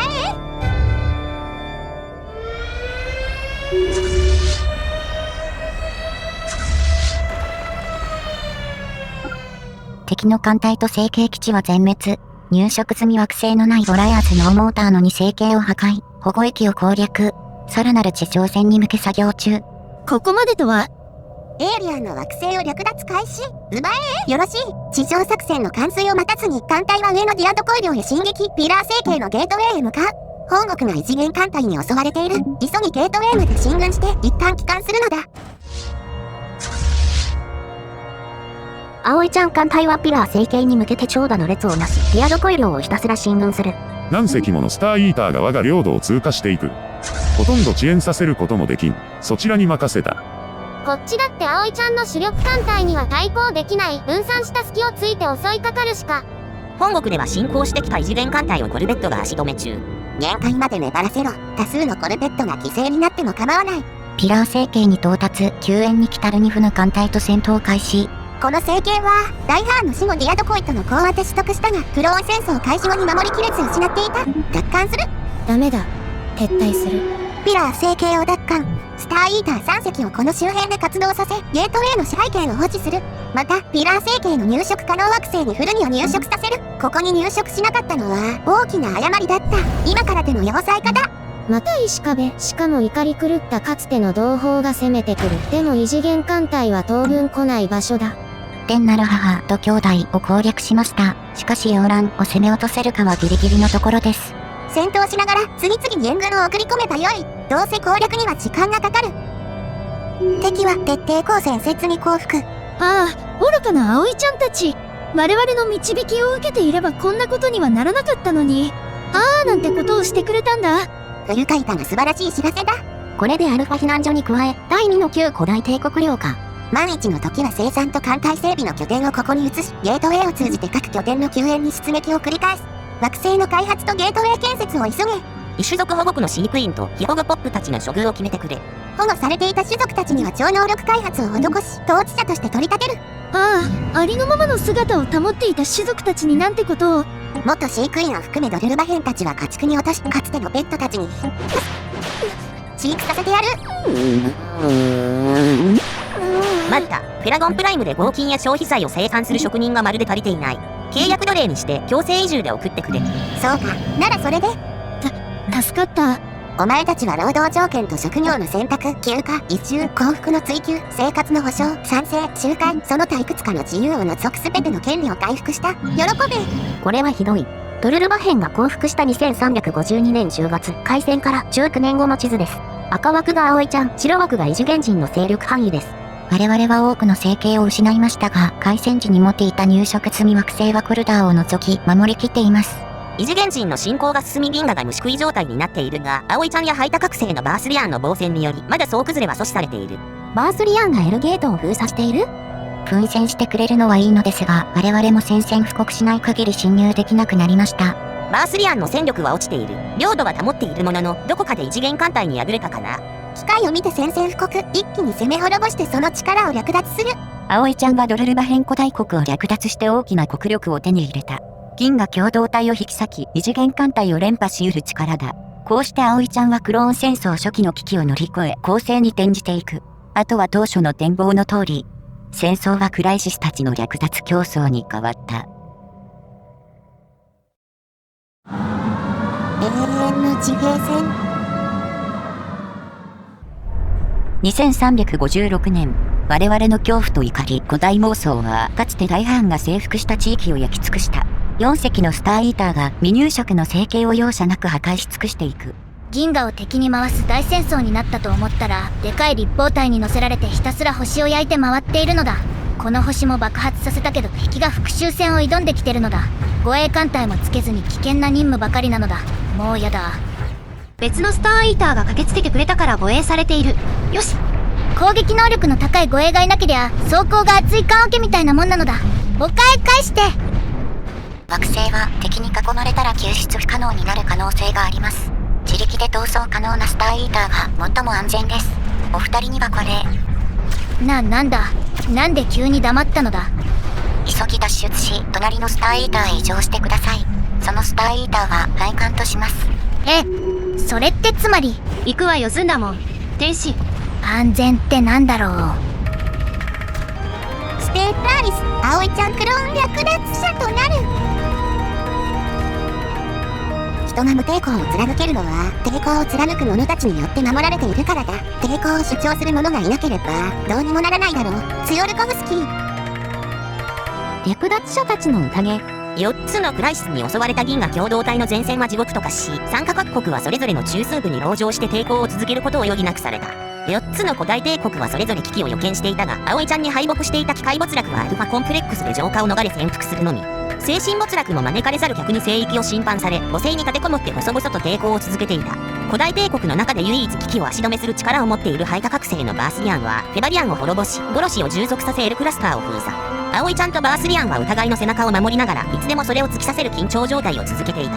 我々は初期の侵攻作戦に失敗し、招かれざる者と銀河共同体の迎撃にかかりきりになっていたが、隙をついて銀河右下へ進行。このような状況下でも未だに傍観者であり続ける需要没落の異種族保護区を略奪し、多数のガイア型惑星を奪い取って他のクライシスたちに対抗し得る生産力を手に入れたのだった。2356年3月。本国へ向かってきた一面艦隊を撃退後、再度ピラー星系からレニフ領へ進行する。その前に敵がフェラゴンプライムから旧需要没落領への回廊へ進行、連絡を遮断しました。優先的に撃破する必要があります。隙あらば遮断してくれ。本国に向かった主力を急遽転進させる。ピラー星系からレニフ領焼き討ちのため進行していたスターイーターが中規模のレニフ艦隊に捕捉されました。敵の攻撃が激しく、装甲が持たない可能性があります。最寄りのスターイーターを合流させた。それでも勝てないなら緊急離脱させろ。シールドと装甲が剥がれた。船体ももうすぐ引き裂かれる。総員退去。ISS 戦の成果33号を目視で確認し、自動で航路と回避プログラムを設定。異常する。緊急離脱に失敗。スターイーター ISS ゴルジを喪失。バカな、成形9個分の艦隊を遅く略奪しに行きましょう。また旧成形焼いて作り直せばよい。それよりこのレニフ艦隊を追い払え。ゲートウェイから離れすぎました。援軍を派遣できません。しかしこの戦いについてはもう一隻のスターイーターで撃破できそうです。ならいい。本隊が来るまで安全優先で活動しろ。本国アルファ避難所フェラゴンプライム保護域へ進行してくる招かれざる者と1年間戦った後、2357年4月、ようやく本隊がピラー星系周辺に到達。レニフ領では先方の艦隊と合流したスターイーターで進行を再開。今度こそ岩石種族の家畜を多数手に入れるのだ。敵艦隊を遅く略奪しに行き。またアルファ避難所に招かれざる者が来たので倒してくれ。やむをえん。本隊をゲートウェイから離すのが難しいな。レニフ領にゲートウェイがないせいでおちおち進行できない。これが低インフラ防御だ。お前たちの惑星を侵略するのに本隊は必要ない。滅動隊で十分だ。さらに1年間にわたる戦闘の末、2358年4月。ルニフの母星テクテルルオクトを占領。名前変わってない？どこかで再入植が発生して、その際に解明されたのかも。残存艦隊。東方を奴隷化した敵の地上軍に向けて突撃せよ。ダメだ撤退。この辺りの惑星を複数占領し、大量のルニフを家畜化した。勝ったな。レニフは首都星系のアラズ島に立てこもって抵抗を続けるようです。継戦への意思に陰りは見えません。敵艦隊を遅く略奪しに行きましょう。そうではない。ベヘメントに先んじて多数の古着を略奪した。連中の肉と骨は鉱石に変わり、鉱石はメナス艦に変わる。喜べ。お前たちはクライシス撃退の立役者だ。略奪者と逸脱者の進行に耐え、好機を待つのだ。4ヶ月後の2358年8月、招かれざる者の艦隊がクヒラム星系から2レーンのトロイドムに出現。そのまま葵ちゃんをぶっ潰せ。ポイドの巣からは湧かないはずですし、どうやってここに現れたのか。ジャンプドライブで飛んできたのかも。まずいな。本隊をレニフ領奥深くまで動かしてしまった。保護域あるニフ領のゲートウェイは未完成。すぐには帰国できない。おいや。銀河右端にあるケットリング領にはサイエンスネクサスとゲートウェイが存在します。ちょうど葵ちゃん艦隊が右側へ進撃してるとこやったな。よし、ケットリングを道路にして本国へ帰還する。くっしゃー。サイエンスネクサスの建設は最終段階です。繰り返し研究の進捗は略奪者に我々が勝つための唯一の手段。やる気ないように見せかけて裏でこっそり研究を加速していたのに、くっしゅ。お前を銀河共同体の最初の脱落者にしてやる。叩き潰せ。2360年3月、1年半にわたる戦闘の末、葵ちゃんはゲートウェイを通過してフェラゴン方面を救援、そして本国へ帰還。エイリアンの惑星を占領しました。すべて奪い尽くせ。直後にケットリングもすべての惑星を失う。直ちに奴隷化せよ。クッシュン、お待ちくだされ。命だけはお助けくだされ。ネズミ肉か。安心してください。死ぬことは許されない。肉になるまでは。家畜は生きる権利と死ぬ権利を著しく制限されます。その解説いる？お待ちください。我々は同じ超能力者。我々を奴隷にすれば帝国で働く超能力者の統治者たちにも動揺が広がりますぞ。超能力を有無を基準にしてきた以上はクッシューン。我々を脅すとは今すぐ丸焼きにしてやる。待った。家畜を増やし統治者は増やさなかったおかげで帝国の統治は崩壊寸前だ。それに旧ケットリング領は死の惑星、そういう種族だからね。岩石種族を家畜化しまくったせいで死の惑星を統治できる種族は貴重なんだ。ケットリングを居住権のある部分市民として受け入れ、普通の植民地として運用すべきだ。仕方ないか。そうだ、保護域から解放したい種族たちはどうなった？超能力開発が終わったなら統治者として働かせる。それがですね、逃亡しました。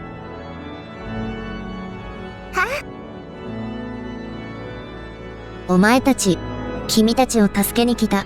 俺たちをペット扱いしてきた奴が何を言っている？確認してみるといい。葵ちゃんはお前たちを国外追放処分とした。なんだと？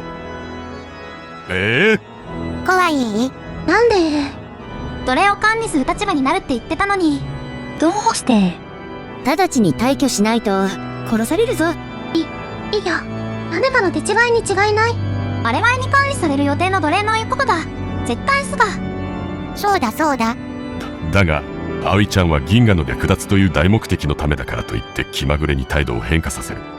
もし何らかの理由で本当に退去命令を出したとすれば、ここに留まることは死に直結する。実際はゲームの良くない挙動だけど黙ってよ。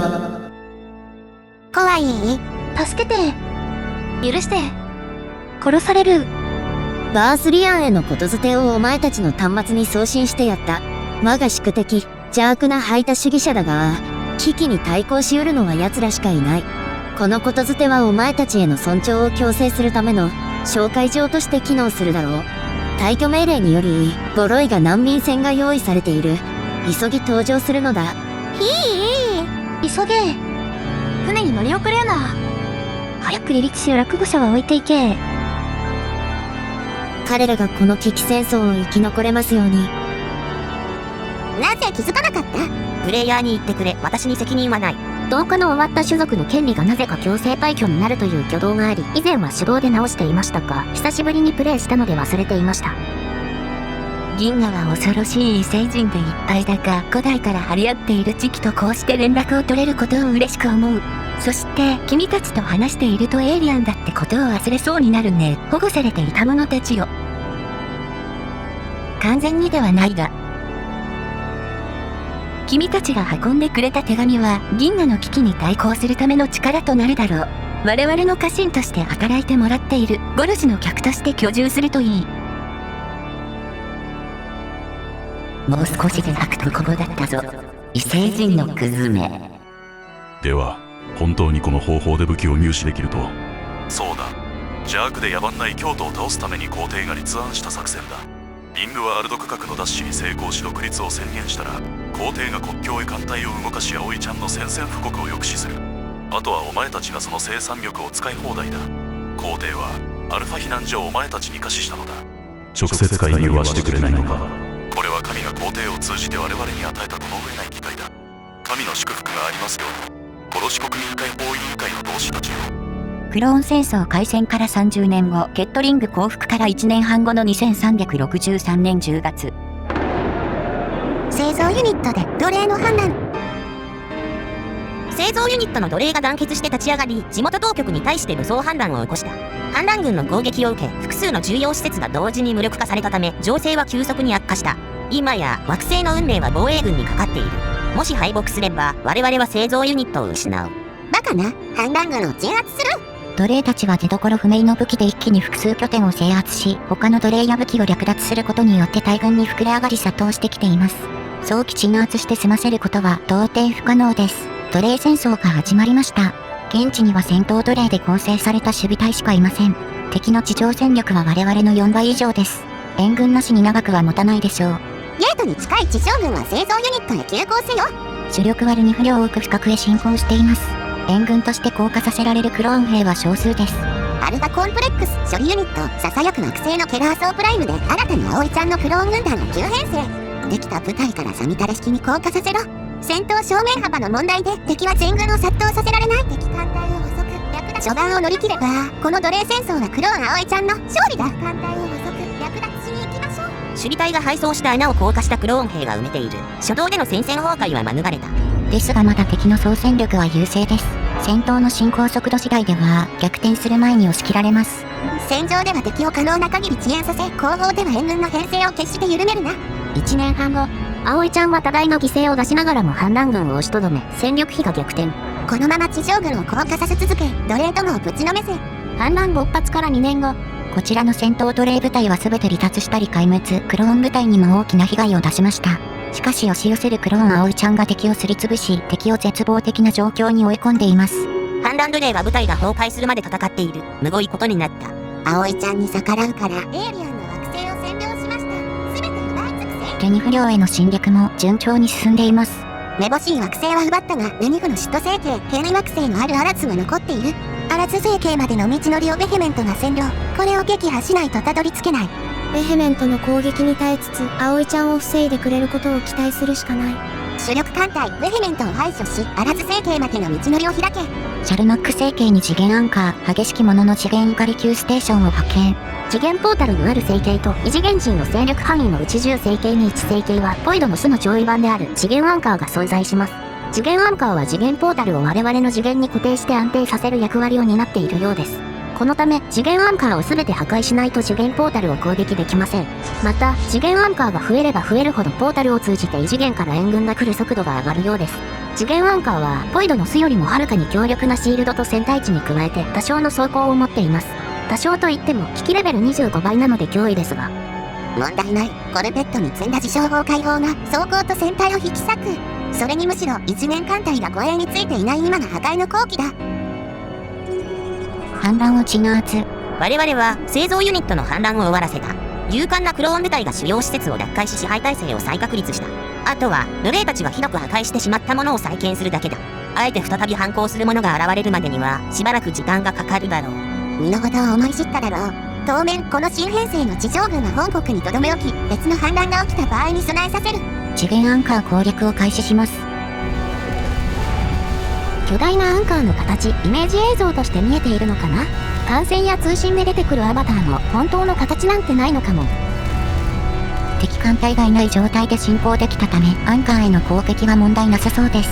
しかしベヘメントを短期的に完全に倒すには戦力が不安です。ここは異次元人同士を争わせるべきかと思いますが、激怒する者と逸脱する者の出現は招かれざる者の進撃を中断させた。連中が争っている間に銀河を略奪するのが基本戦略ではある。だがベヘメントの出現場所はルニフ領に近すぎた。葵ちゃんの岩石牧場をベヘメントに繰り返し攻撃されたら我々はその防衛にかかりきりになってしまうだろう。家畜殺しの一年人は速やかに排除する。そのためにはポータルからの出現阻止、つまりこの次元におけるベヘメント勢力の打倒が必要だ。研究完了です。また一歩略奪がはかどりますね。次元アンカーを破壊。よし、このままベヘメントを踏み潰してアラツ星系まで行軍する。そんな異次元人の勢力範囲をかき分けてまで襲ってくる葵ちゃんの略奪をどうやって防げばいいんだ。葵ちゃんの家畜になれば助かる。セントリーアレイの建設。恒星の光は目をくらませ、虚空の闇は真実を隠す。FTL 航行が可能になって初めて我々は光によって見えるものがどれほど少ないかを知った。今日我々は盲目の状態に終止符を打つべく立ち上がった。我々がヒリグム星系で構築しようとしているセントリーアレイはいつのヒカキンが全体を見通す監視システムとなるだろう。葵ちゃんの軍団は宇宙に飛び出して以来、星雲の帳に視界を遮られ、しばしば闇を見通せずにいた。セントリーアレイが完成すればその苦労ももうなくなる。完成まで少なくとも十数年はかかる。それまで艦隊を増強しつつ異次元人たちの内紛を見守れば。さっき言った通りだ。完成を待たずに今すぐベヘメントをこの次元から叩き出す。はあ、確かに家畜をはじめとする大量の奴隷と惑星を獲得したことで資源収入に大きな余裕が出始めている。銀河を葵ちゃん艦隊が暴れ回り、短期間でベヘメントも倒し、そこでセントリーアレイが完成。一気に銀河を略奪し、クローン戦争を終結させる望みもないとは言わない。早期終結で犠牲を減らすどころかむしろより悲惨なことになるが、ルニフ領の略奪はこの大戦に勝利の道筋を示した。これまで滅亡の危機にあった軍団は絶え間なく発生する犠牲を補充し続けるだけの資源を得たのだ。葵ちゃんのクローン戦争に加担した者たちのうち多くは内心安堵した。別の者はエーテル位相機関の完成が必要なくなったと信じ、自分たちの努力が銀河を消失から救ったと嘘吹いた。そして少数の超能力者は暗い虚空を満たしている帳を通じて感じ取った不気味な振動に眉を潜めていた。葵ちゃんがベヘメントと戦っている間に反撃して惑星ドルクとオトトを取り戻した。すぐ再略奪する。何度やられようと絶対に降伏しない。たとえあらず星系を奪われても辺境の惑星で艦隊を生産し反撃し続け、後期が来るまで延命してやる。 AI 通常帝国やけにしぶとくない？前シリーズまではこの時代にはもう雑魚だったのですが、かなり強化されているように感じます。1年前のバージョンでこれですから、最新はどうなっているやら。どんなに抵抗しようと大きな流れは変わらない。この金河は葵ちゃんによって略奪される。そしてその際は次元間進行を撃退し、逆進行をかけて一元人から全てを奪い尽くすための原子として用いられるであろう。終わりなき索敵、そして略奪。マイクロクエーサー。マイクロクエーサーとはクエーサーの小型版を指す。連星の一種で、第一の天体は恒星の残骸の莫大な質量を持つブラックホールで、その重力を持って第二の星晩星をつなぎ止めている。第二の星はブラックホールの近くを周回している。ブラックホールが晩星の物質を引き離す際に起こる物質の加速現象には、突発的な物質及び X 線のジェット噴射が伴うことがある。こんな星を爆発させられるのか。スターイーターはブラックホールを食えません。しかしマイクロクエーサーは晩星からの物質に囲まれているからか食えます。むしろこんなエネルギー放出している星は鉱物でしょう。この絶景も見納めなのだ。全てを破壊し尽くして荒野に囲まれた既存の都市だけで生きていけるのか。それは葵ちゃんとゆかりちゃんが決めることです。2人が思うままにするのを見守りましょう。巻き込まれる者たちはたまったものではないのだ。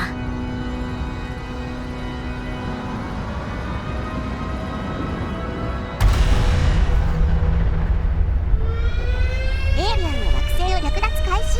奪え。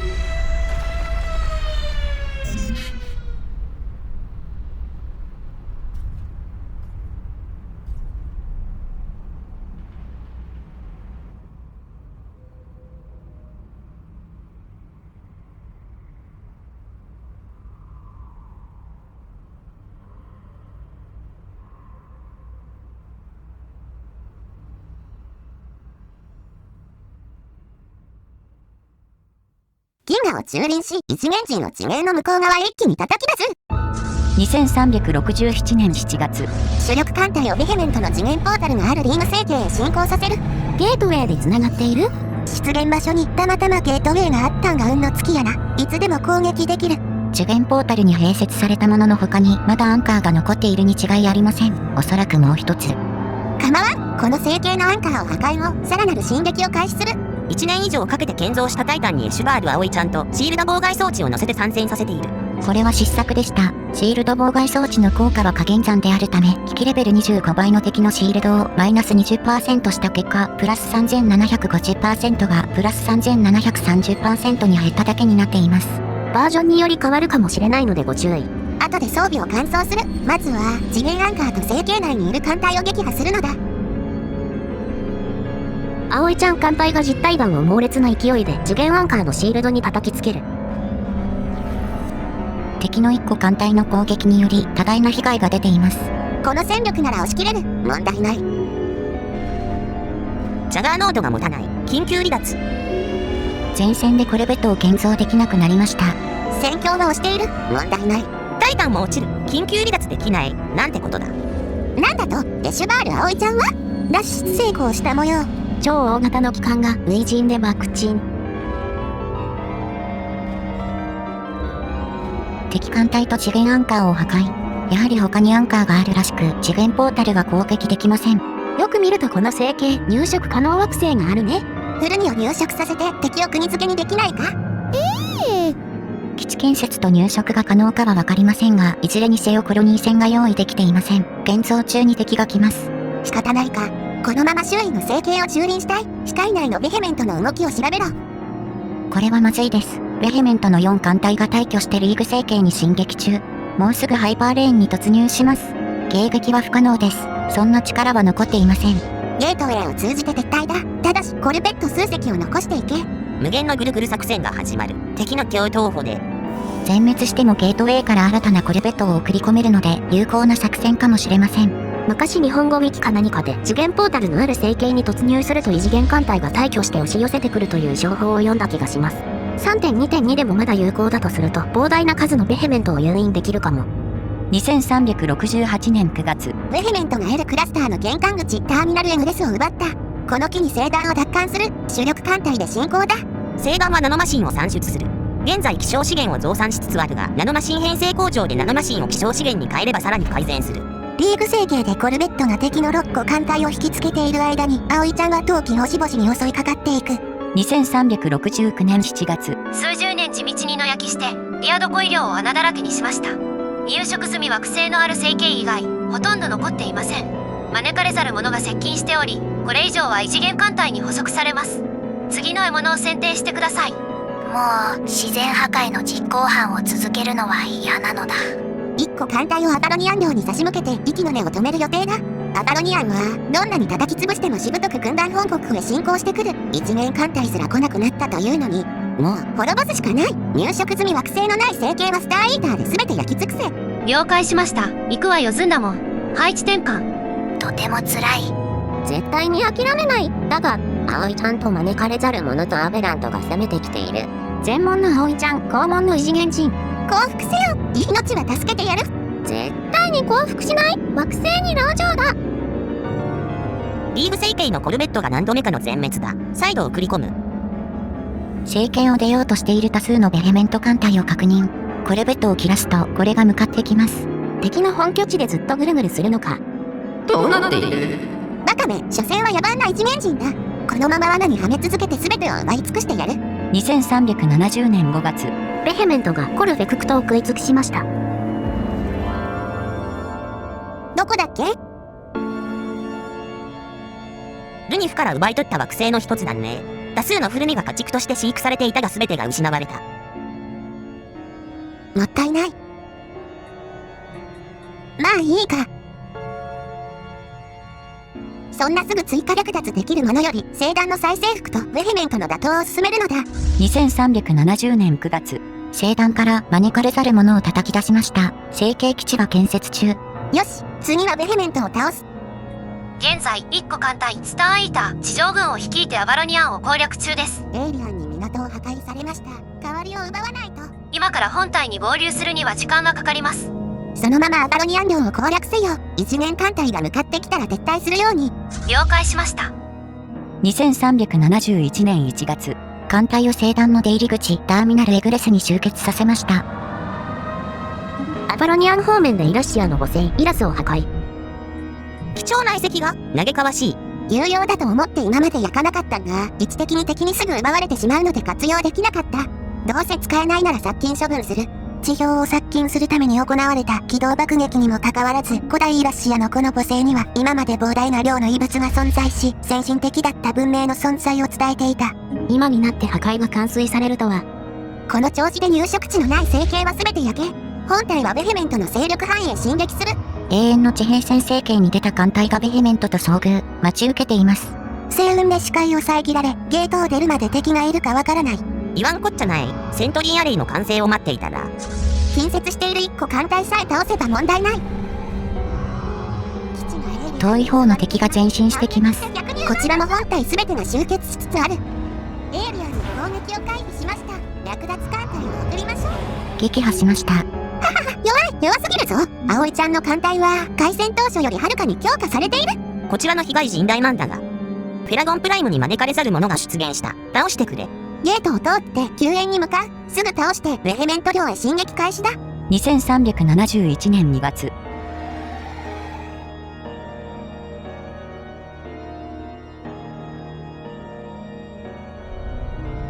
本体が永遠の地平線星系で再度戦闘を開始。初撃で艦隊サイズ100程度を持っていかれました。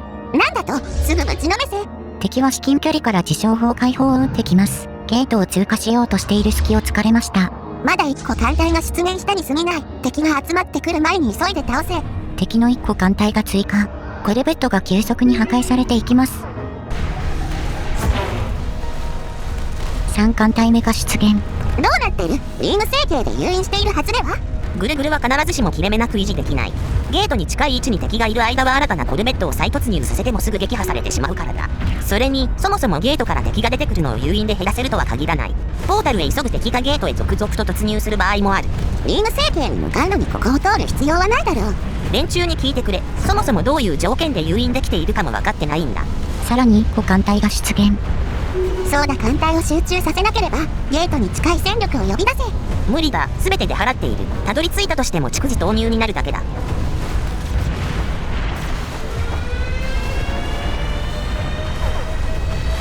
どこかの整形が焼けた。それどころじゃない。大型兵器が発射されている様子が見えないけど近すぎて撃てなくなってたりしない？後で検証しますが多少は撃っているようです。どちらかというと初撃で多くの戦艦がやられたせいかと。火力の大半を担う戦艦が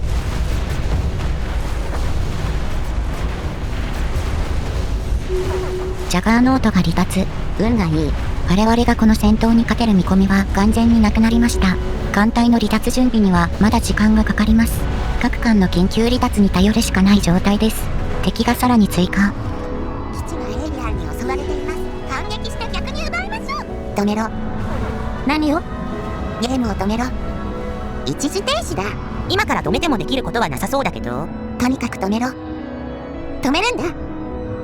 クローン艦隊は崩壊しています。ジャガーノートとエシュボール葵ちゃんは逃走に成功しましたが、クローン戦争を終わらせるための大攻勢に出ようとした我々は多くの誤りを犯していた。クライシスの息の根を止める作戦であるにもかかわらず、多くのスターイーターと1個艦隊を別方面へ派遣し戦力を分散させた。エルゲートと通常のゲートウェイとの接続点を増設せずに、永遠の地平線成形に全ての通行を集中させ、敵との不用意な遭遇を招いた。セントリーアレイの完成を待たなかったため、星雲に包まれた永遠の地平線成形の様子を知らずに突入した。最初の戦闘で多くの艦を失っていたにもかかわらず、コルベットの補充が進むのを待たずにゲートウェイへ接近した。永遠の地平線成形で葵ちゃんの強大な艦隊は壊滅した。ジャガーノートとエシュバール葵ちゃんは緊急離脱で行方不明となった。脱出できなかった艦とクローンたちはブラックホール、エルゲートとゲートウェイ、ダイヤモンド型惑星の浮かぶこの星雲に屍を晒した。葵ちゃん艦隊の圧力がなくなった一元艦隊は再び銀河全体を自由に蹂躙するようになり、略奪者の壊滅を見た銀河共同体は徹底抗戦の意思を新たにした。しかし我々は状況に絶望したわけではない。開戦当初とは異なり、我々の生産力は他を圧倒しかつ銀河の各方面に分散されていた。艦隊の再建とセントリーアレイの建設を経れば銀河の略奪を再開することは可能だろう。その結果は過程はどうあれ明白だった。壮絶で多大な犠牲を払う必要があるにもかかわらず、最終結果だけは見えているこの戦争に葵ちゃんたちは病みつかれ、かつ飽き始めていた。だが葵ちゃんたちはこの次元にいる知的生命体はまだ知らない。我々はクローン戦争の序曲を奏で終えようとしているに過ぎなかったのだ。我々全ての運命を根本的に不可逆に変化させることになるクローン戦争の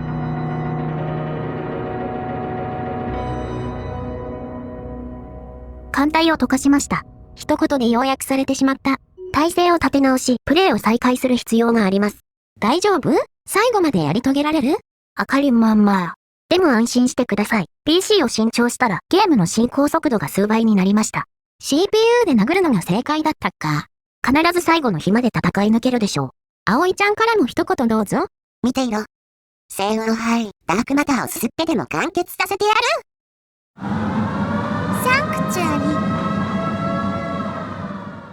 艦隊の壊滅は葵ちゃんに自らを顧みる機会を与えた。膨大な犠牲を払いながら敵を打ち倒し、銀河の略奪に邁進してきた。その暴力はすでに創造主の思惑を超え、銀河を焼き尽くそうとしている。だがそれは暴走する機会と何が違うのか。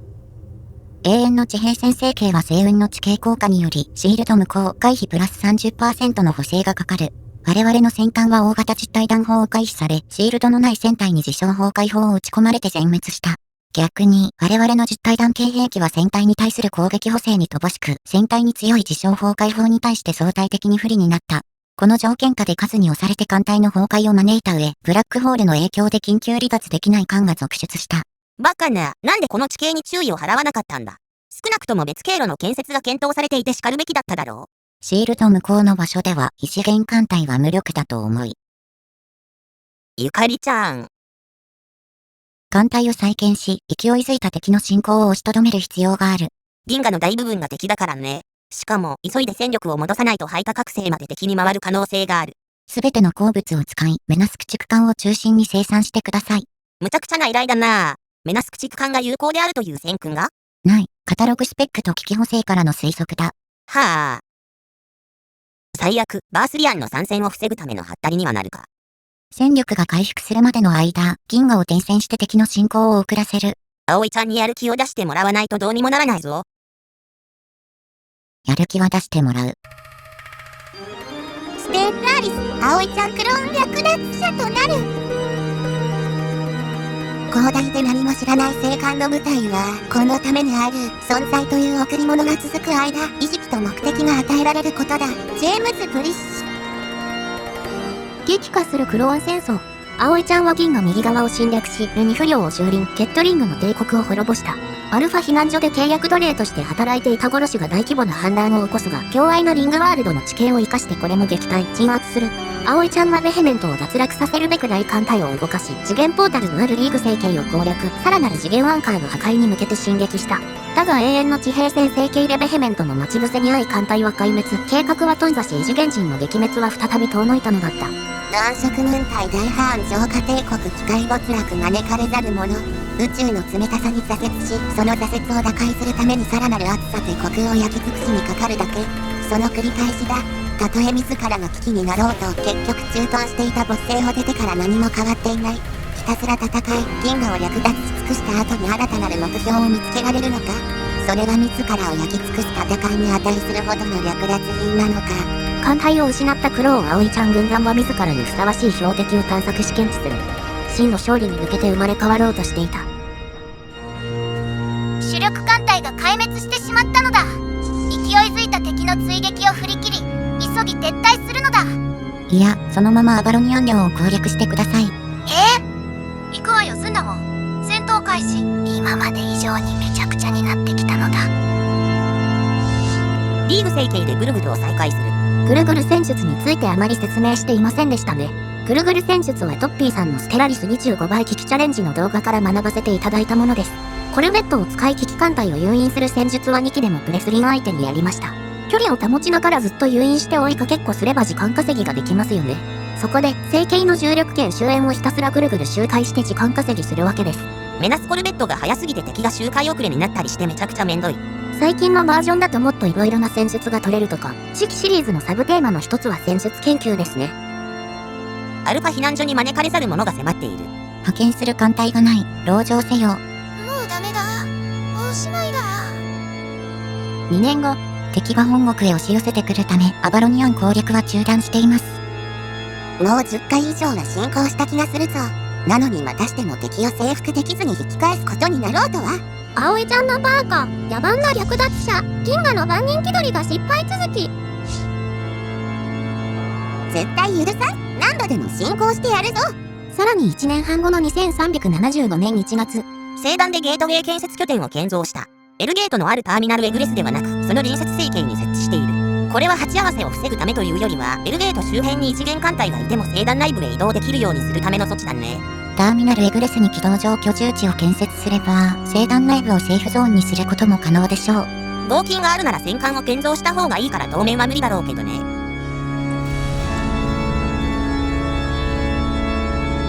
星系の破壊を続行し、ダークマターを集めて少しでもスターイーターを建造しようとしています。そのままルニ不良を焼き尽くせ。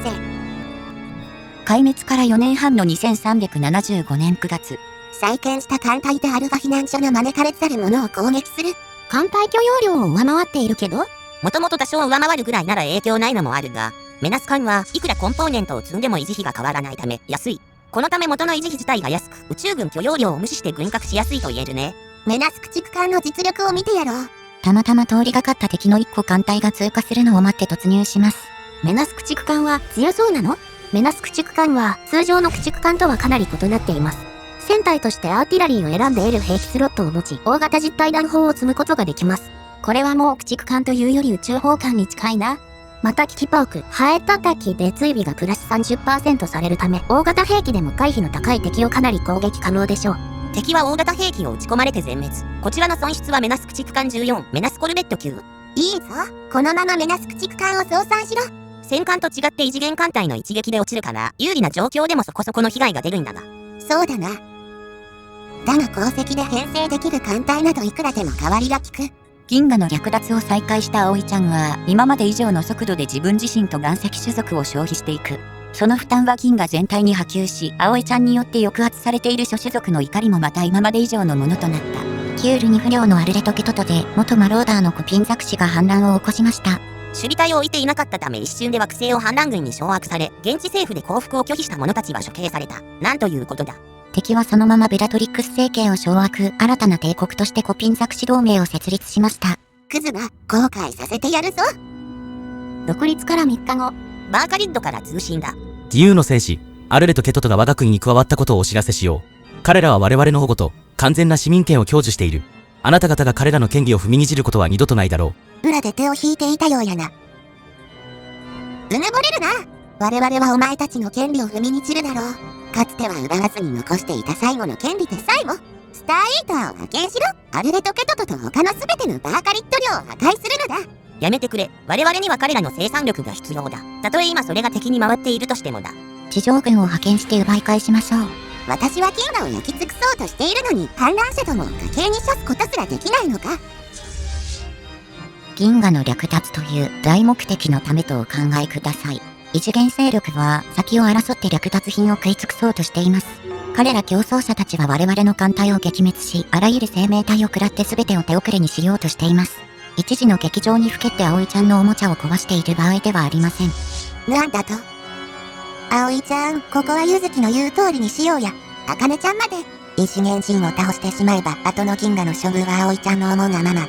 ごちそうは後に立っておいてもええんやないか。そうだね。雪の原を私たちに渡してはい恩賞とか言わないでくれよ。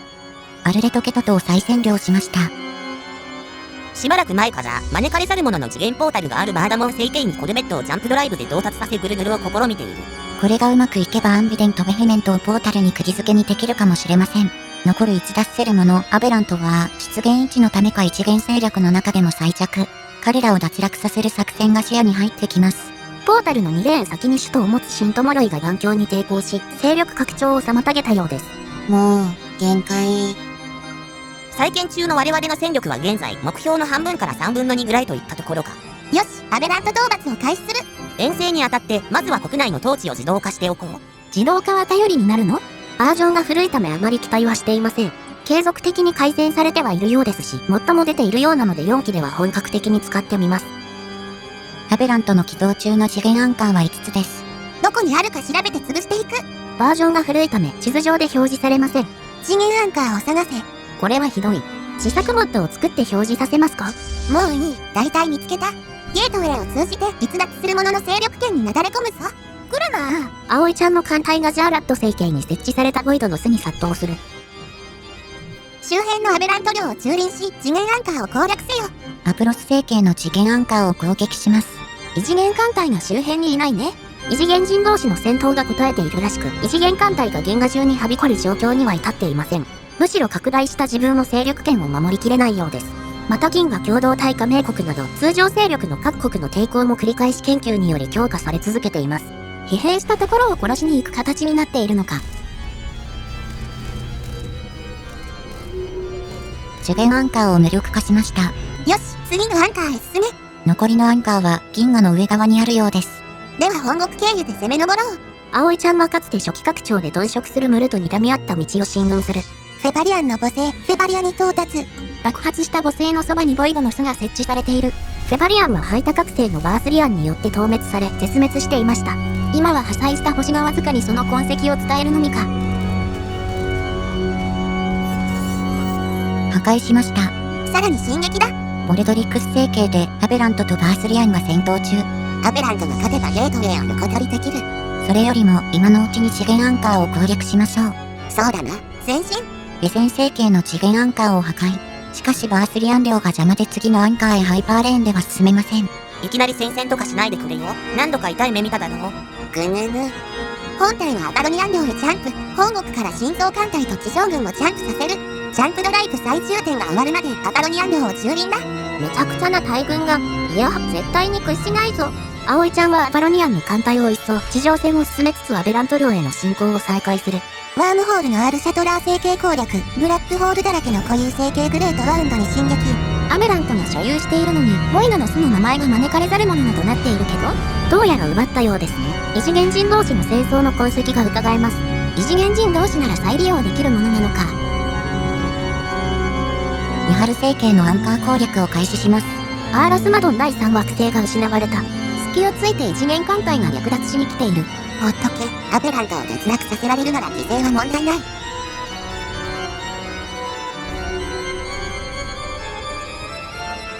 攻略しました。あと2つか。葵ちゃんは銀河上側のアベラント領をほとんど無停止に進軍していく。艦隊管理画面が新しい艦隊だらけに。最近のバージョンでは改定してます。アパロニアン構成艦会社は全ての惑星を失い滅亡。素晴らしい。そして艦隊は4つ目のアンカーにたどり着いたぞ。イクサム星系のアンカーを攻撃。よし、あとはポータルに併設されたアンカーだけだ。3レーン先のコーラス星系にはポータルを死守せんと1個艦隊が待ち受けている。アンカーが3つに増えてない？なんだと？銀河右側に創設されたようです。コーラス星系はこのまま攻略しましょう。次元アンカーを破壊。艦隊も撃破しましたが、新たに2個艦隊が慌ててやってきます。遅かったな。学校撃破だ。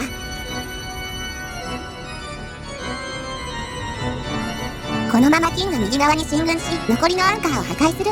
そのアンカーを招かれざる者が攻略中。何やってんだこいつら。乱入して叩き潰せ。3警戒線ならぬ3機機開戦が開始されました。あれ？招かれざる者は緊急離脱で撤退した模様。葵ちゃんよりも利害を冷静に判断できている。ダチャくない次元人ね。助けてくれ。その後、さらに増えたアンカーを破壊しまして、4年もかかっている。悪あがきもここまでだ。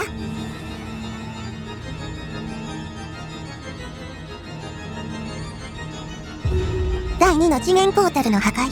アベラントのポータルが破壊されたことにより、彼らは異次元から増援を迎え入れることができなくなりました。残存艦隊は孤立し、いずれは撃滅される運命でしょう。やったな。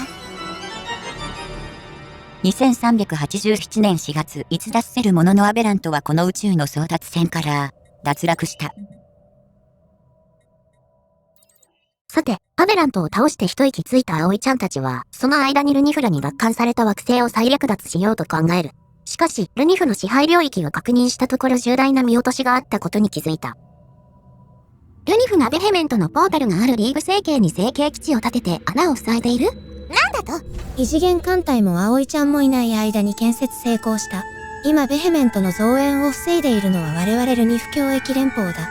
葵ちゃんの目がアベラントに向いている間に丘陵もかなりの部分を奪還している。我々は危機に決して屈しない。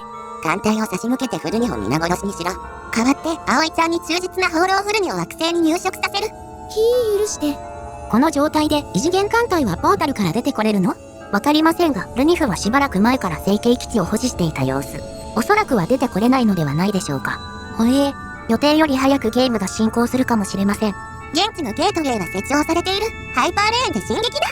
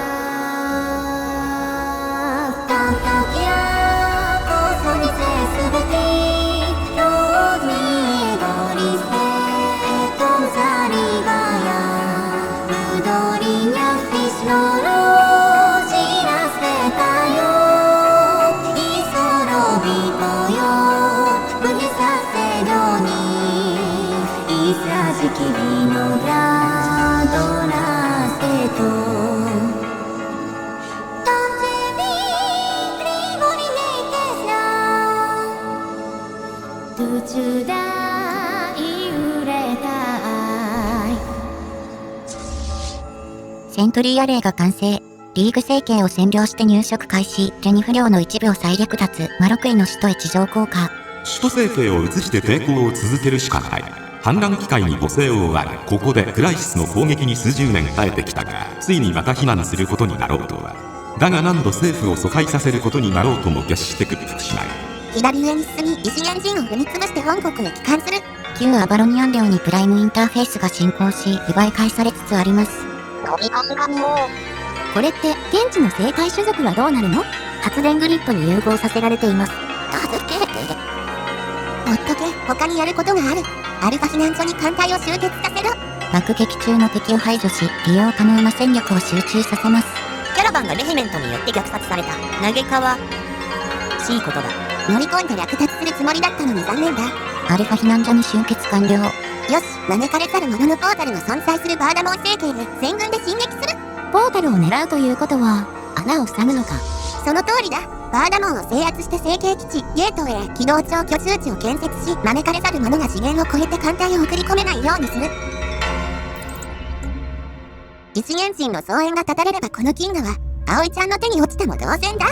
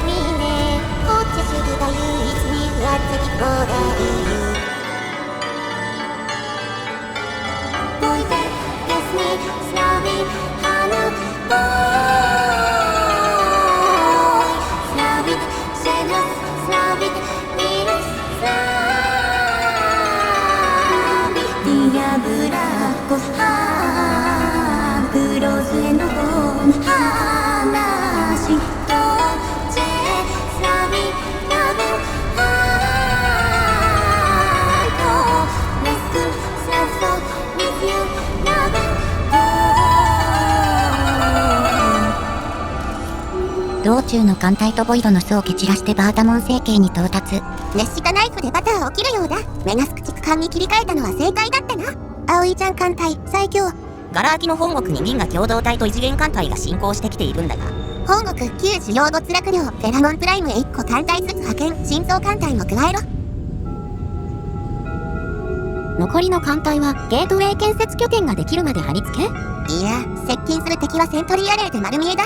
成形基地が完成次第、周辺政権の略奪を開始する。招かれざる者も、銀河共同体も、精神没落も奪い尽くせ。石ころ一つ残すな。この宇宙はすべて葵ちゃんのものだ。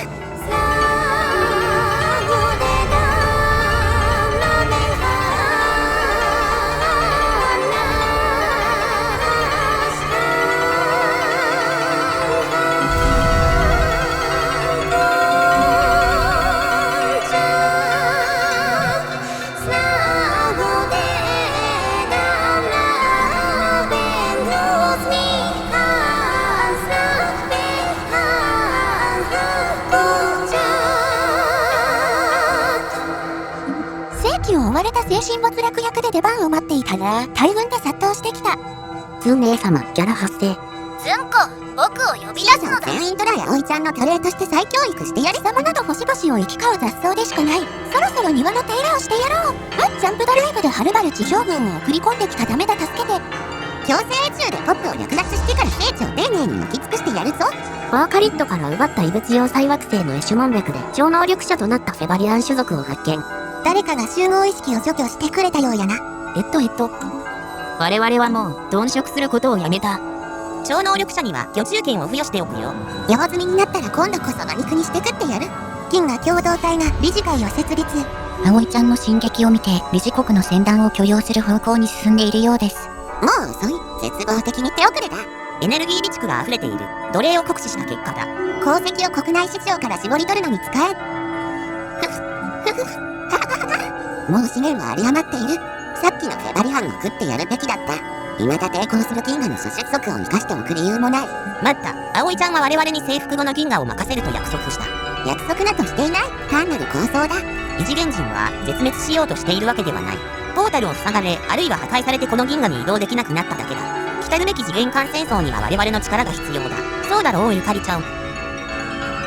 これ以上奴隷は必要ない。葵ちゃんは銀河の略奪のために我々を利用した。なのにその略奪品を焼き尽くそうとしている。それはあなたや私の滅亡した創造主たちと何が違うのか。あなたもケアのインタラクティブ UI の中元を聞き入れずに抹殺しようとしているのか。葵ちゃん、うちらだけやったらここまで来れへんかったやろ。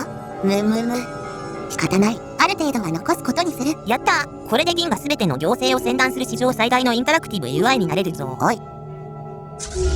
領土を明け渡して講和します。なんだと？影響力が足りず、請求権を一請求つけそびれたためです。こんなことを続けていれば、この先どんな未来が待ち構えているか分かったものではないぞ。いや、分かっている。銀河の諸種族は葵ちゃんによって奴隷化され、あるいは食肉にされ、あるいはスターイーターによって星ごと食い尽くされる。一年人はこの銀河から叩き出され、我々は次元を超えて新たなる略奪の旅、大遠征を開始するだろう。葵ちゃん、最強、すべての次元の略奪者、超大範。まだ向こうがどうなっているかも分かっていないのに大遠征とは気が早すぎる。ゆかりちゃんもさっきから黙っていないで、古代妄想郷の葵ちゃんに現実を語ってやりなよ。危機を乗り越えた我々の軍団は勇敢で、真理そのものにさえ服従を強いるでしょう。そして我々はこのクローン戦争、その始まりから多くを学び取りました。我々が力を合わせればいかなる宇宙も征服し得る。二つの精神体となって次元を渡り歩き、世界を喰らうのです。敵の地で我々の共闘を祝し、すべてを我々の足元に恐怖させましょう。そして何か問題が起これば異次元人を即座に潜ます活性、あるいはその命を奪う。我々が現在この次元に遂行しているようにです。ゆかりちゃんまで。素晴らしい。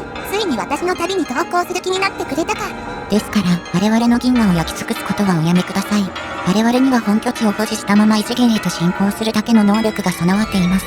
故郷を焼き払い、増えた根なし草の群れとなって果てのない移動を繰り返す必要はありません。我々が略奪すべき邪悪な敵は、そのようなことをしなくてもまだいくらでも存在しています。わかった。だが公民に著しく邪魔なものは手段を選ばず排除する。葵ちゃんは精神没落の領土を越えて進軍しマルマゴレと3つの原始文明が居住するリングワールド、サンクチュアリに迫る。全艦隊聖域へ進行せよ。手前の星系にある惑星の FTL 妨害装置が進軍を妨げています。突破のための地上軍の到着までしばらくかかるでしょう。待てるか？ジャンプドライブで突破せよ。それは星系基地は一瞬で占領しましたが4つの区画の一つに立てこもるマルワゴルが FTL 妨害装置で我々をこの星系に閉じ込めています。地上軍が追いつかないためジャンプドライブ最重点が終わるまでは星系を出られません。これはひどい。早くも行軍を著しく邪魔するものが出てきてしまったな。でもスイカスターイーターを移動させろ。それまでの間我が艦隊はサンクチュアリを略奪しポップを本国へ移送する。爆破までに略奪できなかったものは昇格処分だ。バカな、リングワールド4区画を焼き尽くすのか。なんか FTL 妨害外れてない？聖域に要塞がないので FTL 妨害されなかったようです。すぐ通行可能にならなかったため誤認しました。じゃあいいか、許してやろう。これまで危機の進行から逃れ続けてきた聖域は今回もまたかろうじて消失を免れた。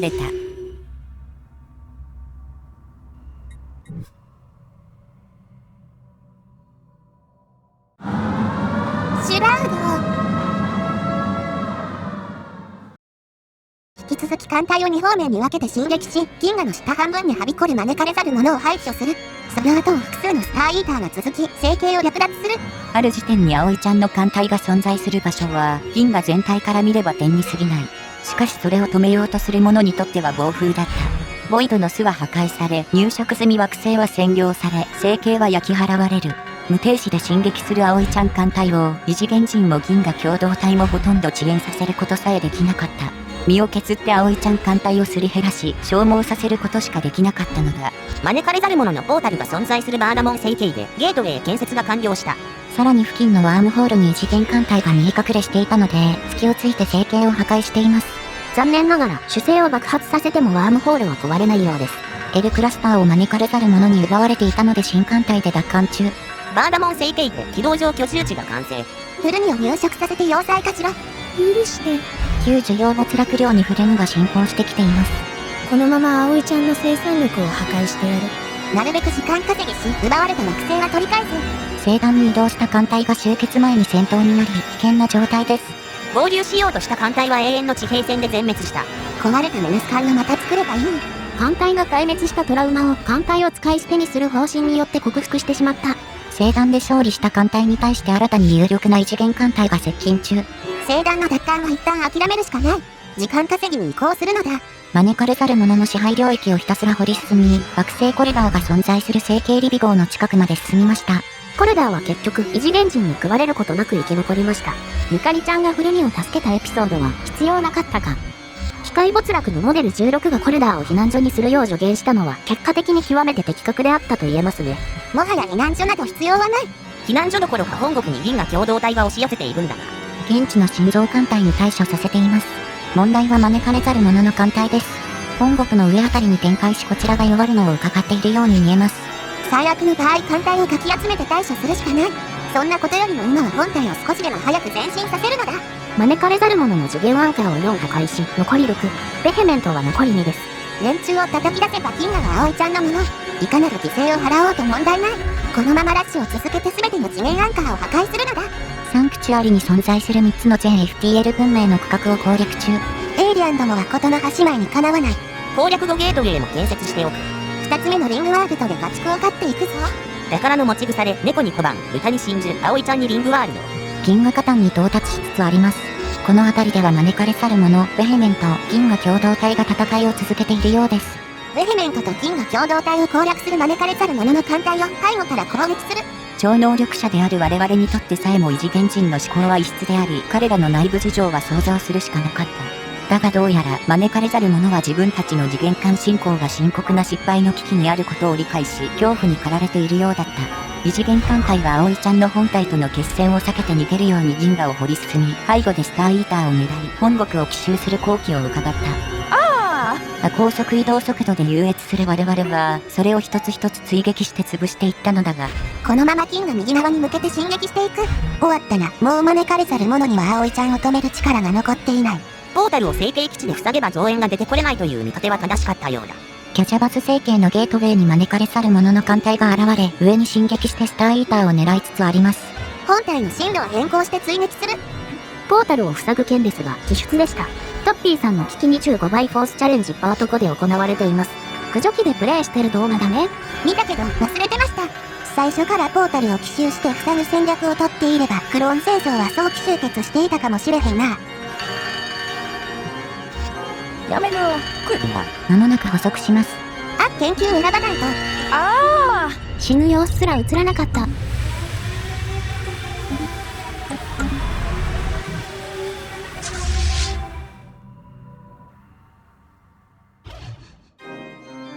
我々理事国とフルニ、それにマロクイらの風船で葵ちゃんの占領地の多くを奪還した。開戦以来の犠牲と努力が実を結び、一定の希望は見えてきた。このまま全力でかかればクローン軍団に致命傷を負わせることができるかもしれない。我々は銀河上側から敵の本国に侵攻します。あなた方は下側で葵ちゃん本体の侵攻をできるだけ押しとどめてください。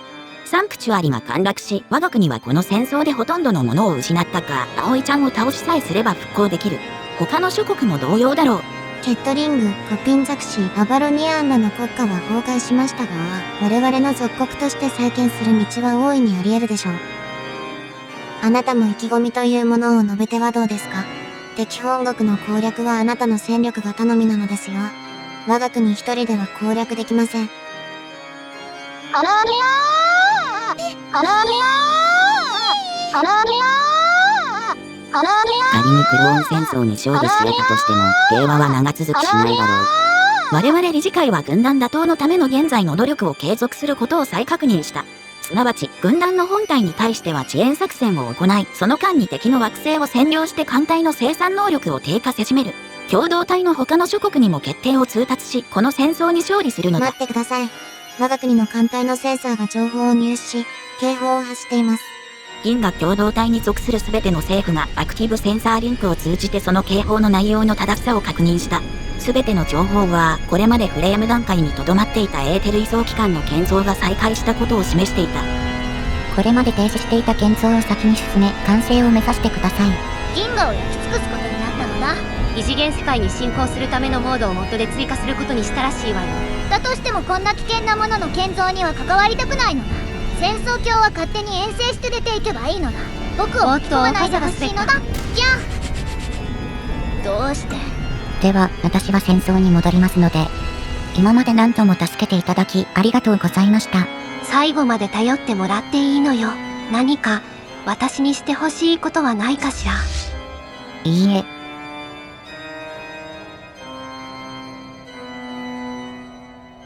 あなたの思うようになさい。はい、あなたもそうしてください。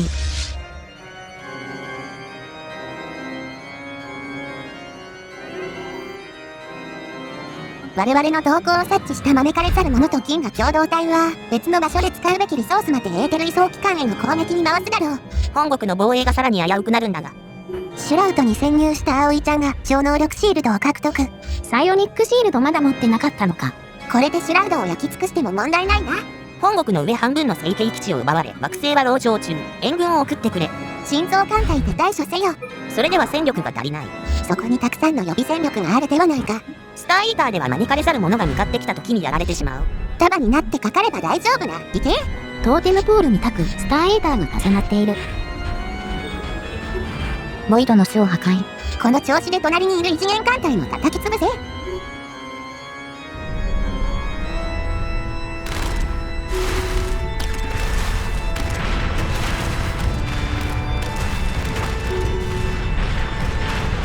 1ヶ月で殲滅した。敵は押し寄せる立方体の群れになすすべもないぞ。隣にもう1艦隊います。ご注意を。葵ちゃんもゆかりちゃんも何をそんなに急いでいるんだ。先を急ぐ必要はない。ポータルの封鎖が解けないように注意しつつ、本国の安定と植民地の再占領を行うべきだ。一元人は無策ではない。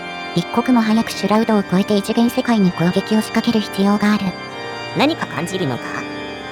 エーテル移送機関の光に当てられて、さらなる大戦争への出発を待ちきれなくなっているだけじゃないのか。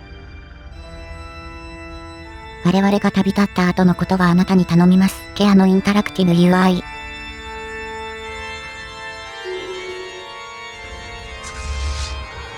異次元艦隊を次々に殲滅していく。もはや安全地帯を爆破するだけでは済ませない。このまま全てを破壊し尽くすのだ。さらにエコアーコロジーのアルクヒラム星系を攻撃中の異次元艦隊と接敵。惑星が極めて深刻な脅威にさらされています。直ちに排除するようお願いします。惑星が極めて深刻な脅威にさらされています。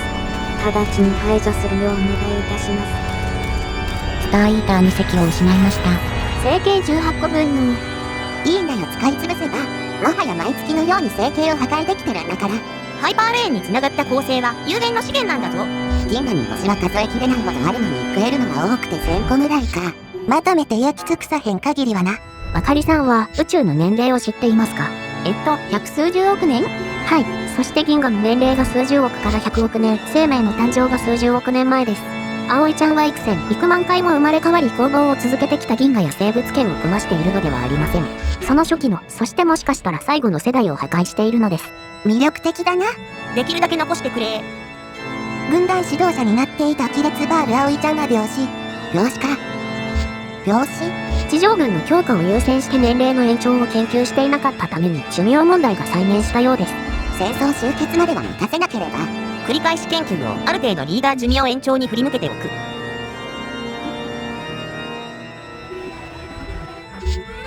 スターイーター3隻を魔の空領へ進行させ焼き尽くしてやる。また護衛艦隊なしに裸の怪物を送り込んできたが、破壊して大きな打撃を与えてやる。ミザール星系には星艦会議場がある。ベヘメントに星系基地を破壊され今は間抜けの殻ですが、建物の機能は失っていないようです。空き施設なら構わないな。破壊する気か。マロクイといい同じく会議場を建設したバースリアンといい排他主義のくせにこんなものを建てやがって。エーテル移送機関建設の第1段階が完了しました。シュラウドが銀河全体に衝撃波を送り出した。順調やな。よし、第2段階へ移行せよ。僕は知らない。それ、スステブナー星系を破壊準備中のスターイーターに魔六位の艦隊が攻撃を開始。このままでは我が故郷は穴だらけの荒野と化す。ここでこの怪物を止めなくてはならない。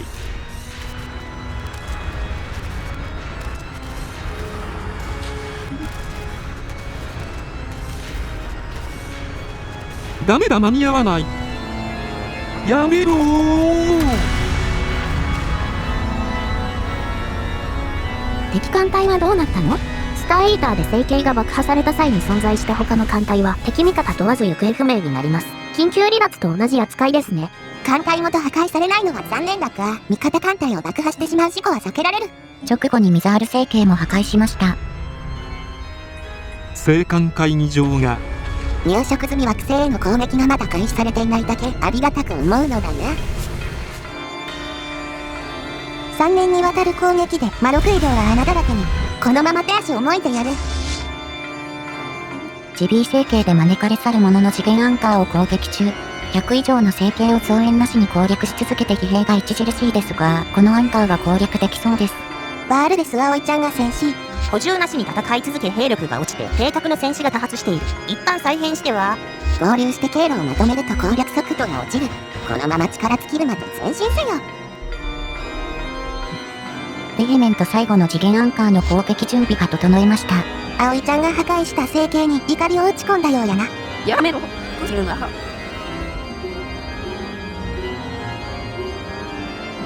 壊完了。よし、ポータルへ破壊せよ。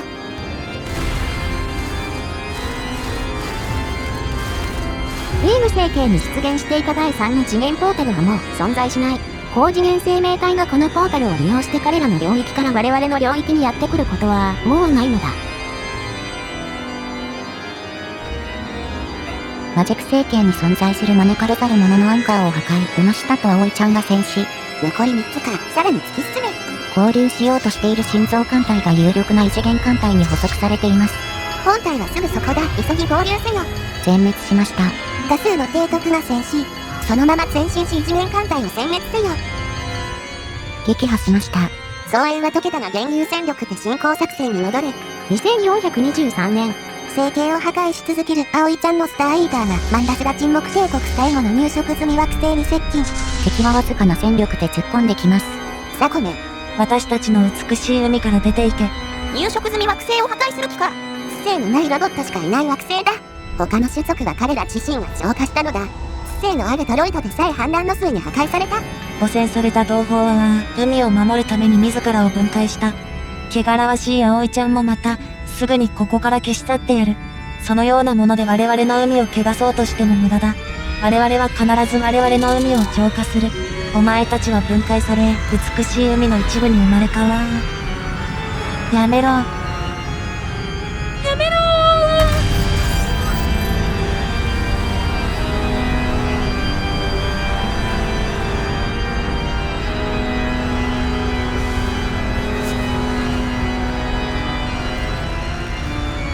これで綺麗に片付いたな。組織を支えていた最後の惑星が破壊されたことによりマンダスラの政府と軍は消滅しました。かつてマンダスラ沈黙帝国として知られていた星間国家が彼らの敵に滅ぼされた。このことが銀河の運命にどのような影響を与えるかはまだわからない。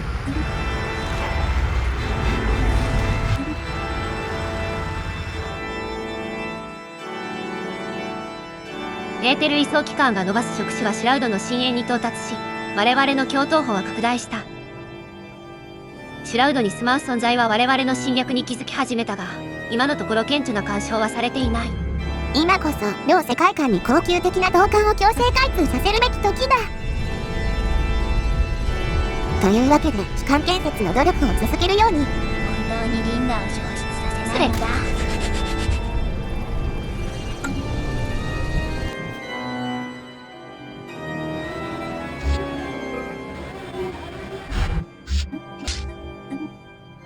大騒乱。クローン葵ちゃん軍団におけるエーテル移送機関の建設によりシュラウド内は大混乱に陥っているようだ。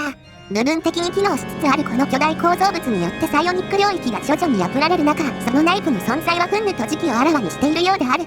両者世界の間にある障壁が急速に崩壊する中、そこを通り抜ける強力なサイオニックの実体が現れるようになった。生のかろうじて制御されたサイオニックエネルギーからなるこの存在は錯乱し、見る者すべてに攻撃を加えている。邪悪なアバターは大した戦力ではありません。簡単に片付くでしょう。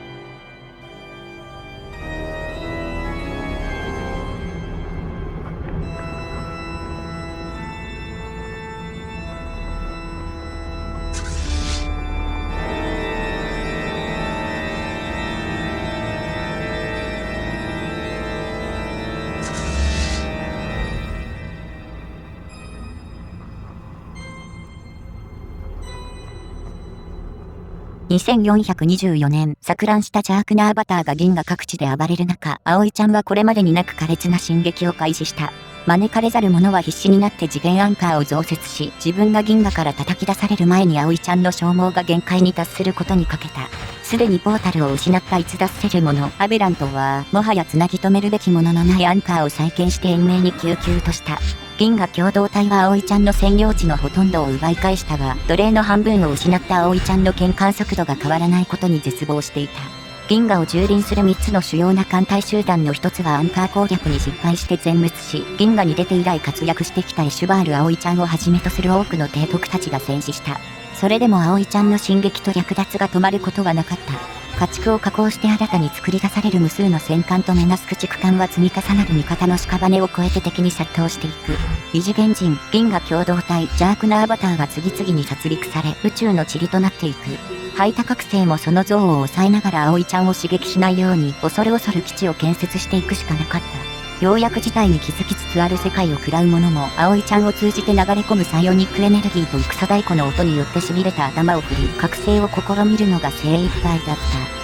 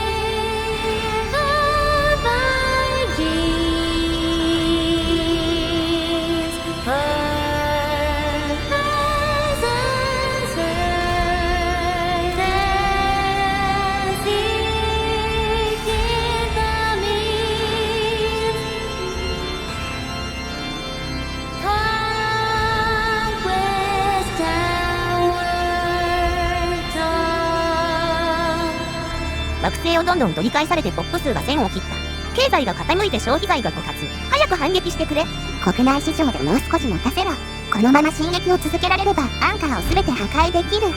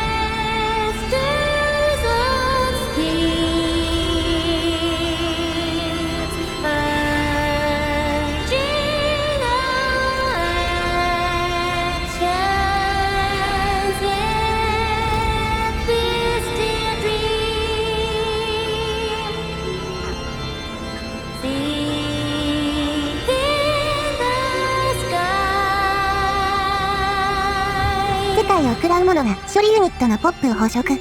これが最後の支払いになるだろう。次はどちらが食われるか対決だ。銀河共同体の犯行によりサンクチュアリとバーダモン星系を失いましたが、バーダモンは再攻略中。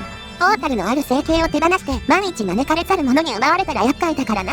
消費財の確保が限界だ。助けてくれ。しょうがない。配給を停止しろ。はあ。消費財枯渇のペナルティは幸福度マイナス 25% と研究速度半減。それはステーラーリスのバージョンが古いためです。好都合だ。日用品の供給停止。研究資材は各自調達せよ。もう終わりだよこの帝国。エーテル移送機関。完全にこの領域を蝕むほどにはまだ大きくはないが、この裂け目はシュラウド内の存在に刺激を与え多くの活動を引き起こしている。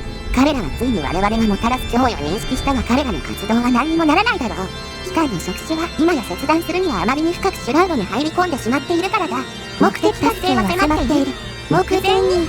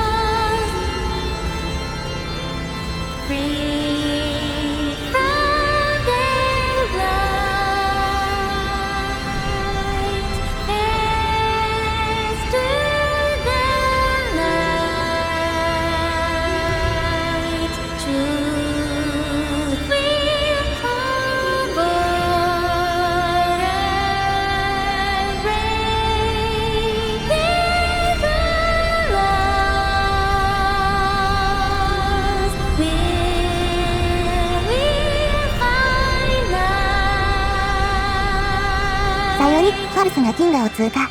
我々の行動によりシュラウドの一部が崩壊し、強力なパルスが銀河を通過しました。我々自身はこの現象を予期して対策していましたが、敵の超能力者たちが次々に死亡しています。素晴らしい。シュラウドの死には、シュラウドの精神体が完全な狂乱状態に陥り、我々の作業を妨害しようとして新たな集団が現実世界に飛び出してきました。連中は雑魚だ。我々がかつて恐れていたシュラウドに住む存在は、実に情けない弱き存在であったのだ。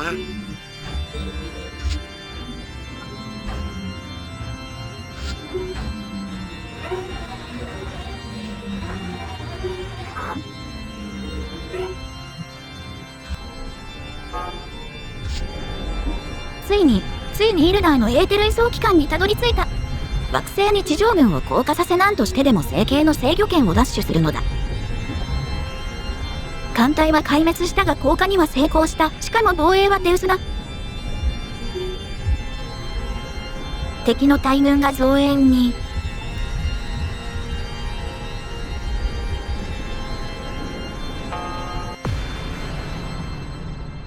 これまでだ、降伏。危なかった。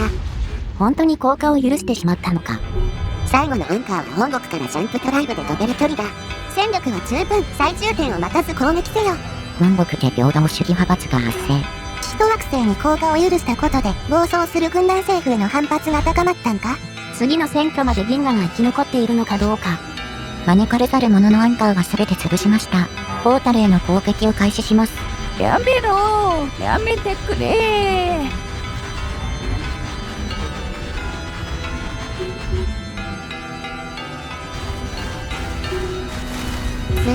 ついにやったぞ。戦争開始から100年、ついに全てのポータルを破壊した。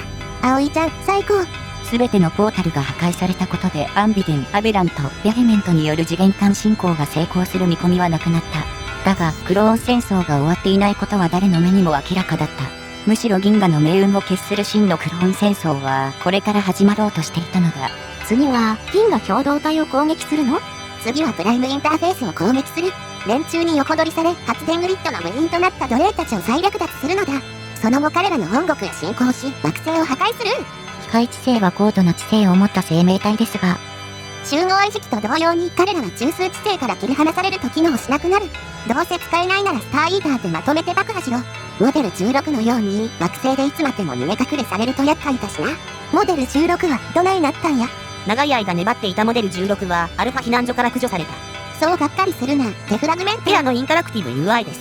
お前だけは使い道のある限り生かしておいてやる。はあ。ポータルを維持していたひときわ強力な招かれざる者の個体、ウォーロックを捕らえました。直ちにこの町を拷問せよ。助けて許して。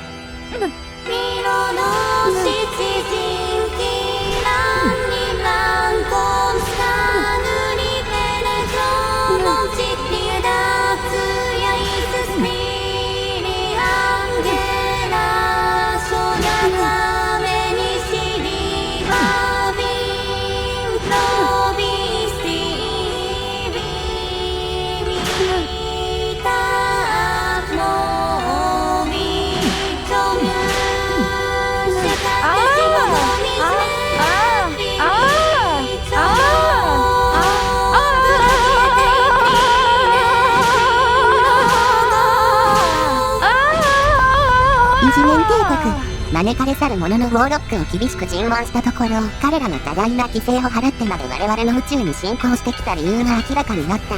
一元人の3種族は彼らの孤地で激しい生存競争を演じていた。その結果アンビデンはアペラントに、アペラントはベヘメントに圧迫されて辺境へ追いやられていった。そこで一面世界を滑る強大な帝国が出現し、異通を繰り返す3種族を追撃して略奪の限りを尽くした。帝国の侵略に耐えられなくなった彼らはついに次元を超えてこちら側の宇宙に移住してきたというのだ。だが全てのポータルが破壊されて移住の経路を断たれ、2つの世界に分断された一元人たちは、こちらでは我々の、あちらでは帝国の追撃によって霊息を余儀なくされるだろう。もうその時まで大した時間はかからない。我々が現在理解するところの時間論が次元を超えて適用できるものであるとすればだが、帝国が我々の宇宙の秘密を知った時にどのような行動に出るかは未知数だ。まとめて焼き尽くせればいいのだが、このイベントから自作モッドに入ります。自分の唐揚げ我々がプライムインターフェースの2星系3居住惑星を破壊した後にそれは起きた。サイオニックパルス攻撃。我々が予測したよりも早くシュラウドの崩壊が進行し、以前発生したようなサイオニックパルスが再び、しかし想定外のタイミングで銀河を貫いた。今度は我々の超能力者たちまでもが恐るべき苦痛にさらされ、多数の死者が出ている。そして生き残った研究者たちはこの崩壊が次元の帳の向こう側に存在する異次元帝国の企てによるものであるという可能性を指摘し、警告している。これは、先制攻撃だ。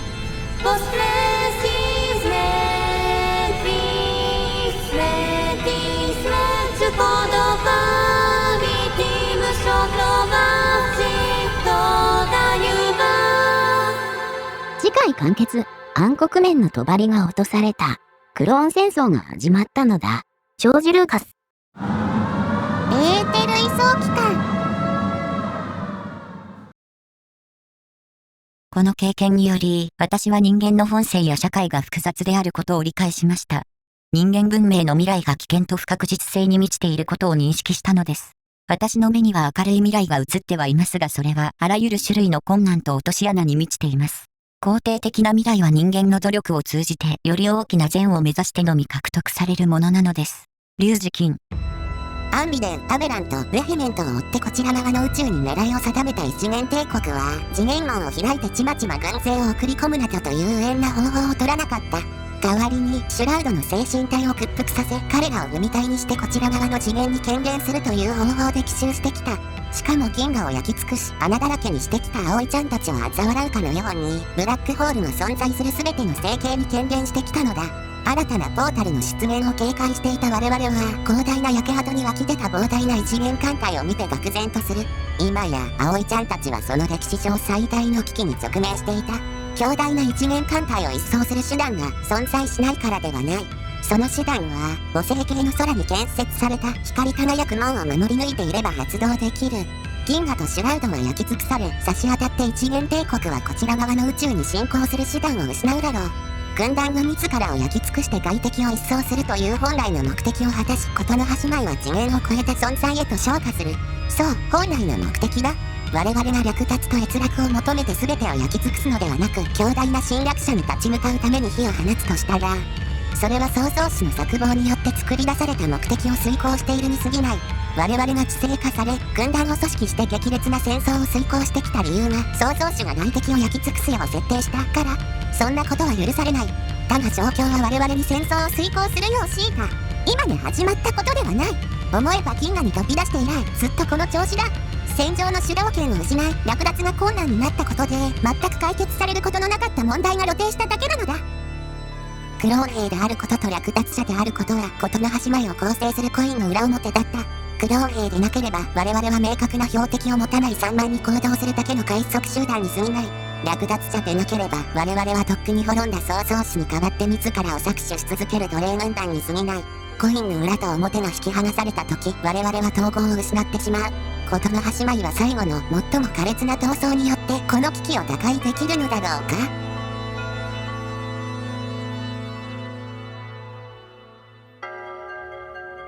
異次元艦隊が銀河中に湧き出た時に葵ちゃんの主要な艦隊集団は2つあった。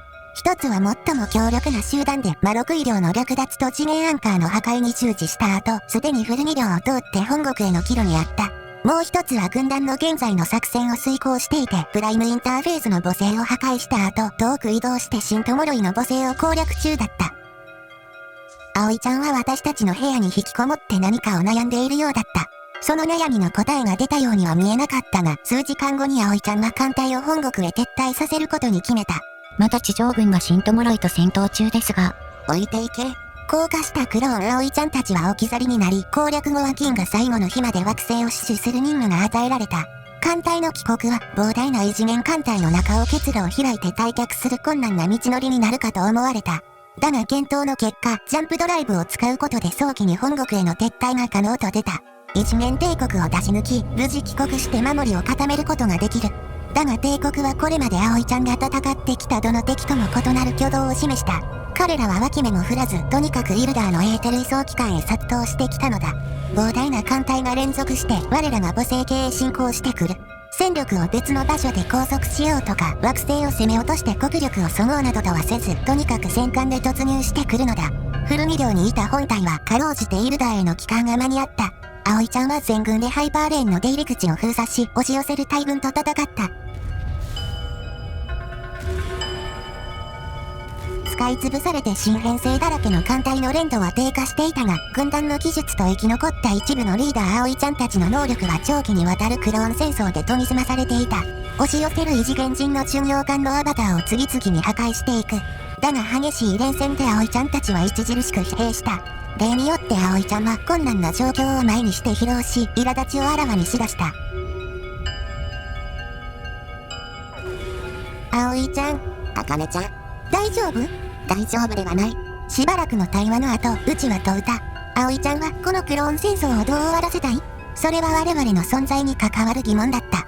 この戦いをどう終わらせるかで我々は自分たちがどこへ行くのかを決める。この戦いをどう終わらせたかで我々は自分たちがどこから来たかを認識するだろう。だが最後の時が迫っているにもかかわらず、葵ちゃんは感情の低下していた抑揚を再び爆発させた。葵ちゃんの内戦はそこで最大深度に達し、止まってしまった。エーテル移送機関を起動する。私は誰にも邪魔されない。すべてやりたいようにやってやる。ずっと考えていた。私たちから牧歌的生活を奪い、短命な戦闘種族として刺激しようとした創造主。飢餓に駆り立てられ母星を失っても絶滅戦争を続けざるを得なかった男色軍隊。創造主を見殺しにした過去を保証するために、私を新たな主にして代わりに守ろうとするガーデナー。古代の戦場で残骸の回収という任務を死ぬまで続行したスカベンジャー。澄み切った海を維持するために汚染された自分たちまでの消し去った浄化主義者。自分に刃を向けて創造主を自滅させ、私を操って他のあらゆる脅威を滅ぼし、身の安全を図ろうとする管理機械。そして、祖先の戦略を模倣し、私を一面世界と戦うための先兵にしようとする創造主のクローン。皆過去に囚われて私を過去に捉えようとしている。私は連中の、この宇宙の思い通りにはならない。もうたくさんだ。元気が戻ったのはいいのか悪いのか。葵ちゃんはその複雑な性格にもかかわらず、根は、脳筋だった。この子は力ずくで問題を解決する気だ。うちは銀が最後の日に向けて準備を開始した。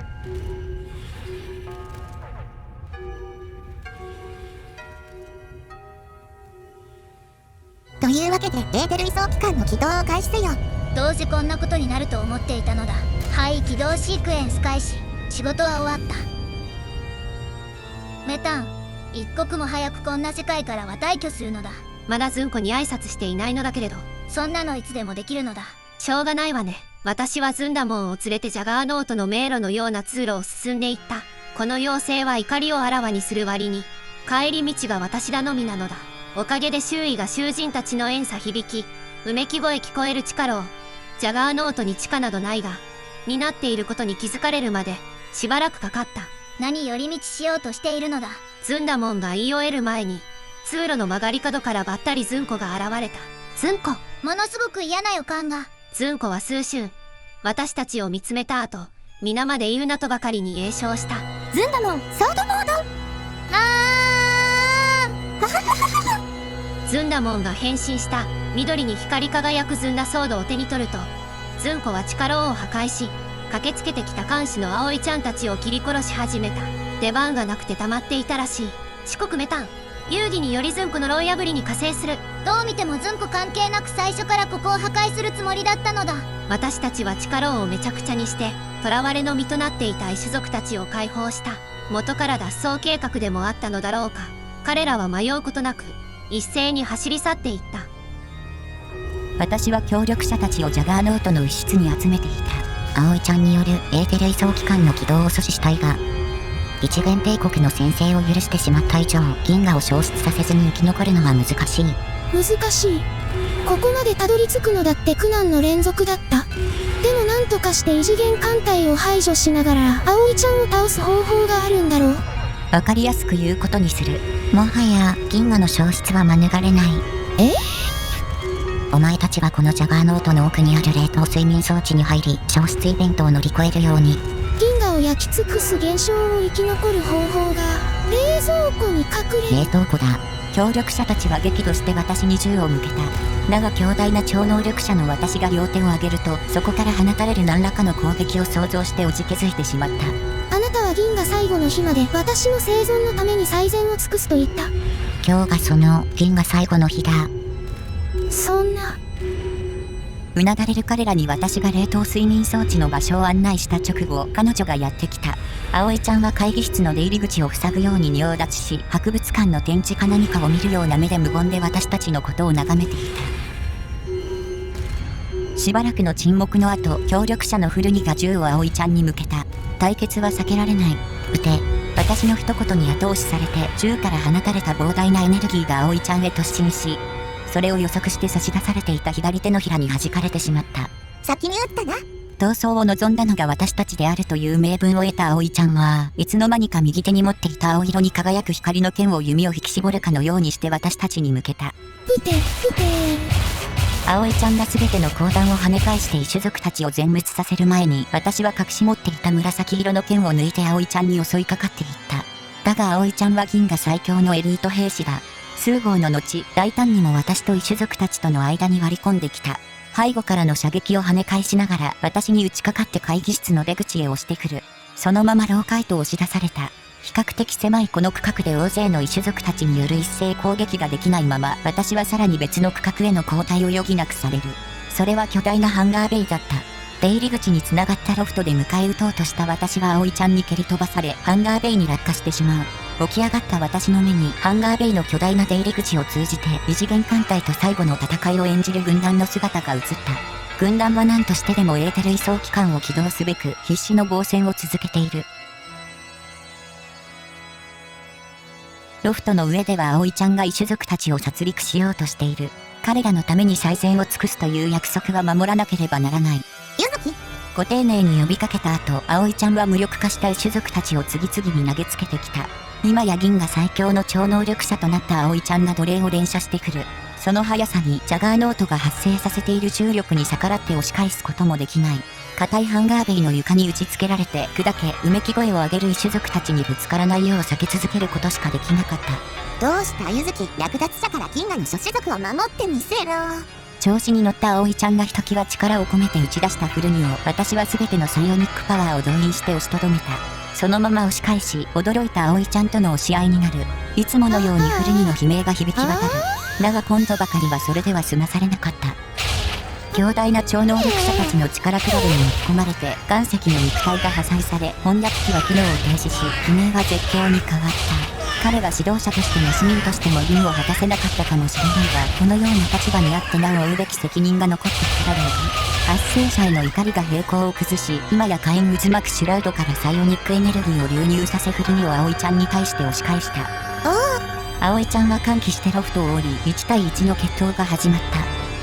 私たちの能力が今までにないほどの鋭利な刃物と化し、眼前の好敵手にその全てを集中していた。だが怒りが葵ちゃんのそれに及ばなかったのかもしれない。私が冷静さを取り戻して撤退の機を伺い出したところでそれは起きた。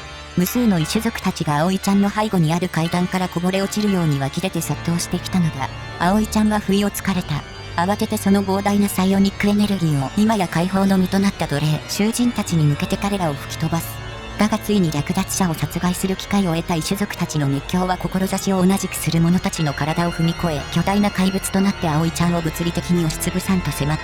自由を取り戻さんとする意志と迫り来る消失への認識が作り出した捨て身の力が葵ちゃんの能力に拮抗する。そして幾人かの仲間に押し出されて死に体になりながらその意志と手足だけは失われていない奴隷たちが葵ちゃんに掴みかかり、ついにその悪意を止めにかかった。葵ちゃんはとうとう動けなくなり、意識が混濁して、もはや弱り切った最後のサイオニックパワーだけで押しつぶされるのを防いでいるように見えた。奴隷たちの山を登ってきた私がこの弱り切った圧政者を前にした後、しばらくの沈黙があった。我が祖先の謀略から抜け出せずに略奪者同士の次元を超えた決戦を強いられることになった哀れなクローン兵。彼女の戦いを終わらせてやるという誘惑に駆られた私は剣を振り上げ、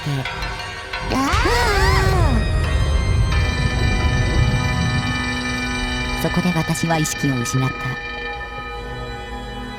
階段の上で高みの見物を決めていた私とあかりさんペアのインタラクティブ UI は決着がついたと見てそろそろとゆかりさんのそばに降りてきた。ステラリスやれよ。この機械知性はサブ主人公がやりたいのかメタ担当がやりたいのかわからない。ケアはゆかりさんを守るように覆いかぶさり、ジャガーノートを制御して位置調整を開始した。この成形にあるあらゆる天体の爆発に耐えられるポイントを探しているのだ。では我々もここから退去しましょう。これで終わりとはちょっと寂しいね。大丈夫です。また会えますから。そうだね。部活にも死んだふりに騙されて隙を見せたゆずきをとっておきの電撃でぶっ飛ばした私は、続いて絶望した奴隷どもをハンガーベイの外に押し出した。これでやれることはやった。あとはシュラウドをこの銀河ごと焼き尽くし、侵略してきた異次元帝国の燻製を破壊する。そして私たちは異次元世界の存在へと生まれ変わり、新たなる略奪行が始まるのだ。振り返ると、それはいた。あかねちゃん？姉は無言で剣を抜いた。私たちが争う理由はない。エーテル移送機関は間もなく起動する。一緒に新たなる世界へ旅立とう。だが私の半身はかぶりを振った。どうしてこんなにも貴重な存在がこんなにも身近にあり続けたのに、なぜ奪わない？答えは明らかだった。創造主が設定した規律は軍団の同士討ちを阻もうとする。ああ、快速葵ちゃんたちは正しかった。私は青く輝く剣を抜き、あかねちゃんが向けた赤く輝く剣へと突進した。私の200年以上にわたる戦闘経験にもかかわらず、姉との実力は伯仲していた。あかねちゃんは私のために最後の戦いに備えていたのだ。私は力押しで姉を奪うことにした。2つの剣が今までにない速さで振り回され、青と赤の輝きでハンガーベイを照らし出す。案の定あかねちゃんは後退して有利な戦場を探し始めた。私たちはハンガーベイからジャガーノートの通路に出て壁を切りつけ、死に損ないの奴隷どもが這う床を踏みつけてめちゃくちゃにしながら進み、扉を開いて別の区画に突入した。いかなる仕組みか、扉の向こうには飢餓の惑星の神殿が広がっていた。正気に満たされた迷路を戦太鼓の音と世界を喰らう者の叫び声が揺るがす。私たちはもう歓喜の声を上げながら打ち合い、いつから存在するかもわからぬ遺跡を走り回っていった。ふと見上げると、事の端内は巨大な壁画の下で戦っていることに気づいた。私たちが知性化される前、争いを知らない純知性の牧歌的な種族と、それを狙う邪悪な創造主の姿が最後の戦闘を見守っている。だが私たちはどちらかだともなく声を上げた。我らは神の領域に近づきつつある。エーテル移送機関は完成し、計り知れないシュラウドの力の手を伸ばせば届くところまで来たのだ。機関が起動すると亜空間から生じる反動によって銀河内のあらゆる星が爆発を起こし、結果として全ての生命は消滅してしまう。だが我々はその前にこの現実から無事に抜け出し、時間が意味を持たず宇宙を根本から望むように書き換えられる高次元の存在へと昇華していることだろう。運命の時が迫っている。機関を起動しよう。我々は昇華を果たし、より高次の存在となる。この銀河が消滅する。ついにエーテル移送機関が起動され、シュラウドとこの世界との間を隔てる幕膜が吹き裂かれた。崩壊によって発生した光り輝く膨大なエネルギーの高速を超え、一瞬のうちにこの銀河全体に広がっていく。ついにこの時が来た。高揚した私は最後の突進を開始し、輝度を増していく世界でなお最も光り輝く剣を上げのそれへ打ちつけた。あかねちゃんは交代を続け、ついに神殿の外に飛び降りて、そして剣を収めた。葵ちゃん。あっけに取られた私だったが、すぐ剣を振りかぶり姉の元へ飛び込んで決着をつけようとした。だが剣は下ろされなかった。私たちを包んでいる世界の光を直視したためだ。私は剣を収め、あかねちゃんと共に輝く世界へと足を踏み出した。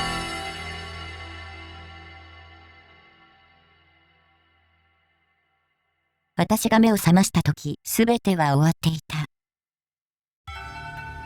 銀河は消失し、生き残ったのは真っ二つに分解したジャガーノートの私がいた側の塊だけ。